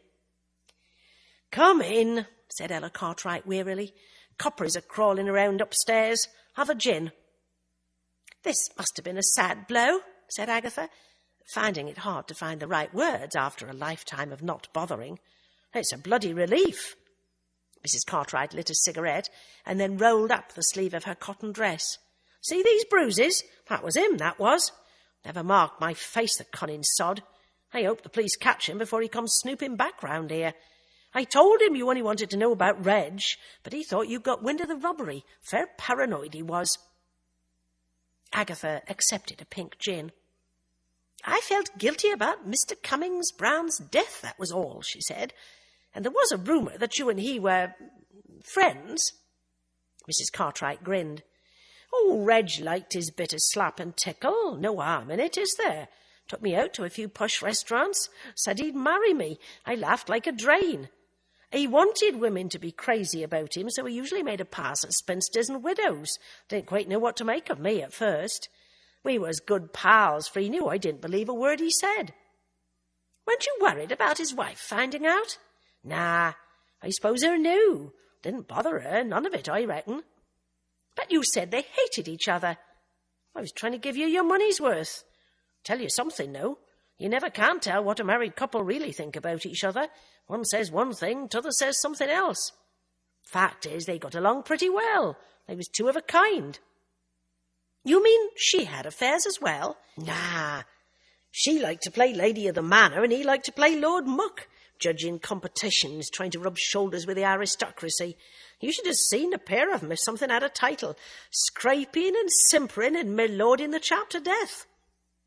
"What will you do now?" "Get a job, I reckon. Mrs. Bloxby's coming to run me over to Merchester. There's a new Tesco's supermarket and they're hiring people. Don't want to go, but you find you're doing what Mrs. Bloxby wants, whether you wants to do it or not." Agatha finished her gin and took her leave. Somehow what Ella had said about the Cummings-Browne's marriage made sense. There was no reason for any further investigation. Agatha realised that deep in her heart she must have thought Vera Cummings-Browne the murderess all along. No one had murdered anybody. This time she really would take Bill Wong's advice. But as she walked back to her own cottage, she saw to her surprise that there was a large for sale notice outside Mrs. Barr's cottage. Mrs. Barr saw her coming and stood at her garden gate waiting for her.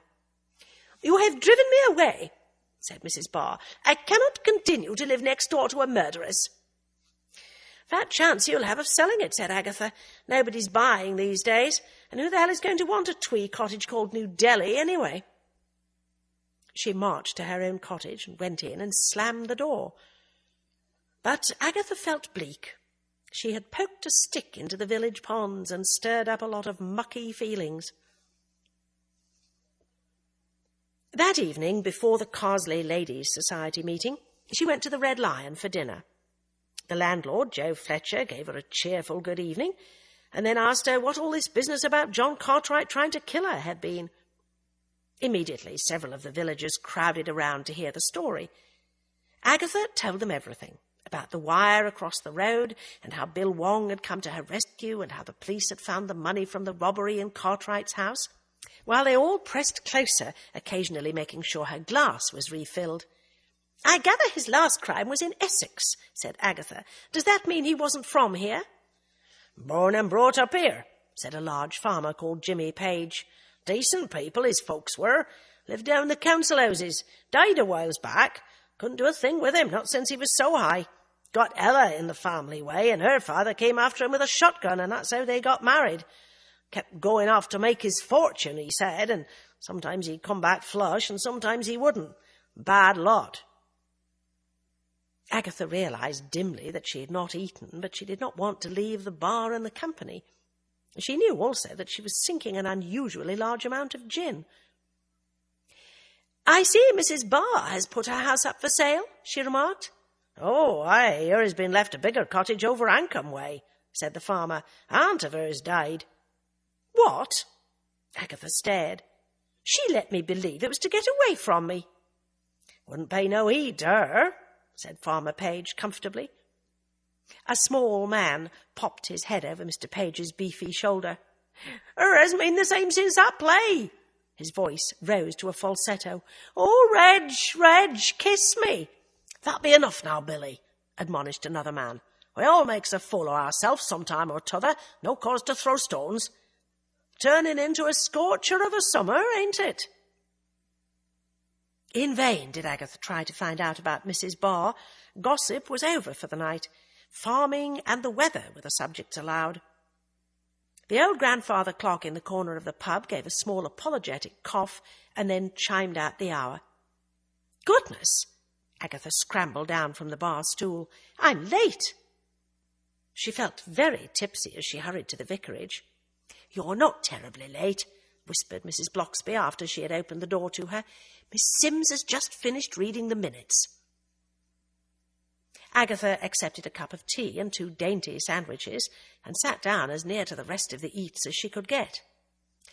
Now, said Mrs. Mason, our guest of the evening, Mr. Jones. Polite applause while Mr. Jones set up a screen and a slide projector. He was a small, spry man with white hair and horn-rimmed glasses. For my first slide, he said, here is Bailey's grocery store in the 1920s. A picture, at first fuzzy, came into focus. A store with striped awnings and grinning villagers standing in front of it. Delighted cries from the older members. Reckon that's Mrs. Bloggs. You see that little girl standing to the right? Agatha stifled a yawn and slowly reached out in the gloom for a hefty slice of plum cake. She felt sleepy and bored. All the frights of the past few weeks, which had kept her adrenaline flowing, had faded away. The attacks on her had been made by a burglar who was now on the run. Maria Borrow was a crazy old fright. Barbara James was a pain in the neck. Something nasty had happened in the woodshed of Mrs. Barr's past. Who gave a damn? And what was she, the high-powered Agatha Raisin, doing, sitting in a vicarage, eating plum cake and being bored to death? Slide followed slide. Even when photos of our village prize winners jerked onto the screen, Agatha remained in a stupor of boredom. There was Ella Cartwright being presented with a £10 note by Reg Cummings-Browne, looking as long dead as the old photos of villagers she had already seen. Then Vera Cummings-Browne getting a prize for flower arranging, then Mrs. Bloxby getting a prize for jam. Mrs. Bloxby? Agatha looked at the photo of the vicar's wife standing with Reg Cummings-Browne and then relapsed back into her torpor. Mrs. Bloxby? Not in 100 years. And then she fell asleep, and in her dreams she cycled down into Carsely in the fading light, and standing in the middle of the road waiting for her and brandishing a double-barrelled shotgun was Mrs. Barr. Agatha awoke with a shriek of fear and found the slideshow was over and everyone was looking at her. Sorry, she mumbled. Don't worry, said Miss Sims, who was next to her. What was that nasty fright you had? When Agatha made her way homeward, she decided to get some sort of alarm system installed the very next day, and then wondered why. Somewhere at the back of her mind, she had decided to leave the village. The next day she phoned a security firm and placed an order for their best of everything in the way of burglar-proofing, and then went around opening the doors and the windows to try to get a breath of cool air. The heat was building up. Before, when it had been fine, the days had been sunny and the nights cool. But now the sky burnt blue, deep blue, above the twisted cottage chimneys, and the sun beat down. By lunchtime the heat was fierce. She took a small thermometer outside and watched as it shot up over the 100 degrees Fahrenheit mark and disappeared. Mrs. Simpson was vacuuming busily upstairs, having changed her cleaning day to fit in a dentist's appointment. Agatha remembered the talk about Mrs. Barr and climbed the stairs. "Can I have a word with you?" she shouted over the noise of the vacuum. Mrs. Simpson reluctantly turned the machine off. She was proud of doing a good job and felt she had already wasted too much time earlier hearing Agatha's adventures. "I was asking in the pub last night why Mrs. Barr was selling up, and I heard an aunt had died and left her a larger cottage over Ancombe way." "Yes, that's right." Doris Simpson's hand hovered longingly over the vacuum switch. "Why don't you come down to the kitchen and have a cup of coffee, Doris?" "Got too much to do, Agatha." Skip for once. I'm still getting over my fright and I want to talk, said Agatha firmly. I meant to clean the windows. It's too hot. I'll hire a window cleaner, Doris. Oh, all right, said Doris ungraciously. Would anyone in this day and age believe you had to beg a cleaner to leave her work? Marvelled Agatha. Once in the kitchen and with coffee poured, Agatha said, Now, tell me about Mrs. Barr. What's to tell?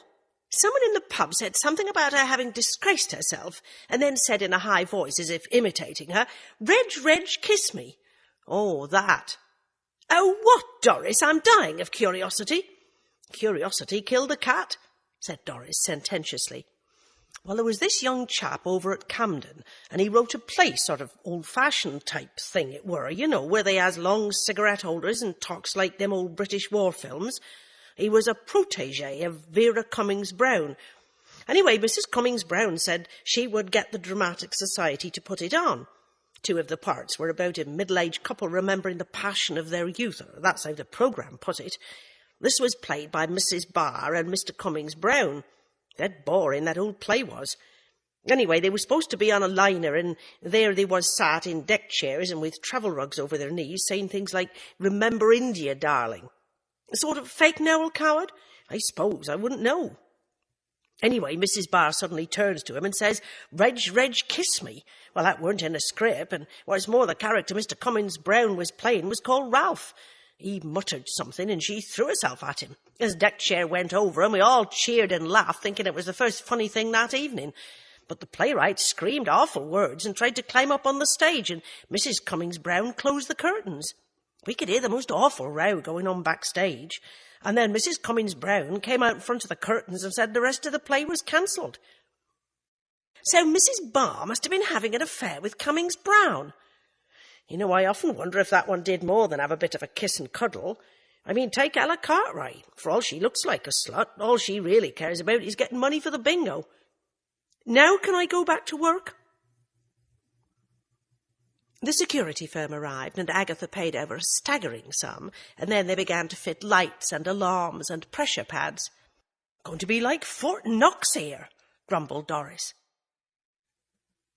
Agatha went out and sat in the garden to get away from the workmen, but the sun was too fierce. The air of the Cotswolds is very heavy, and on that day the sun seemed to have burnt all the oxygen out of it. She felt as isolated as if she were on a desert island, even with Doris working away and men bustling about fixing the alarm system. She moved her chair into a patch of shade. She would not make any rash decisions. She would see how quickly Mrs. Barr sold her house and try to find out how much she got for it. If the sale was a healthy one, then she would put her own cottage on the market.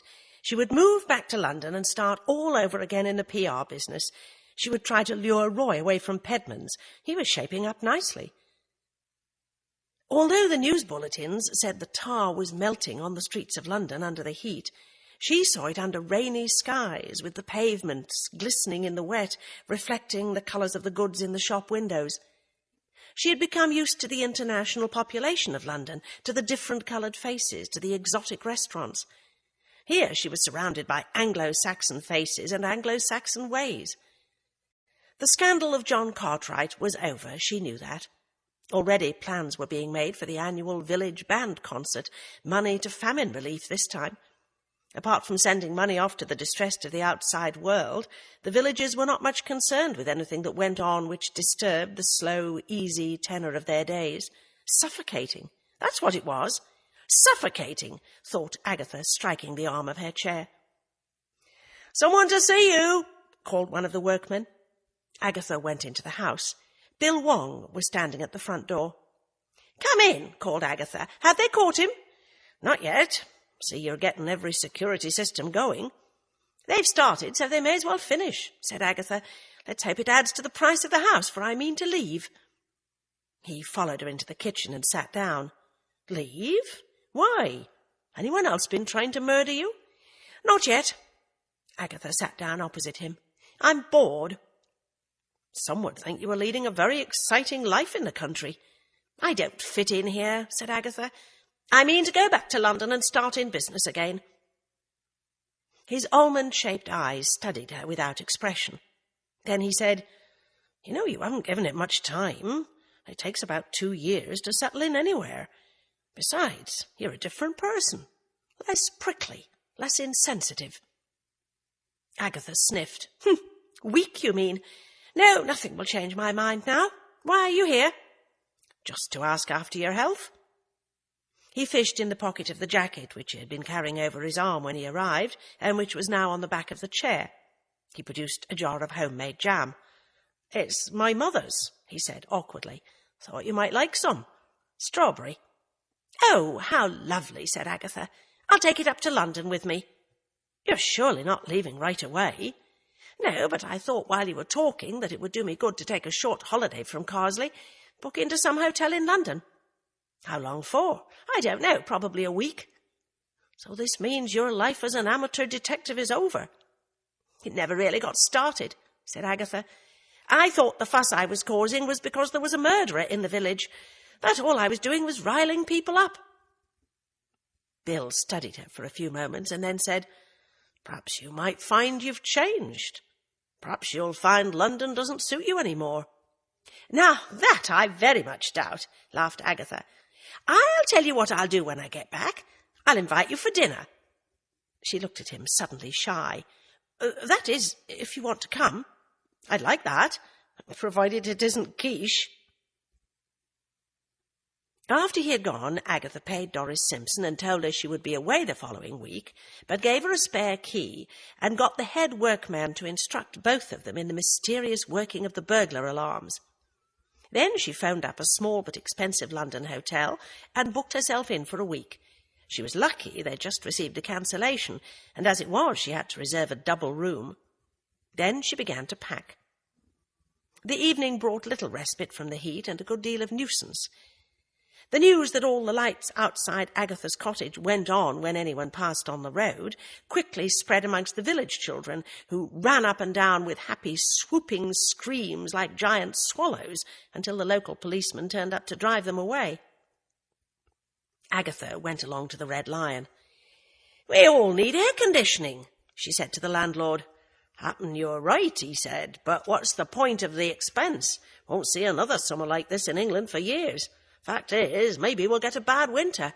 Old Sam Sturrett was just in here, and he was saying how the winter's going to be mortal bad. We'll be snowed up for weeks, he says." "Don't the snowplows come around?" "Not from the council, they don't, Mrs. Raisin, my dear. Us relies on the farmers with their tractors to try to keep the roads clear." Agatha was about to protest that, considering what they paid in poll tax, they ought to have proper gritting and salting lorries, not to mention council snowplows, and was about to say she would get up a petition to hand in to the council, when she remembered she would probably be living in London by the winter. One by one the locals began to drift into the pub. The landlord told them all he had put out tables in the garden, and so they moved out there, and Agatha was asked to join them. One man had brought along an accordion, and he began to play, and soon more villagers came in, drawn by the sound of the music, and then all began to sing along. Agatha was surprised when the last orders were called to realize she had been out in the pub garden all evening. As she walked home, she felt muddled. That very afternoon, the burning ambition she had lived with so long had returned in full force, and she had felt her old self again. Now she began to wonder whether she wanted to be her old self again. Her old self didn't sit singing in pubs, or, she thought, as she saw Mrs. Bloxby outside her cottage door under the glare of the new security lights, get visits from the vicar's wife. "I heard you were leaving for London tomorrow," said Mrs. Bloxby, "and came to say good-bye." "Who told you?" asked Agatha, unlocking her front door. "That nice young detective constable, Bill Wong. He always seems to be about. Doesn't he have any work to do in Merchester?" "Oh, he often calls round the villages," said Mrs. Bloxby vaguely.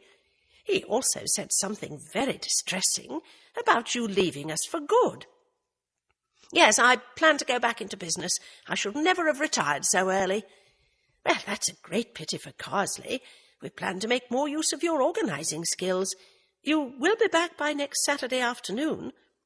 "I doubt it," said Agatha, when they were both seated in the living room. "Why next Saturday afternoon?" "That's the day of the village band concert. Mrs. Mason is doing the cream teas. Quite an event." Agatha gave her a rather pitying smile, thinking that it was a sad life if all you had to look forward to is a concert by the village band. They talked for a little longer, and then Mrs. Bloxby left. Agatha packed a suitcase, carefully putting the pot of strawberry jam in one corner. She lay awake for a long time with the bedroom windows wide open, hoping for a breath of air, but buoyed up by the thought of London and a return from the grave that was Carsley.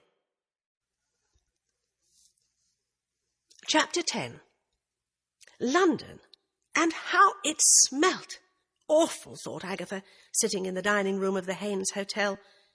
She lit a cigarette and stared bleakly out at the traffic grinding past through Mayfair. The man at the table behind her began to cough and choke and flap his newspaper angrily. Agatha looked at her burning cigarette and sighed. Then she raised a hand and summoned the waiter. "Remove that man from the table behind me," she said, "and find him somewhere else. He's annoying me." The waiter looked from the man's angry face to Agatha's pugnacious one, and then bent over the man and said soothingly that there was a nice table in the corner away from the smoke. The man protested loudly. Agatha continued to smoke, ignoring the whole scene, until the angry man capitulated and was led away. "Imagine living in London and complaining about cigarette smoke," marvelled Agatha. "One had only to walk down the streets to inhale the equivalent of 4 packs of cigarettes." She finished her coffee and cigarette and went up to her room, already suffocatingly hot, and phoned Pedman's and asked for Roy. At last she was put through to him. "Aggie!" he cried. "How are things in the Cotswolds?" "Hellish," said Agatha. "I need to talk to you. What about lunch?" "Lunch is booked." "Dinner?" "Fine, I'm at Haynes. See you at 7:30 in the bar." She put down the phone and looked around. Muslin curtains fluttered at the window, effectively cutting off what oxygen was left in the air. She should have gone to the Hilton or somewhere American where they had air conditioning. Haynes was small and old-fashioned, like a country house trapped in the middle of Mayfair. The service was excellent, but it was a very English hotel, and very English hotels never planned on a hot summer. She decided, for want of anything better to do, to go over to the quicherie and see Mr. Economides. The traffic was congested as usual, and there wasn't a taxi in sight. So she walked from Mayfair along through Knightsbridge to Sloane Street, down Sloane Street to Sloane Square, and so along the King's Road to the World's End. Mr. Economides gave her a guarded greeting, but Agatha had come to expect friendship and set herself to please in a way that was formally foreign to her. The shop was quiet and relatively cool. It was the slack part of the day. Soon the lunchtime rush of customers would build up, buying coffee and sandwiches to take back to their offices. Agatha asked about Mr. Economides' wife and family, and he began to relax perceptibly, and then asked her to take a seat at one of the little marble-top tables while he brought her a coffee. "I really should apologize for having brought all that trouble down on your head," said Agatha. "If I hadn't decided to cheat at that village competition by passing one of your delicious quiches off as one of my own, this would never have happened." Suddenly, for some reason, the full shock of the attack on her by John Cartwright suddenly hit her, and her eyes shone with tears. "Now then, Mrs. Raisin," said Mr. Economides, "I'll tell you a little secret. I cheat too." Agatha dabbed at her eyes. "You? How?" "You see, I have a sign up there saying baked on the premises, but I often visit my cousin in Devon at the weekends. He has a delicatessen just like mine.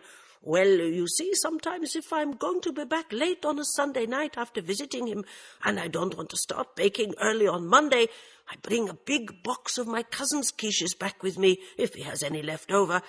He does the same if he's visiting me, for his trade, unlike mine, is at the weekends with the tourists, while mine is during the week with the office people. So it was one of my cousin's quiches you bought." "Did you tell the police this?" asked Agatha. The Greek looked horrified. "I didn't want to put the police onto my cousin." He looked at Agatha solemnly. Agatha stared at him in bafflement, and then the light dawned. "Is it the immigration police you're frightened of?" He nodded. My cousin's daughter's fiancé came on a visitor's visa, and they married in the Greek Orthodox Church but haven't yet registered with the British authorities, and he's working for his father-in-law without a work permit, and so... He gave a massive shrug. Agatha did not know anything about work permits, but she did know from her dealings with foreign models in the past that they were paranoid about being deported. So it was just as well Mrs. Cummings-Browne didn't sue, she said. A shutter came down over his eyes. 2 customers walked into the shop, and he said a hurried goodbye before scuttling back behind the counter. Agatha finished her coffee and took a stroll around her old haunts. She had a light lunch at the Stockpot, and then decided an air-conditioned cinema would be the best way to pass the afternoon. A little voice in her head was telling her that if she was determined to move back to London, she should start looking for a flat to live in and business premises to work from, but she shrugged the voice away. There was time enough, and besides, it was too hot. She bought an Evening Standard and discovered that a cinema off Leicester Square was showing a rerun of Disney's Jungle Book. So she went there and enjoyed the film, and came out with the pleasurable prospect of seeing Roy, feeling sure that he would galvanize her into starting her new business. It was hard, she thought, when she descended to the hotel bar at 7:30, to get used to the new Roy. There he was, with one of the latest flat-topped haircuts, and a sober business suit, and an imitation of a guard's regimental tie. He hailed her affectionately. Agatha bought him a double gin and asked him how his nursery project was going, and he said it was coming along nicely, and that they had made him a junior executive and had given him a private office and a secretary because they were so impressed by his getting his photo in the Sunday Times. "Have another gin," said Agatha, wishing that Roy was still unhappy at Pedman's. He grinned. "You forget I've seen the old Aggie in action. Fill 'em up with booze and then go in for the kill over coffee. Break the habit, Aggie. Hit me with whatever is on your mind before we get to dinner." "All right," said Agatha. She looked around. The bar was getting crowded. "Let's take our drinks to that table over there." Once they were both settled, she leaned forward and looked at him intently. "I'll come straight out with it, Roy. I'm coming back to London. I'm going to set up in business again, and I want you to be my partner." "Why? You're through with the mess. You've got that lovely cottage in that lovely village, and I'm dying of boredom.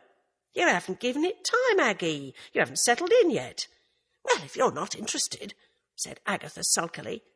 "Aggie, Pedman's is big, one of the biggest. You know that. I've got a great future in front of me. I'm taking it serious now instead of camping about a few pop groups. I want to get out of pop groups. One of them hits the charts, and then 2 weeks later no one wants to know. And you know why? The pop business has become all hype and no substance. No tunes. All thump, thump, thump for the discos. Sales are a fraction of what they used to be.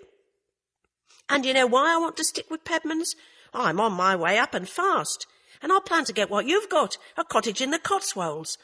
Look, Aggie, no one wants to live in cities anymore. The new generation is getting Americanized. Get up early enough in the morning and you don't need to live in London. Besides, I'm thinking of getting married." "Oh, pull the other one," said Agatha rudely. "I don't think you've ever taken a girl out in your life. That's all you know. The thing is that Mr. Wilson likes his execs to be married." "And who's the lucky girl?" "Haven't found her yet, but some nice quiet girl will do. There are lots around. Someone to cook the meals and iron the shirts." Really, thought Agatha crossly, under the exterior of every effeminate man beats the heart of a real chauvinist pig. He would find a young girl, meek, biddable, a bit common so as not to make him feel inferior. She would be expected to learn to host little dinner parties and not complain when her husband only came home at weekends. They would learn to play golf. Roy would gradually become plump and stuffy. She'd seen it all happen before. "But as my partner you could earn more," she said. "You've lost your clients to Pedman's. It would take ages to get them back. You know that, Aggie. You'd have to start small again and build up. Is that what you really want? Let's go in for dinner and talk some more. I'm famished." Agatha decided to leave the subject for the moment and began to tell him about the attack on her by John Cartwright and how he had turned out to be a burglar. Honestly, Aggie, don't you see? London would be tame by comparison. Besides, a friend tells me you're never alone in the country. The neighbours care what happens to you. Unless they're like Mrs. Barr, said Agatha dryly. She's selling up. The cow had the cheek to claim I had driven her off, but in fact she was left a bigger cottage by an aunt in Ancombe. I thought she was an incomer, said Roy. Now you tell me she's had at least one relative living close by.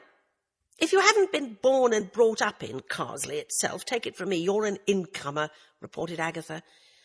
Oh, something else about her. She told Roy about the play, and he shrieked with laughter. Oh, it must be murder, Aggie, he gasped. No, I don't think it was any more, and I don't care now. I visited Economides today, and the reason he's glad to let the whole business blow over is that the quiche he sold me was actually baked on his cousin's premises down in Devon, and his cousin has a new son-in-law working for him who doesn't have a work permit. Oh, that explains that. And the burglaring John Cartwright explains his behaviour. But what are the women that Cummings-Browne was philandering with? What are the Mad Maria? I think she's just mad, and Barbara James is a toughie, and Ella Cartwright is a slut, and Mrs. Barr has a screw loose as well, but I don't think any of them murdered Cummings-Browne. Here I go again. It wasn't murder, Roy. Bill Wong was right. Which leaves Vera Cummings-Browne. As for her, I was suddenly sure she'd done it, that it was all very simple.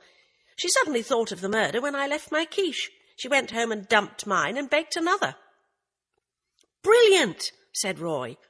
And she wasn't found out because Economides was so frightened about work permits and things that he didn't look at or examine the quiche that was supposed to be his. That's a good theory, but the police exploded that. They checked everything in her kitchen, her pots and pans, her groceries, and even her drains. She hadn't been baking or cooking anything at all on the day of the murder. Let it go, Roy. You've got me calling it murder, and I had just put it all behind me. To get back to more interesting matters, are you determined to stay with Pedmans? I'm afraid so, Aggie. It's all your fault in a way. If you hadn't arranged that publicity for me, I wouldn't have risen so fast. Tell you what I'll do, though. You get started, and I'll drop a word in your ear when I know any client who's looking for a change. Not one of mine, of course, but that's all I can do. Agatha felt flat. The ambition which had fuelled her for so long seemed to be draining away. After she had said goodbye to Roy, she went out and walked restlessly about the nighttime streets of London as if searching for her old self. In Piccadilly Circus, a couple of white-faced drug addicts gazed at her with empty eyes, and a beggar threatened her. Heat still seemed to be pulsing up from the pavements and out from the buildings. For the rest of the week she took walks in the parks, a sail down the Thames, and went to theatres and cinemas, moving through the stifling heat of London, feeling like a ghost or someone who had lost her cards of identity. For so long her work had been her character, her personality, her identity. By Friday evening, the thought of the village band concert began to loom large in her mind. The women of the Carsely Ladies' Society would be there. She could trot along to the Red Lion if she was lonely, and perhaps she could do something about her garden. Not that she was giving up her idea. A pleasant-looking garden would add to the sale price of the house. She arose early in the morning and settled her bill and made her way to Paddington Station. She left her car at Oxford. Once more she was on her way back. "Oxford, this is Oxford," intoned the guard. With a strange feeling of being on home ground, she eased out of the car park and drove up Worcester Street and then Beaumont Street, and so along St. Giles and the Woodstock Road to the Woodstock roundabout, where she took the A40 bypass to Burford, up over the hills to Stow-on-the-Wold, along to the A44, and so back down into Carsely. As she drove along Lilac Lane to her cottage, she suddenly braked hard outside New Delhi. "Sold!" screamed a sticker across the estate agent's board. "Wonder how much she got," mused Agatha, driving on to her own cottage. "That was quick. But good riddance to bad rubbish, anyway. Hope someone pleasant moves in. Not that it matters, for I'm leaving myself," she reminded herself fiercely. Urged by a superstitious feeling that the village was settling around her and claiming her for its own, She left her suitcase inside the door and drove off again to the estate agent's offices in Chip and Camden, the same estate agent who had sold Mrs. Barr's house. She introduced herself and said she was putting her house on the market. How much for? Well, the same amount as Mrs. Barr got for hers would probably do. The estate agent said he was not allowed to reveal how much Mrs. Barr had got, but added diplomatically that she had been asking for £150,000 and was very pleased with the offer she had received. "I want £175,000 for mine," said Agatha. "It's thatched, and I'll bet it's in better nick than that tart's." The estate agent blinked, but a house for sale was a house for sale, and so he and Agatha got down to business. I don't need to sell to just anyone, thought Agatha. After all, I owe it to Mrs. Blocksby and the rest to see that someone nice gets it. The village band was playing outside the school hall. Before Agatha went to hear it, she carried a present she had bought for Doris Simpson along to the council estate. When she pushed open the gate of Doris's garden, she noticed to her surprise that all the gnomes had gone. But she rang the bell, and when Doris answered, put a large brown paper parcel in her arms. "Come in," said Doris. "Bert, here's Agatha back from London with a present. It's ever so nice of you. You really shouldn't have bothered." "Open it, then," said Bert, when the parcel was placed on the coffee table in their living room. Doris pulled off the wrappings to reveal a large gnome with a scarlet tunic and green hat. "You really shouldn't have done it," said Doris with feeling. "You really shouldn't." "You deserve it," said Agatha. "No, I won't stay for coffee. I'm going to hear the band." Inside the school hall, stalls had been set up. Agatha went in and wandered about, amused to notice that some of the items from her auction were being recycled. And then she stopped short in front of a stall run by Mrs. Mason. It was covered in garden gnomes. "Where did you get all these?" asked Agatha, filled with an awful suspicion. "Oh, that was the Simpsons," she said. "The gnomes were there when they moved into that house, and they'd been meaning to get rid of them for ages. Can I interest you in buying one? What about this jolly little fellow with the fishing rod? Brighten up your garden." "No, thanks," said Agatha, feeling like a fool. And yet how could she have known the Simpsons didn't like gnomes? She wandered into the tea-room, which was off the main hall, to find Mrs. Blocksby helping. "Welcome back," cried Mrs. Blocksby. "What can I get you?" "I haven't had lunch," said Agatha, "so I'll have a couple of those Cornish pasties and a cup of tea. You must have been up all night baking." "Oh, it's not all mine. And when we have a big affair like this, we do it in bits and pieces. We bake things and put them in the freezer, that big thing over there, and then just defrost them in the microwave on the day of the event." Agatha picked up her plate of pasties and her teacup and sat down at one of the long tables. Farmer Jimmy Page joined her and introduced his wife. Various other people came over. Soon Agatha was surrounded by a group of people, all chatting away. "You'll know soon enough," she said at last. "I'm putting my cottage up for sale." "Well, that's a pity," said Mr. Page. "You off to London again?" "Yes, going to restart in business." "Suppose it's different for you, Mrs. Raisin," said his wife. "I once went up there and I was so lonely. Cities are lonely places. Different for you. You must have scores of friends." "Yes," lied Agatha, thinking bleakly that the only friend she had was Roy, and he'd only become a friend since she'd moved to the Cotswolds. The heat was still fierce. Agatha felt too lazy to think what to do next, and somehow she found she'd accepted an invitation to go back to Jimmy Page's farm with a group of them. Once at the farm, which was up on a rise above the village, they all sat outside and drank cider and talked idly about how hot the weather was and remembered summers of long ago, until the sun began to move down the sky, and someone suggested they should move to the Red Lion, and so they did. Walking home later, slightly tipsy, Agatha shook off doubts about selling the house. Once the winter came, things in Carsley would look different, bleaker, more shut off. She'd done the right thing. But Jimmy Page had said her cottage was 17th century. Nothing fake about it, he had said, apart from the extension. She kicked off her shoes and reached out a hand to switch on the lights, when the security lights came on outside the house, brilliant and dazzling. She stood frozen. There came soft, furtive sounds as though someone were retreating quietly from the door. All she had to do was to fling open the door and see who it was, but she could not move. She felt sure something dark and sinister was out there. It could not be children.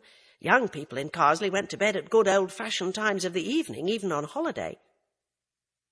She sank down onto the floor and sat there with her back against the wall, listening hard. And then the security lights went off again, plunging the house into darkness. She sat there for a long time before slowly rising and switching on the house lights, moving from room to room, switching them all on as she had done before when she was frightened. Agatha wondered whether to call Mrs. Bloxby. It was probably one of the young men of the village or someone walking a dog. Slowly her fear left her, but when she went up to bed, she left all the lights burning. In the morning she was heartened to see a huge removal van outside New Delhi and the removal men hard at work. Obviously Mrs. Barr did not see anything wrong in moving house on the Sabbath. Agatha was just wondering whether to go to church or not when the phone rang. It was Roy. "I've got a surprise for you, love." Agatha felt a sudden surge of hope. "You've decided to leave Pedman's?" "No, I've bought a car, Morris Minor. Got it for a song. Thought I'd drive down and bring the girlfriend to see you." "Girlfriend? You haven't got one." "I have now. Can we come?" "Of course. What's her name?" "Tracy Butterworth." "And what does she do?" "She's one of the typists in the pool at Pedman's." "When will you get here?" "We're leaving now. Hour and a half if the roads aren't bad, maybe 2. Agatha looked in the fridge after she had rung off. She hadn't even any milk. She went to a supermarket in Stow-on-the-Wold, which opened on Sundays, and bought milk, lettuce and tomatoes for salad, minced meat and potatoes to make shepherd's pie, onions and carrots, peas, a frozen apple pie, and some cream. There was no need to do any cleaning when she returned. Doris had been in while she had been in London, and the place was impeccable. As she drove down into Carsely, the removal van passed her, followed by Mrs. Barr in her car. They must have been at it since 6 a.m, thought Agatha, making a mental note of the removal firm. She put away her groceries when she got home, found a pair of scissors, edged through the hedge at the back into Mrs. Barr's garden, and cut bunches of flowers to decorate her cottage. She prepared the shepherd's pie after she had arranged the flowers, thinking that she really must do something about the garden. It would look lovely in the spring if she put in a lot of bulbs, but of course she would not be in Carsely in the spring. Being still an inexperienced cook, the simple shepherd's pie took quite a long time, and she was just putting it in the oven when she heard a car draw up. Tracy Butterworth was all Agatha had expected. She was thin and pallid, with limp brown hair. She was wearing a white cotton suit with a pink frilly blouse and very high-heeled white shoes. She had a limp handshake and said, "Pleased to meet you," in a shy whisper, and then looked at Roy with devotion. "I see a removal van outside that awful woman's cottage," said Roy. "What?" Agatha cast an anguished look at the vases of flowers. "I thought she'd gone." "Relax. Someone's moving in, not out." "Say something, Tracy. She won't eat you." "You've got ever such a lovely cottage," volunteered Tracy. She dabbed at her forehead with a scrap of lace-edged handkerchief. "It's too hot to be dressed up," said Agatha. Tracy winced, and Agatha said with new kindness, "Not that you don't look very smart and pretty, but make yourself at home. Kick off your shoes and take off your jacket." Tracy looked nervously at Roy. "Do as she says," he ordered. Tracy had very long, thin feet, which she wriggled in an embarrassed way once her shoes were off. "Poor thing," thought Agatha. "He'll marry her and turn her into the complete Essex woman." 2 children called Nicholas and Daphne at minor public schools, house in some twee builder's close called Loam End or something, table mats from the Costa Brava, ruched curtains, jacuzzi, giant television set, boredom, out on Saturday night to some roadhouse for chicken in a basket, washed down with Beaujolais Nouveau, and followed by Black Forest Gutto. Yes, Essex it would be, and not the Cotswolds. Roy would be happier with his own kind.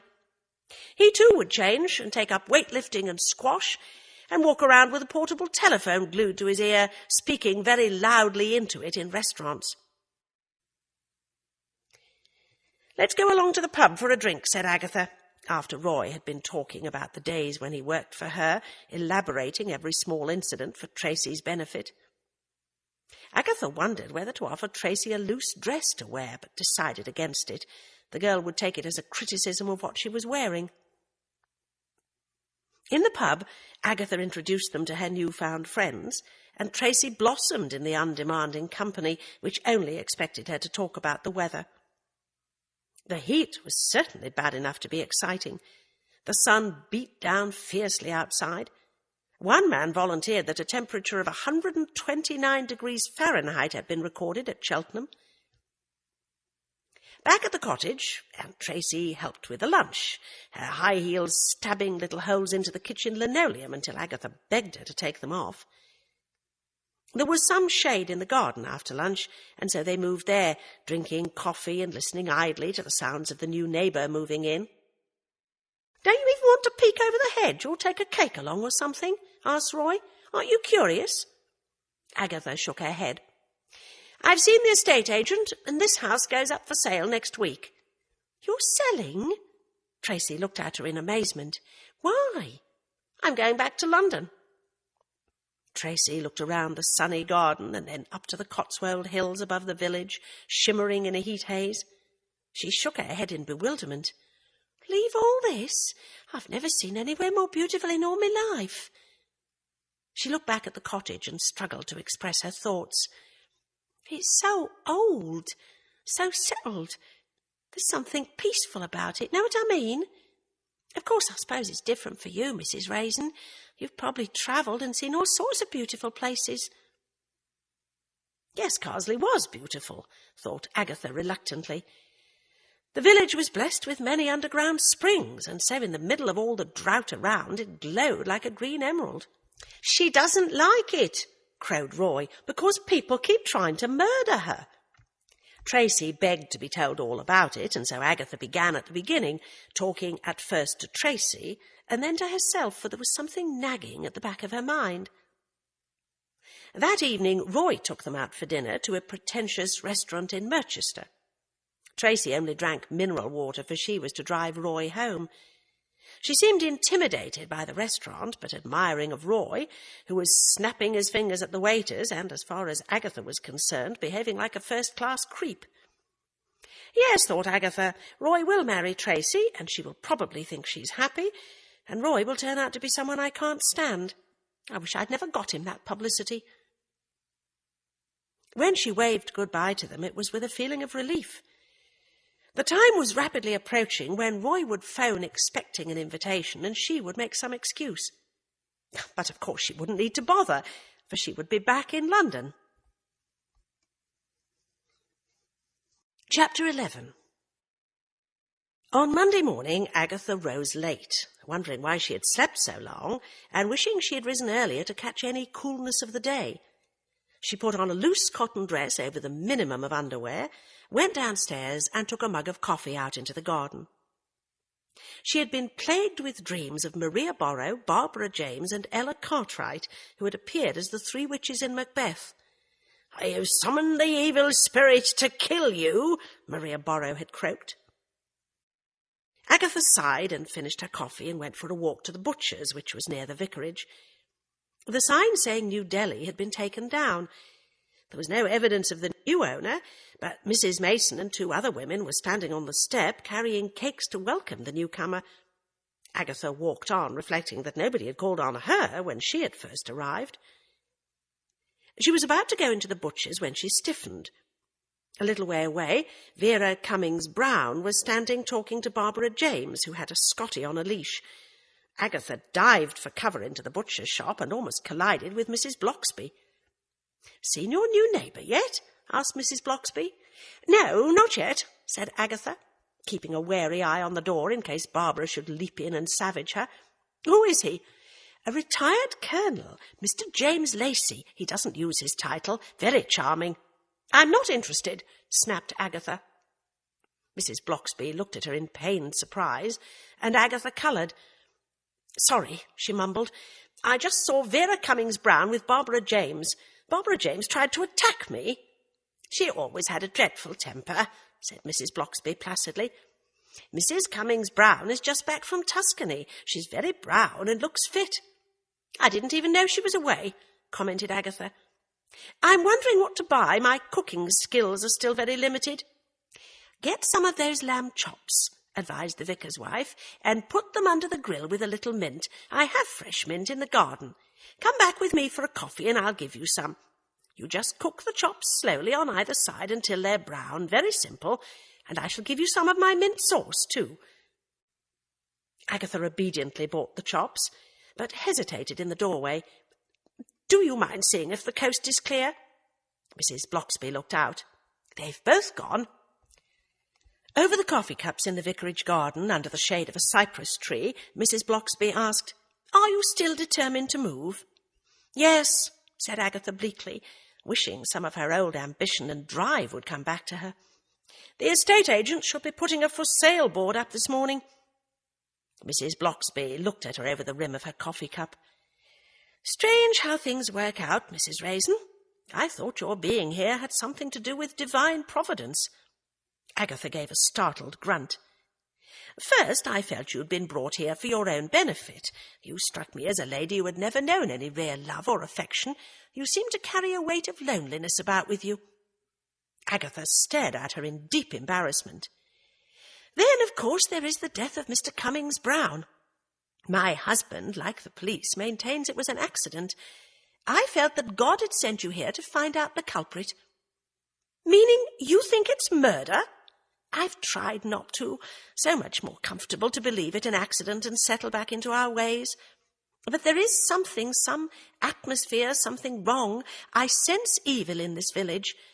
Now you're going, no one will ask questions, no one will care, and the evil will remain. Call me silly and superstitious if you like, but I believe the taking of a human life is a grievous sin which should be punished by law. She gave a little laugh. So I shall pray that if murder has been done, then the culprit will be revealed. But you've got nothing concrete to go on? Asked Agatha. She shook her head. Just a feeling. But you're going, so that is that. I feel that Bill Wong shares my doubts. He's the one that has been urging me to leave the whole thing alone. That is because he's fond of you and does not want to see you get hurt. Agatha turned the conversation over in her mind. The for sale notice was up when she got back, giving her a temporary feeling as if she'd already left the village. She got out a large notebook and pen and sat down at the kitchen table and began to write down everything that had happened since she came to the village. The long, hot day wore on, and she wrote busily, going back and back over her notes, looking for some clue. Then she tapped the pen on the paper. For a start, there was one little thing. The body had been found on Sunday. On Tuesday, it must have been Tuesday, for on the Wednesday the police had told her that Mrs. Cummings-Browne did not mean to sue the quicherie, the bereaved widow had gone to Chelsea in person. Agatha sat back and chewed the end of her pen. Now, wasn't that odd behaviour? If your husband has just been murdered and you're collapsing about the place with grief and everyone is talking about how stricken you are, how do you summon up the energy to go all the way to London? She could just as easily have phoned. Why? Agatha glanced at the kitchen clock. What exactly had Vera Cummings-Browne said to Mr. Economides? She went to the phone, lifted the receiver and put it back down again. Despite his confession about his relative without the work permit, the Greek had still looked guarded. The shop didn't close till 8. Agatha decided to motor up to London and catch him before he shut the shop for the evening. She had just locked the door behind her when she found on turning round that a family consisting of ferrety husband, plump wife and 2 spotty teenagers were surveying her. "We've come to look round the house," said the man. "You can't." Agatha pushed past the family. "It says for sale," he complained. "It's already sold," lied Agatha. She heaved the board out of the ground and dropped it on the grass. Then she got into her car and drove off, leaving the family staring after her.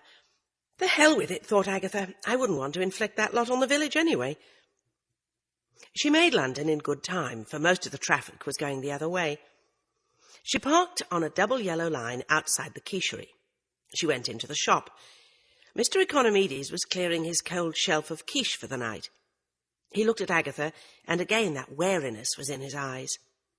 "I want to talk to you," said Agatha bluntly. "Don't worry," she lied. "I've got friends in the Home Office. You won't come to any harm." He took off his apron and walked around the counter. They both sat down at one of his little tables.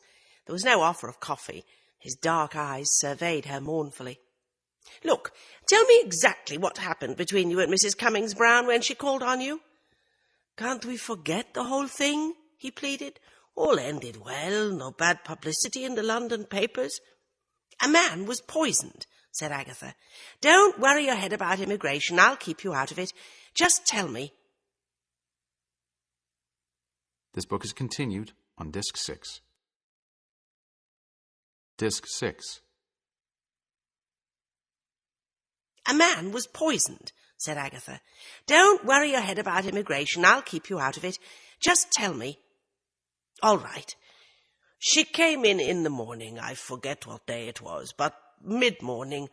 She started shouting that I had poisoned her husband and that she would sue me for every penny I'd got. She told me about the quiche you had bought. I cried and pleaded innocence. I threw myself on her mercy. I told her the quiche was not one of mine, but had come down from Devon. I told her my cousin grew all the vegetables for his shop in his own market garden. Some of that cowbane must have got mixed in with the spinach. I told her about my cousin's son-in-law. She went very quiet. Then she said she was overawed. She said she hardly knew what she was saying. She was a different woman, calm and sad. No action would be taken against me or my cousin, she said. But the next day she came back." "What?" Agatha leaned forward, clenching her hands in excitement. "She said that if I ever told anyone that the quiche had come from Devon, then she would change her mind and sue.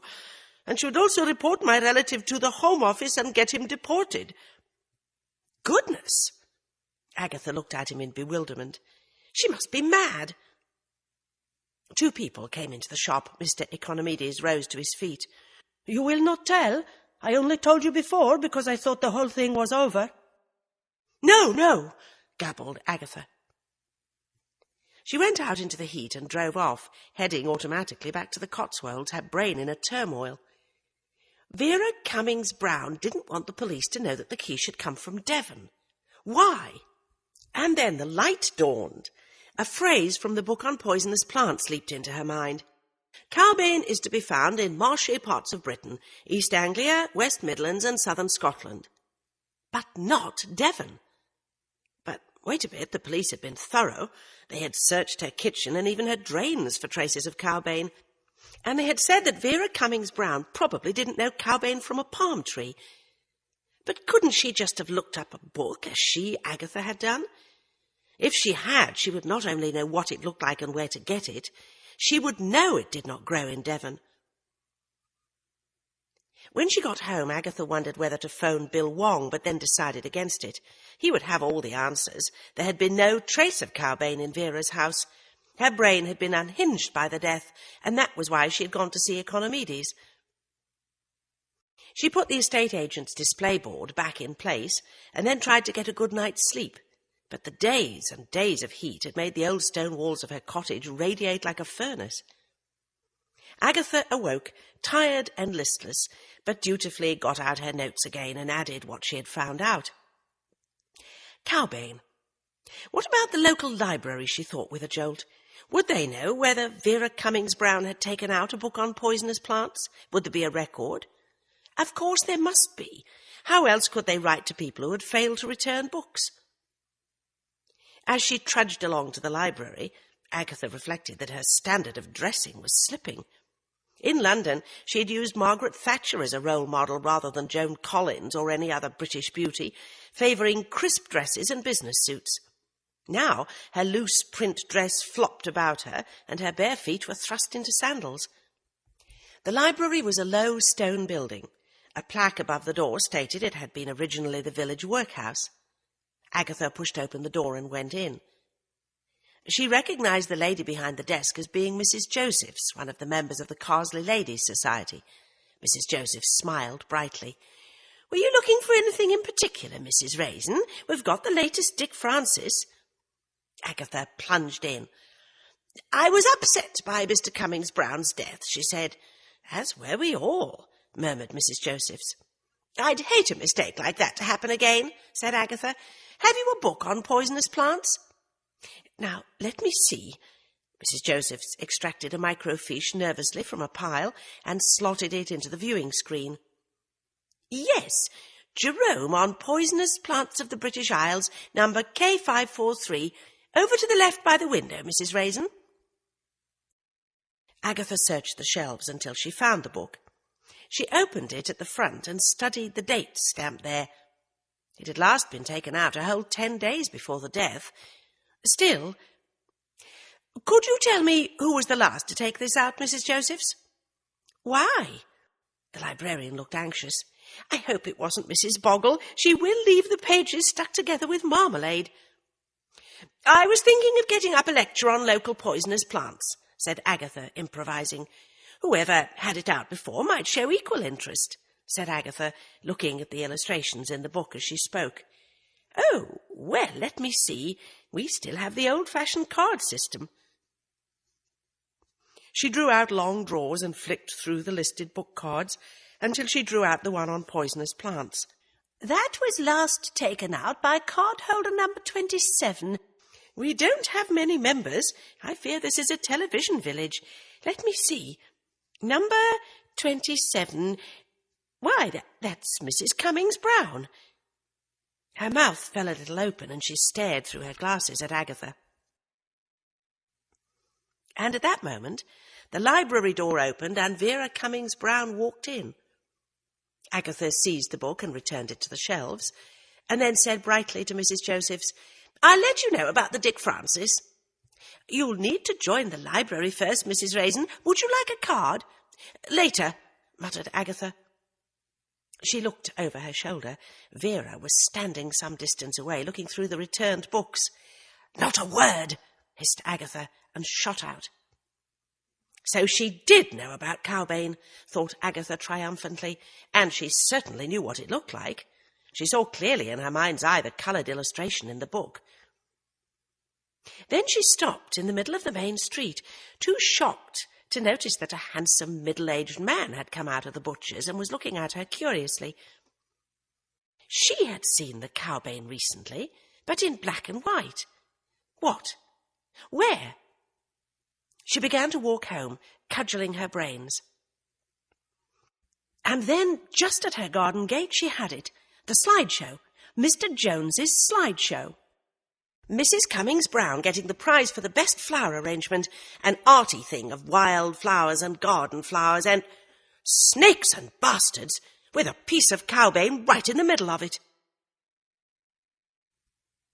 The handsome middle-aged man was turning in at the gate of what had so recently been Mrs. Barr's cottage. He was the new tenant, James Lacey.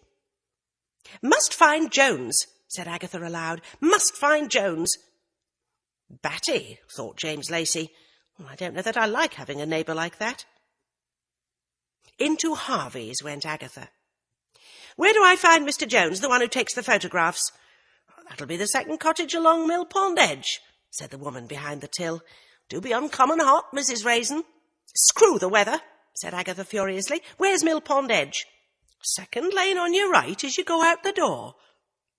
"I know the heat's getting us down," said the woman in Harvey's to Mrs. Cummings-Browne later, "but there was no need for Mrs. Raisin to be so rude.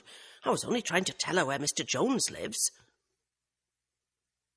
Agatha was fortunate in finding Mr. Jones at home, because he was also a keen gardener and liked to spend most of the day touring the local nurseries. He had all his photographs neatly filed, and found the one Agatha asked for without any trouble. She looked greedily at the flower arrangement. "Mind if I keep this for a few days?" "No, not at all," said Mr. Jones. And Agatha shot off without warning him not to say anything to Mrs. Cummings-Browne. She went to the Red Lion, clutching the photo in a brown manila envelope, her brain buzzing with thoughts. She ordered a double gin and tonic. "Someone said as how he'd seen that detective, the Chinese one, heading your way with a basket," said the landlord. Agatha frowned. She did not want to tell Bill anything, not now, not until she had it all worked out. Bill Wong turned away from Agatha's cottage, disappointed. He glared up at the for sale sign. He felt sure she was making a mistake. A faint meow came from inside the basket. "Shh," he said gently. He had brought Agatha a cat. His mother's cat had produced a litter, and Bill, as usual, could not bear to see the little creatures drowned, so had started to inflict them on his friends as presents. He was walking past the cottage next door when he saw James Lacey. "Good morning," said Bill.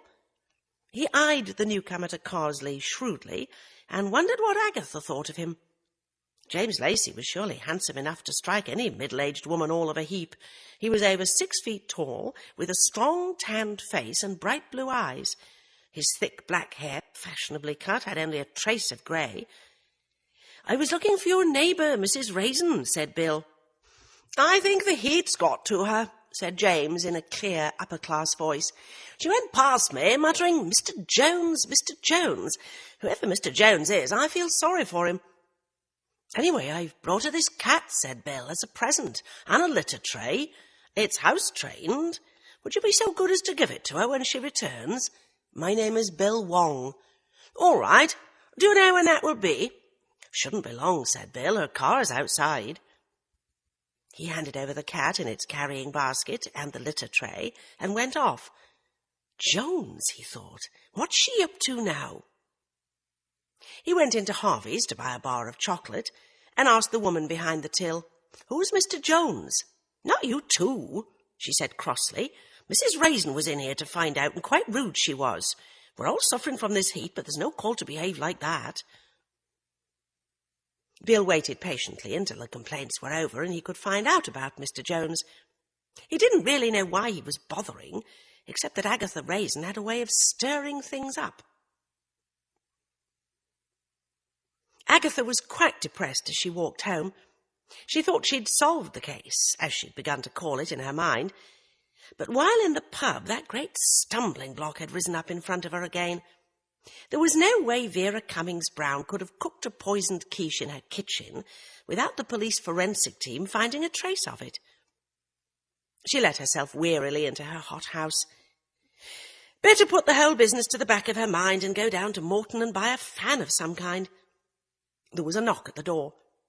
She looked through the new spy hole installed by the security people and found herself looking at the middle of a man's checked shirt. She opened the door on the chain. "Mrs. Raisin," said the man, "I'm your new neighbour, James Lacey." "Oh!" Agatha took in the full glory of James Lacey, and her mouth dropped open. "Mr. Wong called, but you were out." "What do the police want now?" demanded Agatha crossly. "I did not know he was from the police. He was plain clothes. He asked me to give you this cat." "Cat?" echoed Agatha, amazed. "Yes, cat," he said patiently, thinking she really is nuts. Agatha dropped the chain and opened the door. "Come in," she said, suddenly aware of her loose print dress and her bare, unshaven legs. They walked into the kitchen. Agatha knelt down and opened the basket.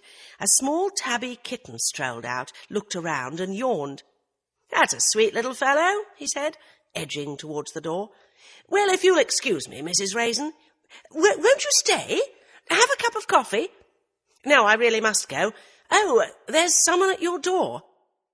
"Could you wait just for a moment," said Agatha, "and watch the kitten until I see who that is?" She left the kitchen before he could reply. She opened the door. A woman stood there, looking as fresh as a spring day, despite the heat. She was wearing a white cotton dress with a red leather belt around her slender waist. Her legs were tanned and unhairy. Her expensively dyed blonde hair shone in the sunlight. She was about 40, with a clever face and hazel eyes. She was exactly the sort of woman, Agatha thought, who would be bound to catch the eye of this glamorous new neighbour. "What is it?" demanded Agatha. "I've come to view the house." "It's sold. Goodbye." Agatha slammed the door. "If your house is sold," said James Lacey when she returned to the kitchen, feeling more of a frump than ever, You should get the estate agents to put a sold sign up." "I didn't like the look of her," muttered Agatha. "Indeed, I thought she looked very pleasant." Agatha looked at the wide-open kitchen door, which gave a perfect view of whoever was standing at the front door, and blushed. "Now you really must excuse me," he said, and before Agatha could protest, he had made his escape. The cat made a faint pleading sound. "What am I going to do with you?" demanded Agatha, exasperated. "What is Bill Wong thinking of?" She poured the cat some milk in a saucer and watched it lapping it up. Well, she would need to feed it until she decided how to get rid of it. She went back into the heat. Her neighbour was working in his front garden. He saw her coming, smiled vaguely, and retreated into his cottage. "Damn!" thought Agatha angrily. "No wonder all these women were crawling onto his doorstep with gifts." She went to Harvey's, where the woman behind the till gave her a hurt look, and bought cat food, extra milk, and cat litter for the tray. She returned home and fed the kitten, and then took a cup of coffee into the garden. Her handsome neighbour had knocked all thoughts of murder out of her head. If only she had been properly dressed! If only he hadn't heard her being so rude to that woman who wanted to see the house! The kitten was rolling over in the sun. She watched it moodily. She, too, could have taken along a cake. In fact, she still could. She scooped up the kitten and carried it inside, and then went back to Harvey's to find that it was early closing day. She could go down to Morton and buy a cake, but one should really take home baking along. Then she remembered the freezer in the school hall. That was where the ladies of Carsely stored their home baking for fates to come. There would be no harm in just borrowing something. Then she could go home and put on something really pretty and take along the cake. The school hall was fortunately empty. She went through into the kitchen and gingerly lifted the lid of the freezer. There were all sorts of goodies, tarts, angel cakes, chocolate cakes, sponges, and, she shuddered, even quiche. She took out a large chocolate cake, feeling every bit the thief she was, looking about her, expecting any moment to be surprised. She gently lowered the lid and slipped the frozen cake into a plastic bag she'd brought with her for the purpose, back home again. She took a shower and washed her hair, dried it and brushed it until it shone. She put on a red linen dress with a white collar and tan high-heeled sandals. Then she gave the kitten some more milk and defrosted the cake in the microwave after taking it out of its cellophane wrapper. She arranged it on a plate and marched along to James Lacey's cottage. "Oh, Mrs. Raisin," he said when he opened the door and reluctantly accepted the cake. "How good of you. Perhaps you'd like to come in, or," he added hopefully, "perhaps you're too busy." "No, not at all," said Agatha cheerfully. He led the way into his living room, and Agatha's curious eyes darted from side to side. There were books everywhere, some already on banks of shelves, some in open boxes on the floor waiting to be stored away. "It's like a library," said Agatha. "I thought you were an army man." I'm settling down in my retirement to write military history." He waved a hand to a desk in the corner which held a word processor. "If you'll excuse me a moment, I'll make some coffee to go with that delicious cake. You ladies are certainly champion bakers." Agatha settled herself carefully in a battered old leather armchair, hitching her skirt up slightly to show her legs to advantage. It had been years since Agatha Raisin had been interested in any man. In fact, up until she had set eyes on James Lacey, she would have sworn that all her hormones had lain down and died. She felt excited, like a schoolgirl on her first date. She hoped the cake was a good one. How fortunate she'd remembered that kitchen in the school hall.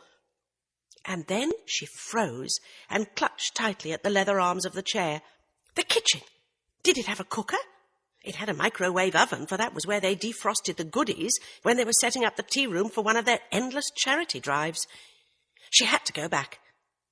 She shot out of her chair and out of the door of the cottage, just as James Lacey entered his living room carrying a tray with a coffee pot and 2 mugs. He carefully set down the tray and walked to his front door and looked out. Agatha Raisin, with her skirts hitched up, was running down Lilac Lane as if all the fiends of hell were after her. Might be inbreeding, he thought. He sat down and cut a slice of cake. Agatha ran into the school hall kitchen and looked feverishly about. There it was, what she had been hoping to see, a large gas cooker. She opened the low cupboards next to the sink. They were full of cups and saucers, mixing bowls, pie dishes, pots and pans. She sat down suddenly. That's how it could have been done. That's how it must have been done. She racked her memory. Mrs. Mason had been in the kitchen on the day of the auction, for example, beating up a fresh batch of cakes. The kitchen was also used for cooking. But wouldn't people remember if Vera Cummings-Browne had been in there on the day of the quiche competition cooking quiche? But she didn't have to be, thought Agatha. All she had to do was cook it any time before and put it in the freezer and keep an eye on it to make sure it was not used until she needed it. The remains of her, Agatha's quiche, would have been dumped with all the other rubbish left over from the tea room. All Vera had to do was take out her poisoned quiche, wrap it up and take it with her when she went home, pop it in the microwave and cut a slice out of it to match the missing slice that had been taken out at the competition. Agatha was willing to bet the forensic men hadn't gone through the widow's clothes looking for poisoned crumbs. How to prove it? Confront her with it, thought Agatha, and get myself wired for sound. Trap her into a confession. Chapter 12. Mr. James Lacey looked uneasily out of his window. There was that Agatha Raisin woman hurrying back. Her lips were moving soundlessly. He shrank back behind the curtains, but to his relief she went on, and shortly afterwards he heard her front door slam. He thought she would be back at his door, but the day wore on and there was no sign of her. Early in the evening he heard her car starting up, and soon he saw her drive past. She did not look at him or wave. He continued to work steadily, straightening up as he heard someone hurrying down the road. He looked over the hedge, and there came Agatha, on foot this time. He ducked below the hedge. On she went, and again he heard her door slam. An hour later, just as he was about to go inside for the night, a police car raced past and stopped outside Agatha's door, and 3 men got out, one of whom he recognized as Bill Wong. They hammered at the door, but for some reason the mysterious Mrs. Raisin did not answer it. He heard Bill Wong say, "Her car's gone, maybe she's gone to London." All very odd. He wondered if Agatha was wanted for some crime, or had simply been discovered missing from some lunatic asylum. Inside her cottage, Agatha crouched down until the police car had gone. She'd deliberately hidden her car off one of the side roads at the top of the hill out of Carsely in case Bill Wong came calling. She had no intention of seeing him until she presented him with full proof that Vera Cummings-Browne was a murderess. She was slightly thrown when she looked out of her bedroom window to see the 3 of them, but assumed that it was because John Cartwright had been found. All that could wait. Agatha Raisin, detective, was going to solve the great quiche mystery all by herself. The next morning, James Lacey found he was persuading himself that his front garden needed more attention, although he'd already pulled up every single weed. He did find, however, that the small patch of grass needed edging, and got out the necessary tools, all the while keeping a curious eye on the cottage next door. Soon he was rewarded. Out came Agatha and walked along the road. This time he leaned over the garden gate. "Good morning, Mrs. Raisin," he called. Agatha focused on him, gave him a brief "Good morning," and walked on. Love could wait, thought Agatha. She located her car and drove to Oxford through Moreton-in-Marsh, Chipping Norton and Woodstock, while the brassy sun glared down. She parked the car in St. Giles and walked along Cornmarket and down to the Westgate shopping centre until she found the shop she wanted. She bought a small but expensive tape recorder, which she could wear strapped to her body and which could be activated by switches concealed in her pockets. She then bought a loose man's blouson with inside pockets. "Now for it," she muttered as she drove back to Carsely. "I hope the bitch hasn't gone back to Tuscany." As she topped a rise on the road after leaving Chipping Norton, she saw that black clouds were piling up on the horizon. She decided to drive straight home and run the risk of being visited by the police. When she let herself into her cottage, the kittens scampered about in welcome. and Agatha found she was delaying her preparations by giving the little kitten milk and food, and then letting it out into the garden to play in the sun. She strapped on the tape recorder and arranged the switches in her pockets, and then tested the machine to make sure it worked properly, which it did. Now for Vera Cummings-Browne. It came as a letdown to find there was no answer to her knock at the door of Vera's cottage. She asked at Harvey's if anyone had seen her, and one woman volunteered that Mrs. Cummings-Browne had said she was going out of the village to do some shopping. Agatha groaned. All she could do was wait. At Manchester Police Headquarters, Detective Chief Inspector Wilkes stopped at Bill Wong's desk. "Have you found your friend Mrs. Raisin to tell her we caught John Cartwright?" "I forgot about it," said Bill. "I was more interested in this." He held up a black and white photograph of Vera Cummings-Browne receiving first prize for her flower arrangement. "What's that?" "That is what Mrs. Raisin was after yesterday. I heard she'd called on a Mr. Jones and thought I would call on him too to find out if she'd stirred anything up. She'd taken a photograph from him, but he gave me the negative. I've just had it printed. And that," Bill stabbed a stubby finger in the middle of the flower arrangement, "looks exactly like cowbane, the plant Mrs. Cummings-Browne professed to know nothing about. Mrs. Raisin's hit on something. Maybe I'd better get over there." How many times, wondered Agatha, had she trekked through the stifling heat up to Vera's cottage, only to find it locked and silent? She was sweating under her blouse-on. And then, at last, she saw Vera's Range Rover parked on the cobbles outside the door. With a quickening feeling of excitement, Agatha knocked at the cottage door. There was a long silence, punctuated by a rumble of thunder from overhead. Agatha knocked again. A curtain at a side window twitched, and then the door was opened. "Oh, Mrs. Raisin," said Mrs. Cummings-Browne blandly. "I was just going out." "I want to talk to you," said Agatha pugnaciously. "Well, wait a moment while I put the car away. I think it's going to rain at last." A stab of doubt assailed Agatha. Vera looked completely calm, but then Vera could not possibly know why she had called. To be on the safe side, she followed her out and watched her put the car away in a garage at the end of the row of cottages. Vera came back with a brisk step. "I've just got time for a cup of tea, Mrs. Raisin, and then I really must go. I'm setting up a flower arranging competition at Ancombe, and someone needs to show these silly village women what to do." She bustled into the kitchen to make tea. "Take a seat in the drawing-room, Mrs. Raisin. Won't be long." Agatha sat down in the small living-room and looked about. Here was where it had all happened. A bright flash of lightning lit up the dark room, and then there was a tremendous crash of thunder.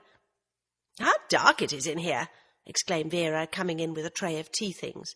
She set them down on a low table. "Milk and sugar, Mrs. Raisin?" "Neither," said Agatha gruffly. "Just tea." Now it had come to it, she felt almost too embarrassed to begin. There was something so normal about Vera as she poured tea from her well-coiffed hair to her Liberty dress. "Now, Mrs. Raisin," said Vera brightly, "what brings you? Starting another auction? Do you know, it's actually getting cold. The fire's made up. I'll just put a match to it. In fact, the fire's been made up for weeks. Hasn't this weather been fierce? But it's broken now, thank goodness. Just listen to that storm." Agatha nervously sipped her tea and wished Vera would settle down so that she could get the whole distasteful business over and done with. Trickles of sweat were running down inside her clothes. How on earth could Vera find the room cold? The fire crackled into life. Vera sat down, crossed her legs, and looked with bright curiosity at Agatha. "Mrs. Cummings-Browne," said Agatha, "I know you murdered your husband." "Oh, really?" Vera looked amused. "And how am I supposed to have done that?" "You must have had it planned for some time," said Agatha heavily. "You had already baked a poisoned quiche and put it in the freezer in the school hall along with the other goodies that the ladies use when the tea room is in operation. You were waiting for a good chance to use it. Then I gave you that chance. You naturally did not want your husband to die after appearing to eat one of your own quiches. When I said I was leaving mine, you saw your chance and took it. You got rid of mine with the rest of the rubbish left over after the competition. You took your own quiche home, defrosted it, and left 2 slices for your husband's supper. I don't know whether you actually checked to see whether he died when you came home. Then you heard I'd actually bought that quiche in London. You're a greedy woman. I know that from the way I was conned into paying for that expensive meal in a lousy restaurant in which you own part of the business. You saw an opportunity of getting money out of poor Mr. Economides, and so you went straight to London to tell him you were suing him. Who knows, you probably hoped he would settle out of court. But he confessed that the quiche had come from his cousin's shop in Devon. His cousin grew his own vegetables, and there is no cowbane in Devon. So you told the police you had decided to forgive him and not press charges. You said you did not know what cowbane looked like, but you borrowed a book on poisonous plants from the library, and furthermore, I found out from a photo Mr. Jones had given me that you had used cowbane already in one of your floral arrangements. So that's how it was done. Agatha triumphantly drained her teacup and stared defiantly at Vera. To her surprise, Vera's only reaction was to get up and put coal on the blazing wood on the fire. Vera sat down again. She looked at Agatha. As a matter of fact, you're quite right, Mrs. Raisin. She raised her voice above the noise of the thunder. You just had to go and cheat in that competition, didn't you, you silly bitch? So I thought I'd get some financial mileage out of it. And yes, I did hope that Greek would volunteer to settle out of court. And then he let fall the bit about Devon. But at least I had him so frightened he didn't even examine his own supposed quiche closely. I had a bad moment thinking he would, and that he would say it wasn't his. So everything looked safe. I was tired of Reg's bloody philandering, but I turned a blind eye to it until that Maria Borrow came on the scene. She turned up here one day and told me Reg was going to marry her. Her pathetic, mad old spinster. It was the ultimate shame. I knew he didn't mean to divorce me, but sooner or later this Borrow fright was going to tell everyone he did, and I wasn't standing for that. Do you know, I thought it hadn't worked. I came home and saw the lights burning and the television on, but no sign of Reg. I was a bit relieved. He'd gone out before and left everything on, so I just went to bed. When they told me in the morning he was dead, I couldn't believe I'd caused it. I used to dream of getting rid of him, and I almost thought that the baking of that poison quiche and the substitution for yours had all been in my mind, and that they would tell me he'd died of a stroke. What's the matter, Mrs. Raisin? Feeling drowsy? Agatha felt her head swimming. The tea, she croaked. Yes, the tea, Mrs. Raisin. Think you're so bloody clever, don't you? Well, only a crass fool would drop in to accuse a poisoner and drink tea. Cowbane, gasped Agatha. Oh, no, dear, just sleeping pills. I found out from Jones what you'd been asking, and from that woman in the library. I followed you to Oxford. I'd seen your car the night before, parked up in one of the lanes. I was waiting for you when you drove off. So I went to Oxford, too, to a quack I'd heard of, a private doctor who gives all sorts of pills to anyone. I said I was Mrs. Agatha Raisin and couldn't sleep. Here are the pills. Vera dug in a pocket of her dress and held up a pharmacist's bottle, and with your name on them. She stood up. And so I just spread a few of these leaflets advertising the flower arranging competition about the floor, and I help a live coal to roll out of the fire on top of them. I will tell everyone that I told you to make yourself comfortable and wait until I returned. Such a sad accident. Everything is tinder dry with the heat. You'll have quite a funeral pyre. I'll just drop what's left of these sleeping pills into your handbag and put it in the kitchen by the window and hope it survives the blaze. It was like a dream of hell, thought Agatha. She could not move, but she could see just. Vera spread the leaflets about, frowned down at them, and then went into the kitchen and returned with a bottle of cooking oil. She sprinkled some of that about and then took the bottle back to the kitchen. Such a good thing this cottage is heavily insured, she remarked. She picked up a glowing coal from the fire with the brass tongs and dropped it on the leaflets, and then stood patiently while it smouldered on the floor. With a click of annoyance, Vera struck a match and dropped it on the leaflets, which leaped into flame. She edged towards the door. There was a stack of magazines in a rack by the fire. It burst into flames. Then she locked the living-room windows. With a little smile, Vera said, "Bye, Mrs. Raisin," and let herself out of the cottage. She walked to her garage, glancing over her shoulder. She had taken the precaution of closing the curtains. She would have to get away quickly, all the same. With one superhuman effort, Agatha shoved one finger down her throat and was violently sick. She fell off the chair onto the blazing carpet. Whimpering and sobbing, she crawled away from the roaring fire, dragging herself to the kitchen. Vera had locked the front door, no use trying that way. Agatha feebly kicked the kitchen door closed behind her. The noise in her ears was deafening. The thunder was crashing outside. The fire was roaring inside. Agatha's weak hands scrabbled upwards until she grasped the edge of the kitchen sink. Sinks had water, and behind the sink was the kitchen window, which that hellcat might have forgotten to lock. But despite the fact she had been sick, Agatha had swallowed quite a large amount of sleeping pills, or draught, or whatever it was that Vera had put in her tea. Blackness overcame her, and she made one last effort, heaving herself up, gazing out of the window, her mouth silently opening to form the word help, before she fell back onto the kitchen floor, unconscious. "I don't see why we're working overtime on this Raisin woman, Bill," grumbled the Detective Chief Inspector. "The fact that Mrs. Cummings-Browne had carbane in our flour arrangement could be coincidence." "I've always been sure she had done it," said Bill. "I told Mrs. Raisin to mind her own business because I didn't want her getting hurt. We've got to ask Vera Cummings-Browne about this photograph. What a storm." They were cruising in the police car slowly along Carsley's main street. Bill peered through the windscreen. A flash of lightning lit up the street, lit up the approaching Range Rover, and lit up the startled face of Vera behind the wheel. Almost without thought, Bill swung the wheel and blocked the street. "What the hell?" shouted Wilkes. Vera jumped out of her car and began to run off down one of the lanes leading off the main street. "It's Mrs. Cummings-Browne! After her!" shouted Bill. Wilkes and Detective Sergeant Friend scrambled out of the car, but Bill ran instead through the pounding rain towards Vera's cottage, cursing under his breath as he saw the fierce red glow of a fire behind the drawn curtains of the living room. The kitchen window was to the left of the door. He ran to it to try to force a way in, and was just in time to see the white, staring face of Agatha Raisin rising above the kitchen sink and disappearing again. There was a narrow strip of flower bed outside the cottage, edged with round pieces of marble rock.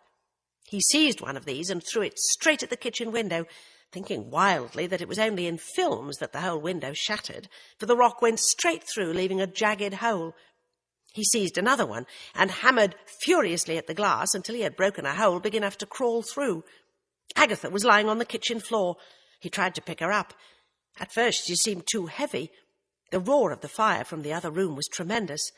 He got Agatha up on her feet and shoved her head in the kitchen sink. Then he got hold of her ankles and heaved so that her heels went over her head and out through the window.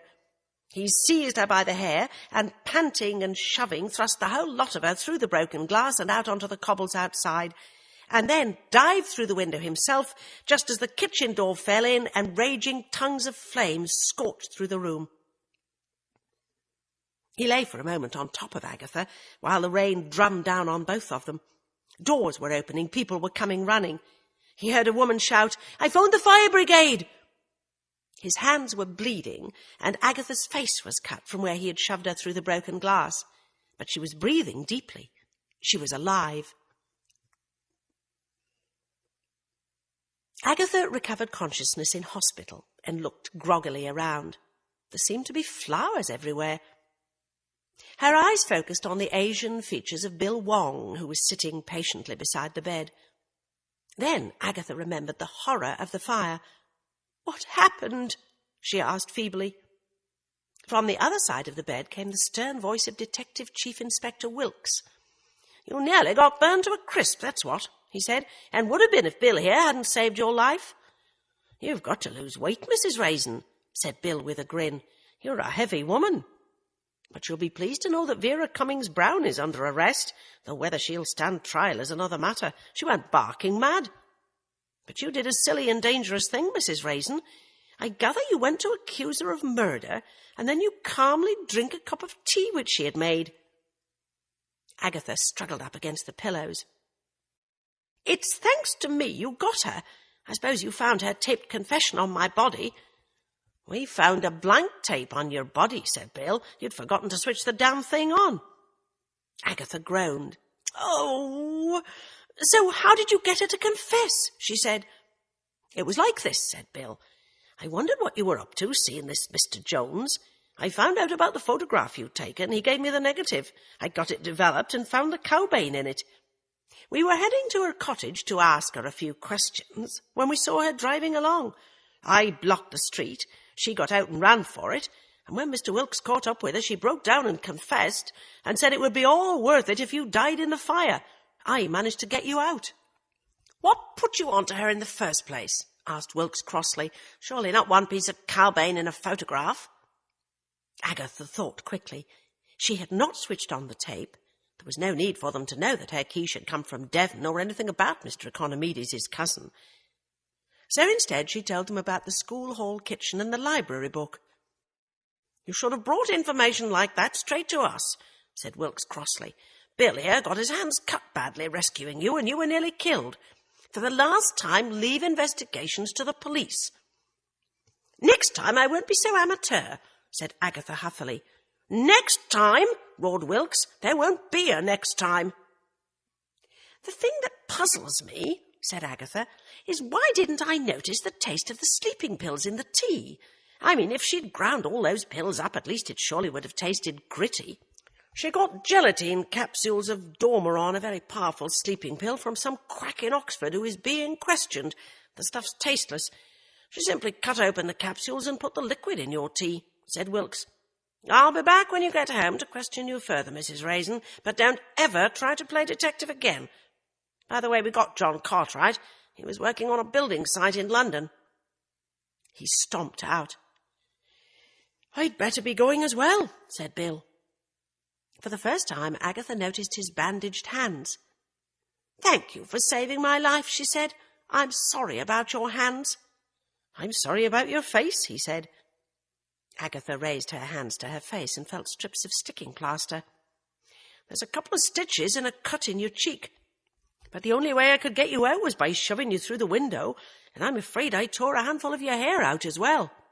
I've given up worrying about my appearance, said Agatha. Oh, my kitten! How long have I been here? Just overnight. But I called on your neighbour, Mr. Lacey, and he offered to keep the cat until your return. That's good of you. Mr. Lacey, does he know what happened? I hadn't time to explain. I simply handed over the cat and said you'd had an accident. Agatha's hands flew up to her face again. Do I look awful? Did you tear out much hair? Is there a mirror in here? I thought you didn't care about your appearance. And all those flowers, who are they from? The big one is from the Carsely Ladies' Society. The small bunch of roses is from Doris and Bert Simpson. The elegant gladioli from Mrs. Bloxby. The giant bouquet from the landlord of the Red Lion and the Regulars. And that weedy bunch is from me. Thank you so much, Bill. Anything from Mr. Lacey? Now, how could there be? You barely know the man. Is my handbag around? I must look a fright. I need powder and lipstick and a comb, and I've some French perfume in there. Relax. They're letting you home tomorrow. You can paint your face to your heart's content. Don't forget that dinner invitation. Oh, what? Oh, yes, that of course you must come. Next week. Perhaps I might be able to help you with some of your cases. No, said Bill firmly. Don't ever try to solve a crime again. Then he relented. Not but why you haven't done me a favour. In what way? I confess I'd been following you around on my time off and getting the local bobby to report anything to me. Like you, I never could really believe it to be an accident. But Wilkes is more or less crediting me with solving the case because he would rather die than admit a member of the public could do anything to help. So when's that dinner? Next Wednesday, 7 o'clock, say? Fine. Go back to sleep. I'll see you then. Am I in Morton in Marsh? No, Merchester General Hospital. After he had gone, Agatha fished in the locker beside her bed and found her handbag. The pills had been taken out of it, she noticed. She opened her compact and stared at her face in the mirror and let out a squawk of dismay. She looked a wreck. Here! Agatha looked across at the next bed. It contained an elderly woman who looked remarkably like Mrs. Boggle. What you done? She asked avidly. All them police in here? I solved a case for them, said Agatha grandly. Garn, said the old horror. Last one in that bed thought she was Mary, Queen of Scots. Shut up, snarled Agatha, looking in the mirror and wondering whether the sticking plaster did not look, in fact, well, heroic. The day wore on. The television set at the end of the beds flickered through soap opera after soap opera. No one else called, not even Mrs. Bloxby. Well, that's that, thought Agatha bleakly. Why did they bother to send flowers? Probably thought I was dead.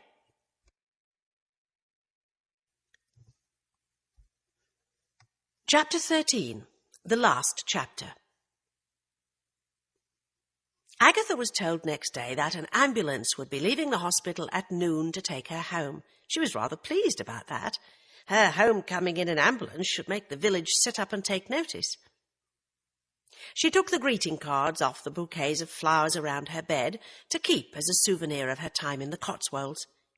How odd that she had volunteered to help Bill with his cases, just as if she meant to stay. She asked a nurse to take the flowers to the children's ward, and then got dressed and went downstairs to wait for the ambulance. There was a shop in the entrance hall selling newspapers. She bought a pile of the local ones, but there was no mention of Vera Cummings-Browne's arrest. But perhaps it all leaked out too late for them to do anything about it. To her dismay, the ambulance turned out to be a minibus, which was taking various geriatric patients back to their local villages. Why does the sight of creaking old people make me feel so cruel and impatient, thought Agatha, watching them fumbling and stumbling on board. I'll be old myself all too soon. She forced herself to get up to help an old man who was trying to get into the bus. He leered at her. "Keep your hands to yourself," he said. "I know your sort." The rest of the passengers were all old women who shrieked with laughter and said, "You are a one, Arnie," and things like that, all of them evidently knowing each other very well. It was a calm, cool day with great fluffy clouds floating across a pale blue sky. The old woman next to Agatha caught her attention by jabbing her painfully in the toes with her stick. "What happened to you then?" she asked, peering at Agatha's sticking-plaster-covered face. "Beat you up, did he?" "No," said Agatha frostily. "I was solving a murder case for the police." "It's the drink," said the old woman.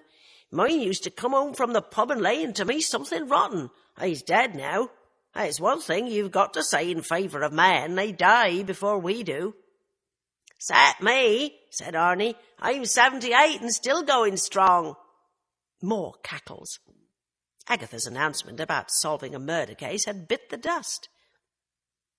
The minibus rolled lazily to a stop in a small hamlet, and the woman next to Agatha was helped out. She looked at Agatha and said in farewell, "Don't go making up stories to protect him. I did that. Different these days. If he's bashing you, tell the police." There was a murmur of approval from the other women. The bus moved off. It turned out to be a comprehensive tour of Cotswold villages, as one geriatric after another was set down. Agatha was the last passenger. She felt dirty and weary as the bus rolled down into Carsley. "Where to?" shouted the driver. "Left here," said Agatha. "Third cottage along on the left." "Something going on?" called the driver. "Big welcome. You been in the wars or something?" The ambulance stopped outside Agatha's cottage. There was a big cheer. The band began to play Hello, Dolly. They were all there, all the village, and there was a banner hanging drunkenly over her doorway which said, "Welcome home." Mrs. Bloxby was the first with a hug, then the members of the Carsely Ladies' Society, then the landlord, Joe Fletcher, and the regulars from the Red Lion. Local photographers were busy clicking their cameras. Local reporters stood ready. "Everyone inside," called Agatha, "and I'll tell you all about it." Soon her living room was crowded, with an overflow stretching into the dining room and kitchen, as she told a rapt audience how she'd solved the case of the poisoned quiche. It was highly embroidered, but she did describe in glorious technicolor how the brave Bill Wong had dragged her from the burning house, his clothes in flames and his hands cut to ribbons. "Such bravery," said Agatha, "is an example of the fine men we have in the British police force." Some reporters scribbled busily. The more up-to-date used tape recorders. Agatha was about to hit the Nationals, or rather Bill Wong was. There had been 2 nasty stories recently about corrupt policemen, but the newspapers knew there was nothing more the British liked to read about than a brave bobby. Next door, James Lacey stood in his front garden, burning with curiosity. The visit from Agatha had been enough. He'd called on the vicarage and told Mrs. Bloxby sternly that although he was grateful for the welcome to the village, he now wanted to be left strictly alone. He enjoyed his own company. He had moved to the country for peace and quiet. Mrs. Bloxby had done her work well.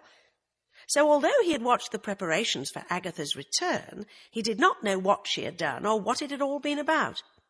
He wanted to walk along and ask someone, but felt shy of doing so because he had said he wanted to be alone, and he remembered he had added that he had no interest in what went on in the village or in anyone in it.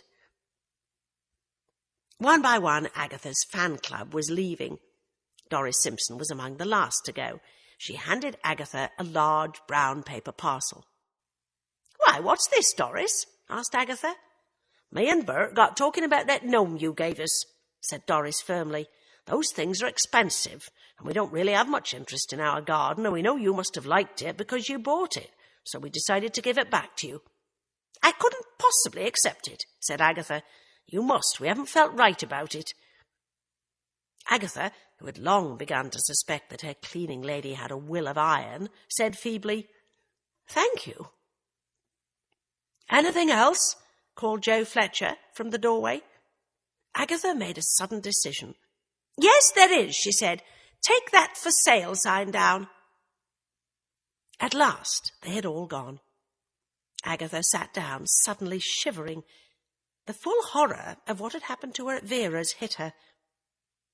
She went upstairs and took a hot bath and changed into a nightgown and an old shabby blue wool dressing-gown. She peered in the bathroom mirror. There was a bald, sore red patch at the front of her hair where Bill had pulled it out. She switched on the central heating and then threw logs on the fire, lit a match, and then shuddered and blew the match out. It would be a while before she could bear the sight of a fire. There was a tentative knock at the door. Still shivering and holding her dressing-gown tightly about her, she went to open it. James Lacey stood there, holding the kitten in its basket and the litter tray. "Bill Wong asked me to look after the cat for you," he said. He eyed her doubtfully. "I could look after it for another day if you're not up to it." No, babbled Agatha. "Come in. I wonder how Bill got the cat. Of course he would have taken the keys out of my bag in the hospital. How very good of you." She caught a glimpse of herself in the hall mirror. How awful she looked, and not a scrap of makeup on either. She carried the cat into the living room and stooped and let it out of its basket, and then took the litter tray into the kitchen. When she returned, James was sitting in one of her chairs, staring thoughtfully at the large gnome which Doris had returned and Agatha had unwrapped. It was standing on the coffee table, leering horribly, like old Arnie on the minibus.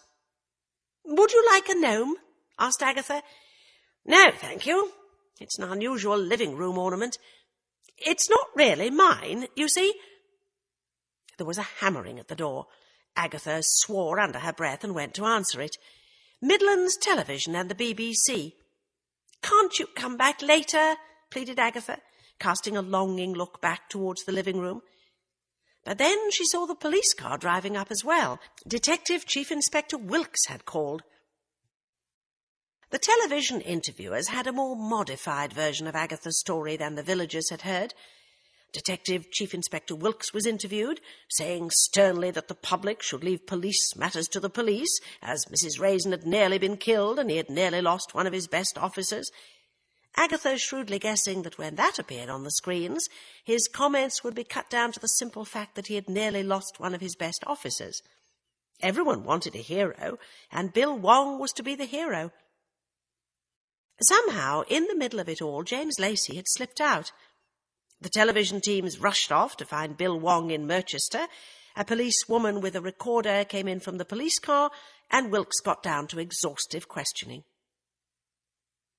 At last they left, but the phone rang and rang as various nationals phoned up to add to the stories sent in by the local men. By 11 o'clock the phone fell silent. Agatha fed the cat and then carried it up to bed. It lay on her feet, purring gently. I'd better think of a name for it, she thought sleepily. The phone rang downstairs. Now what? Groaned Agatha aloud, gently lifting the cat off her feet and wondering why she'd not bothered to get a phone extension put in the bedroom. She went downstairs and picked up the receiver. Aggie? It was Roy, his voice sharp with excitement. I thought I'd never get through. I saw you on the telly. Oh, that, said Agatha. She shivered. Can I call you back tomorrow, Roy? Look, sweetie, there seems to be more publicity comes out of that little village than out of all the streets of London. The idea is this. Maybe the telly will be back for a follow-up. I'll run down there tomorrow, and you can tell them how I helped you to solve the mystery. I phoned Mr. Wilson at home, and he thinks it's a great idea. Roy, the story will be dead tomorrow. You know it, I know it. Let me go back to bed. I won't be up to seeing visitors for some time. Well, I must say, I thought you might have mentioned me, complained Roy. Who was it went with you to Ancombe? I've phoned round all the papers, but the night desk say if you want to volunteer a quote about me, fine, but they're not interested in taking it from me. So be a sweetie and phone them, there's a dear. I am going to bed, Roy, and that's that. Finish. Aren't we being just a bit of a selfish bitch, hogging all the limelight? Good night, Roy, said Agatha, and put down the receiver, and then turned back and lifted it off the hook. Well, I want to meet this Raisin woman, said James Lacey's sister, Mrs. Harriet Camberwell, a week later. I know you want to be left alone, but I'm dying of curiosity. They gave a lot of play to that Detective Wong, but she solved it, didn't she? Yes, I suppose she did, Harriet, but she's very odd. Do you know she keeps a garden gnome on her coffee table as an ornament? She walks down the street muttering and talking to herself. How sweet! I simply must meet her. Run along and ask her to drop by for a cup of tea. If I do that, will you go back to your husband and leave me alone? Of course. Go and get her and I'll make the tea and cut some sandwiches. Agatha was still recovering from the shock of being nearly burnt to death. She had not bothered about trying to see James, waiting until her cuts healed up and her hair grew back. When that happened, she thought, she would plan a campaign. The weather had turned pleasantly warm instead of the furnace heat of the days before the storm. She had the doors and windows open and was lying in her old loose cotton dress on the kitchen floor, tossing balls of foil into the air to amuse the kitten, when James walked in. I should have knocked, he said awkwardly, but the door was open. Agatha scrambled to her feet. I wonder whether you would like to step along for a cup of tea. I must change, said Agatha wildly. I've obviously come at a bad moment. Maybe another time. No, I'll come now, said Agatha, frightened he would escape. They walked along to his cottage. No sooner was she seated, no sooner was Agatha admiring his handsome profile, which was turned towards the kitchen door, when an elegant woman walked in carrying a tea tray. Mrs. Raisin, Mrs. Camberwell. Harriet, darling, this is Mrs. Raisin. Harriet's dying to hear all about your adventures, Mrs. Raisin. Agatha felt small and dingy. But then women like Harriet Camberwell always made her feel small and dingy. She was a very tall woman, nearly as tall as James, slim, flat-chested, square, hunting shoulders, clever upper-class face, expensive hairstyle, tailored cotton dress, cool, amused eyes. Agatha began to talk. The villagers would have been amazed to hear her dull rendering of her adventures. She stayed only long enough to briefly recount her story, drink one cup of tea, eat one sandwich, and then she firmly took her leave. At least Bill Wong was coming for dinner. Be thankful for small comforts, Agatha, she told herself sternly. But she had thought of James Lacey a lot, and her days had taken on life and colour. Still, there was no need to look a fright simply because her guest was only Bill. She changed and did her hair and put on makeup, and put on the dress she had worn for the auction. Dinner, taught this time by Mrs. Bloxby, was to be simple. Grilled steaks, baked potatoes, fresh asparagus, fresh fruit salad, and cream. champagne on ice for the celebration, for Bill Wong had been elevated to detective sergeant. It was a new, slimmer Bill who walked in the door at 7 o'clock. He had been keeping in shape rigorously ever since he had seen his rather chubby features on television. He talked of this and that, noticing that Agatha's bear-like eyes were rather sad, and she seemed to have lost a great deal of animation. He reflected that the attempt on her life must have hit her harder than he would have expected. She was not contributing much to the conversation, and so he searched around for another topic to amuse her. "Oh, by the way," he said as she slid the steaks under the grill, "your neighbour has given up breaking hearts in the village. He told Mrs. Bloxby he wanted to be left alone and was quite sharpish about it. Then when the ladies of Carsley back off, he's visited by an elegant woman whom he introduces to all and sundry in Harvey's as Mrs. Camberwell. He calls her darling. They make a nice pair. Mrs. Mason was heard to remark crossly that she'd always thought him an odd sort of man anyway, and that she'd only taken around a cake to be friendly. And guess what?" "What?" said Agatha testily.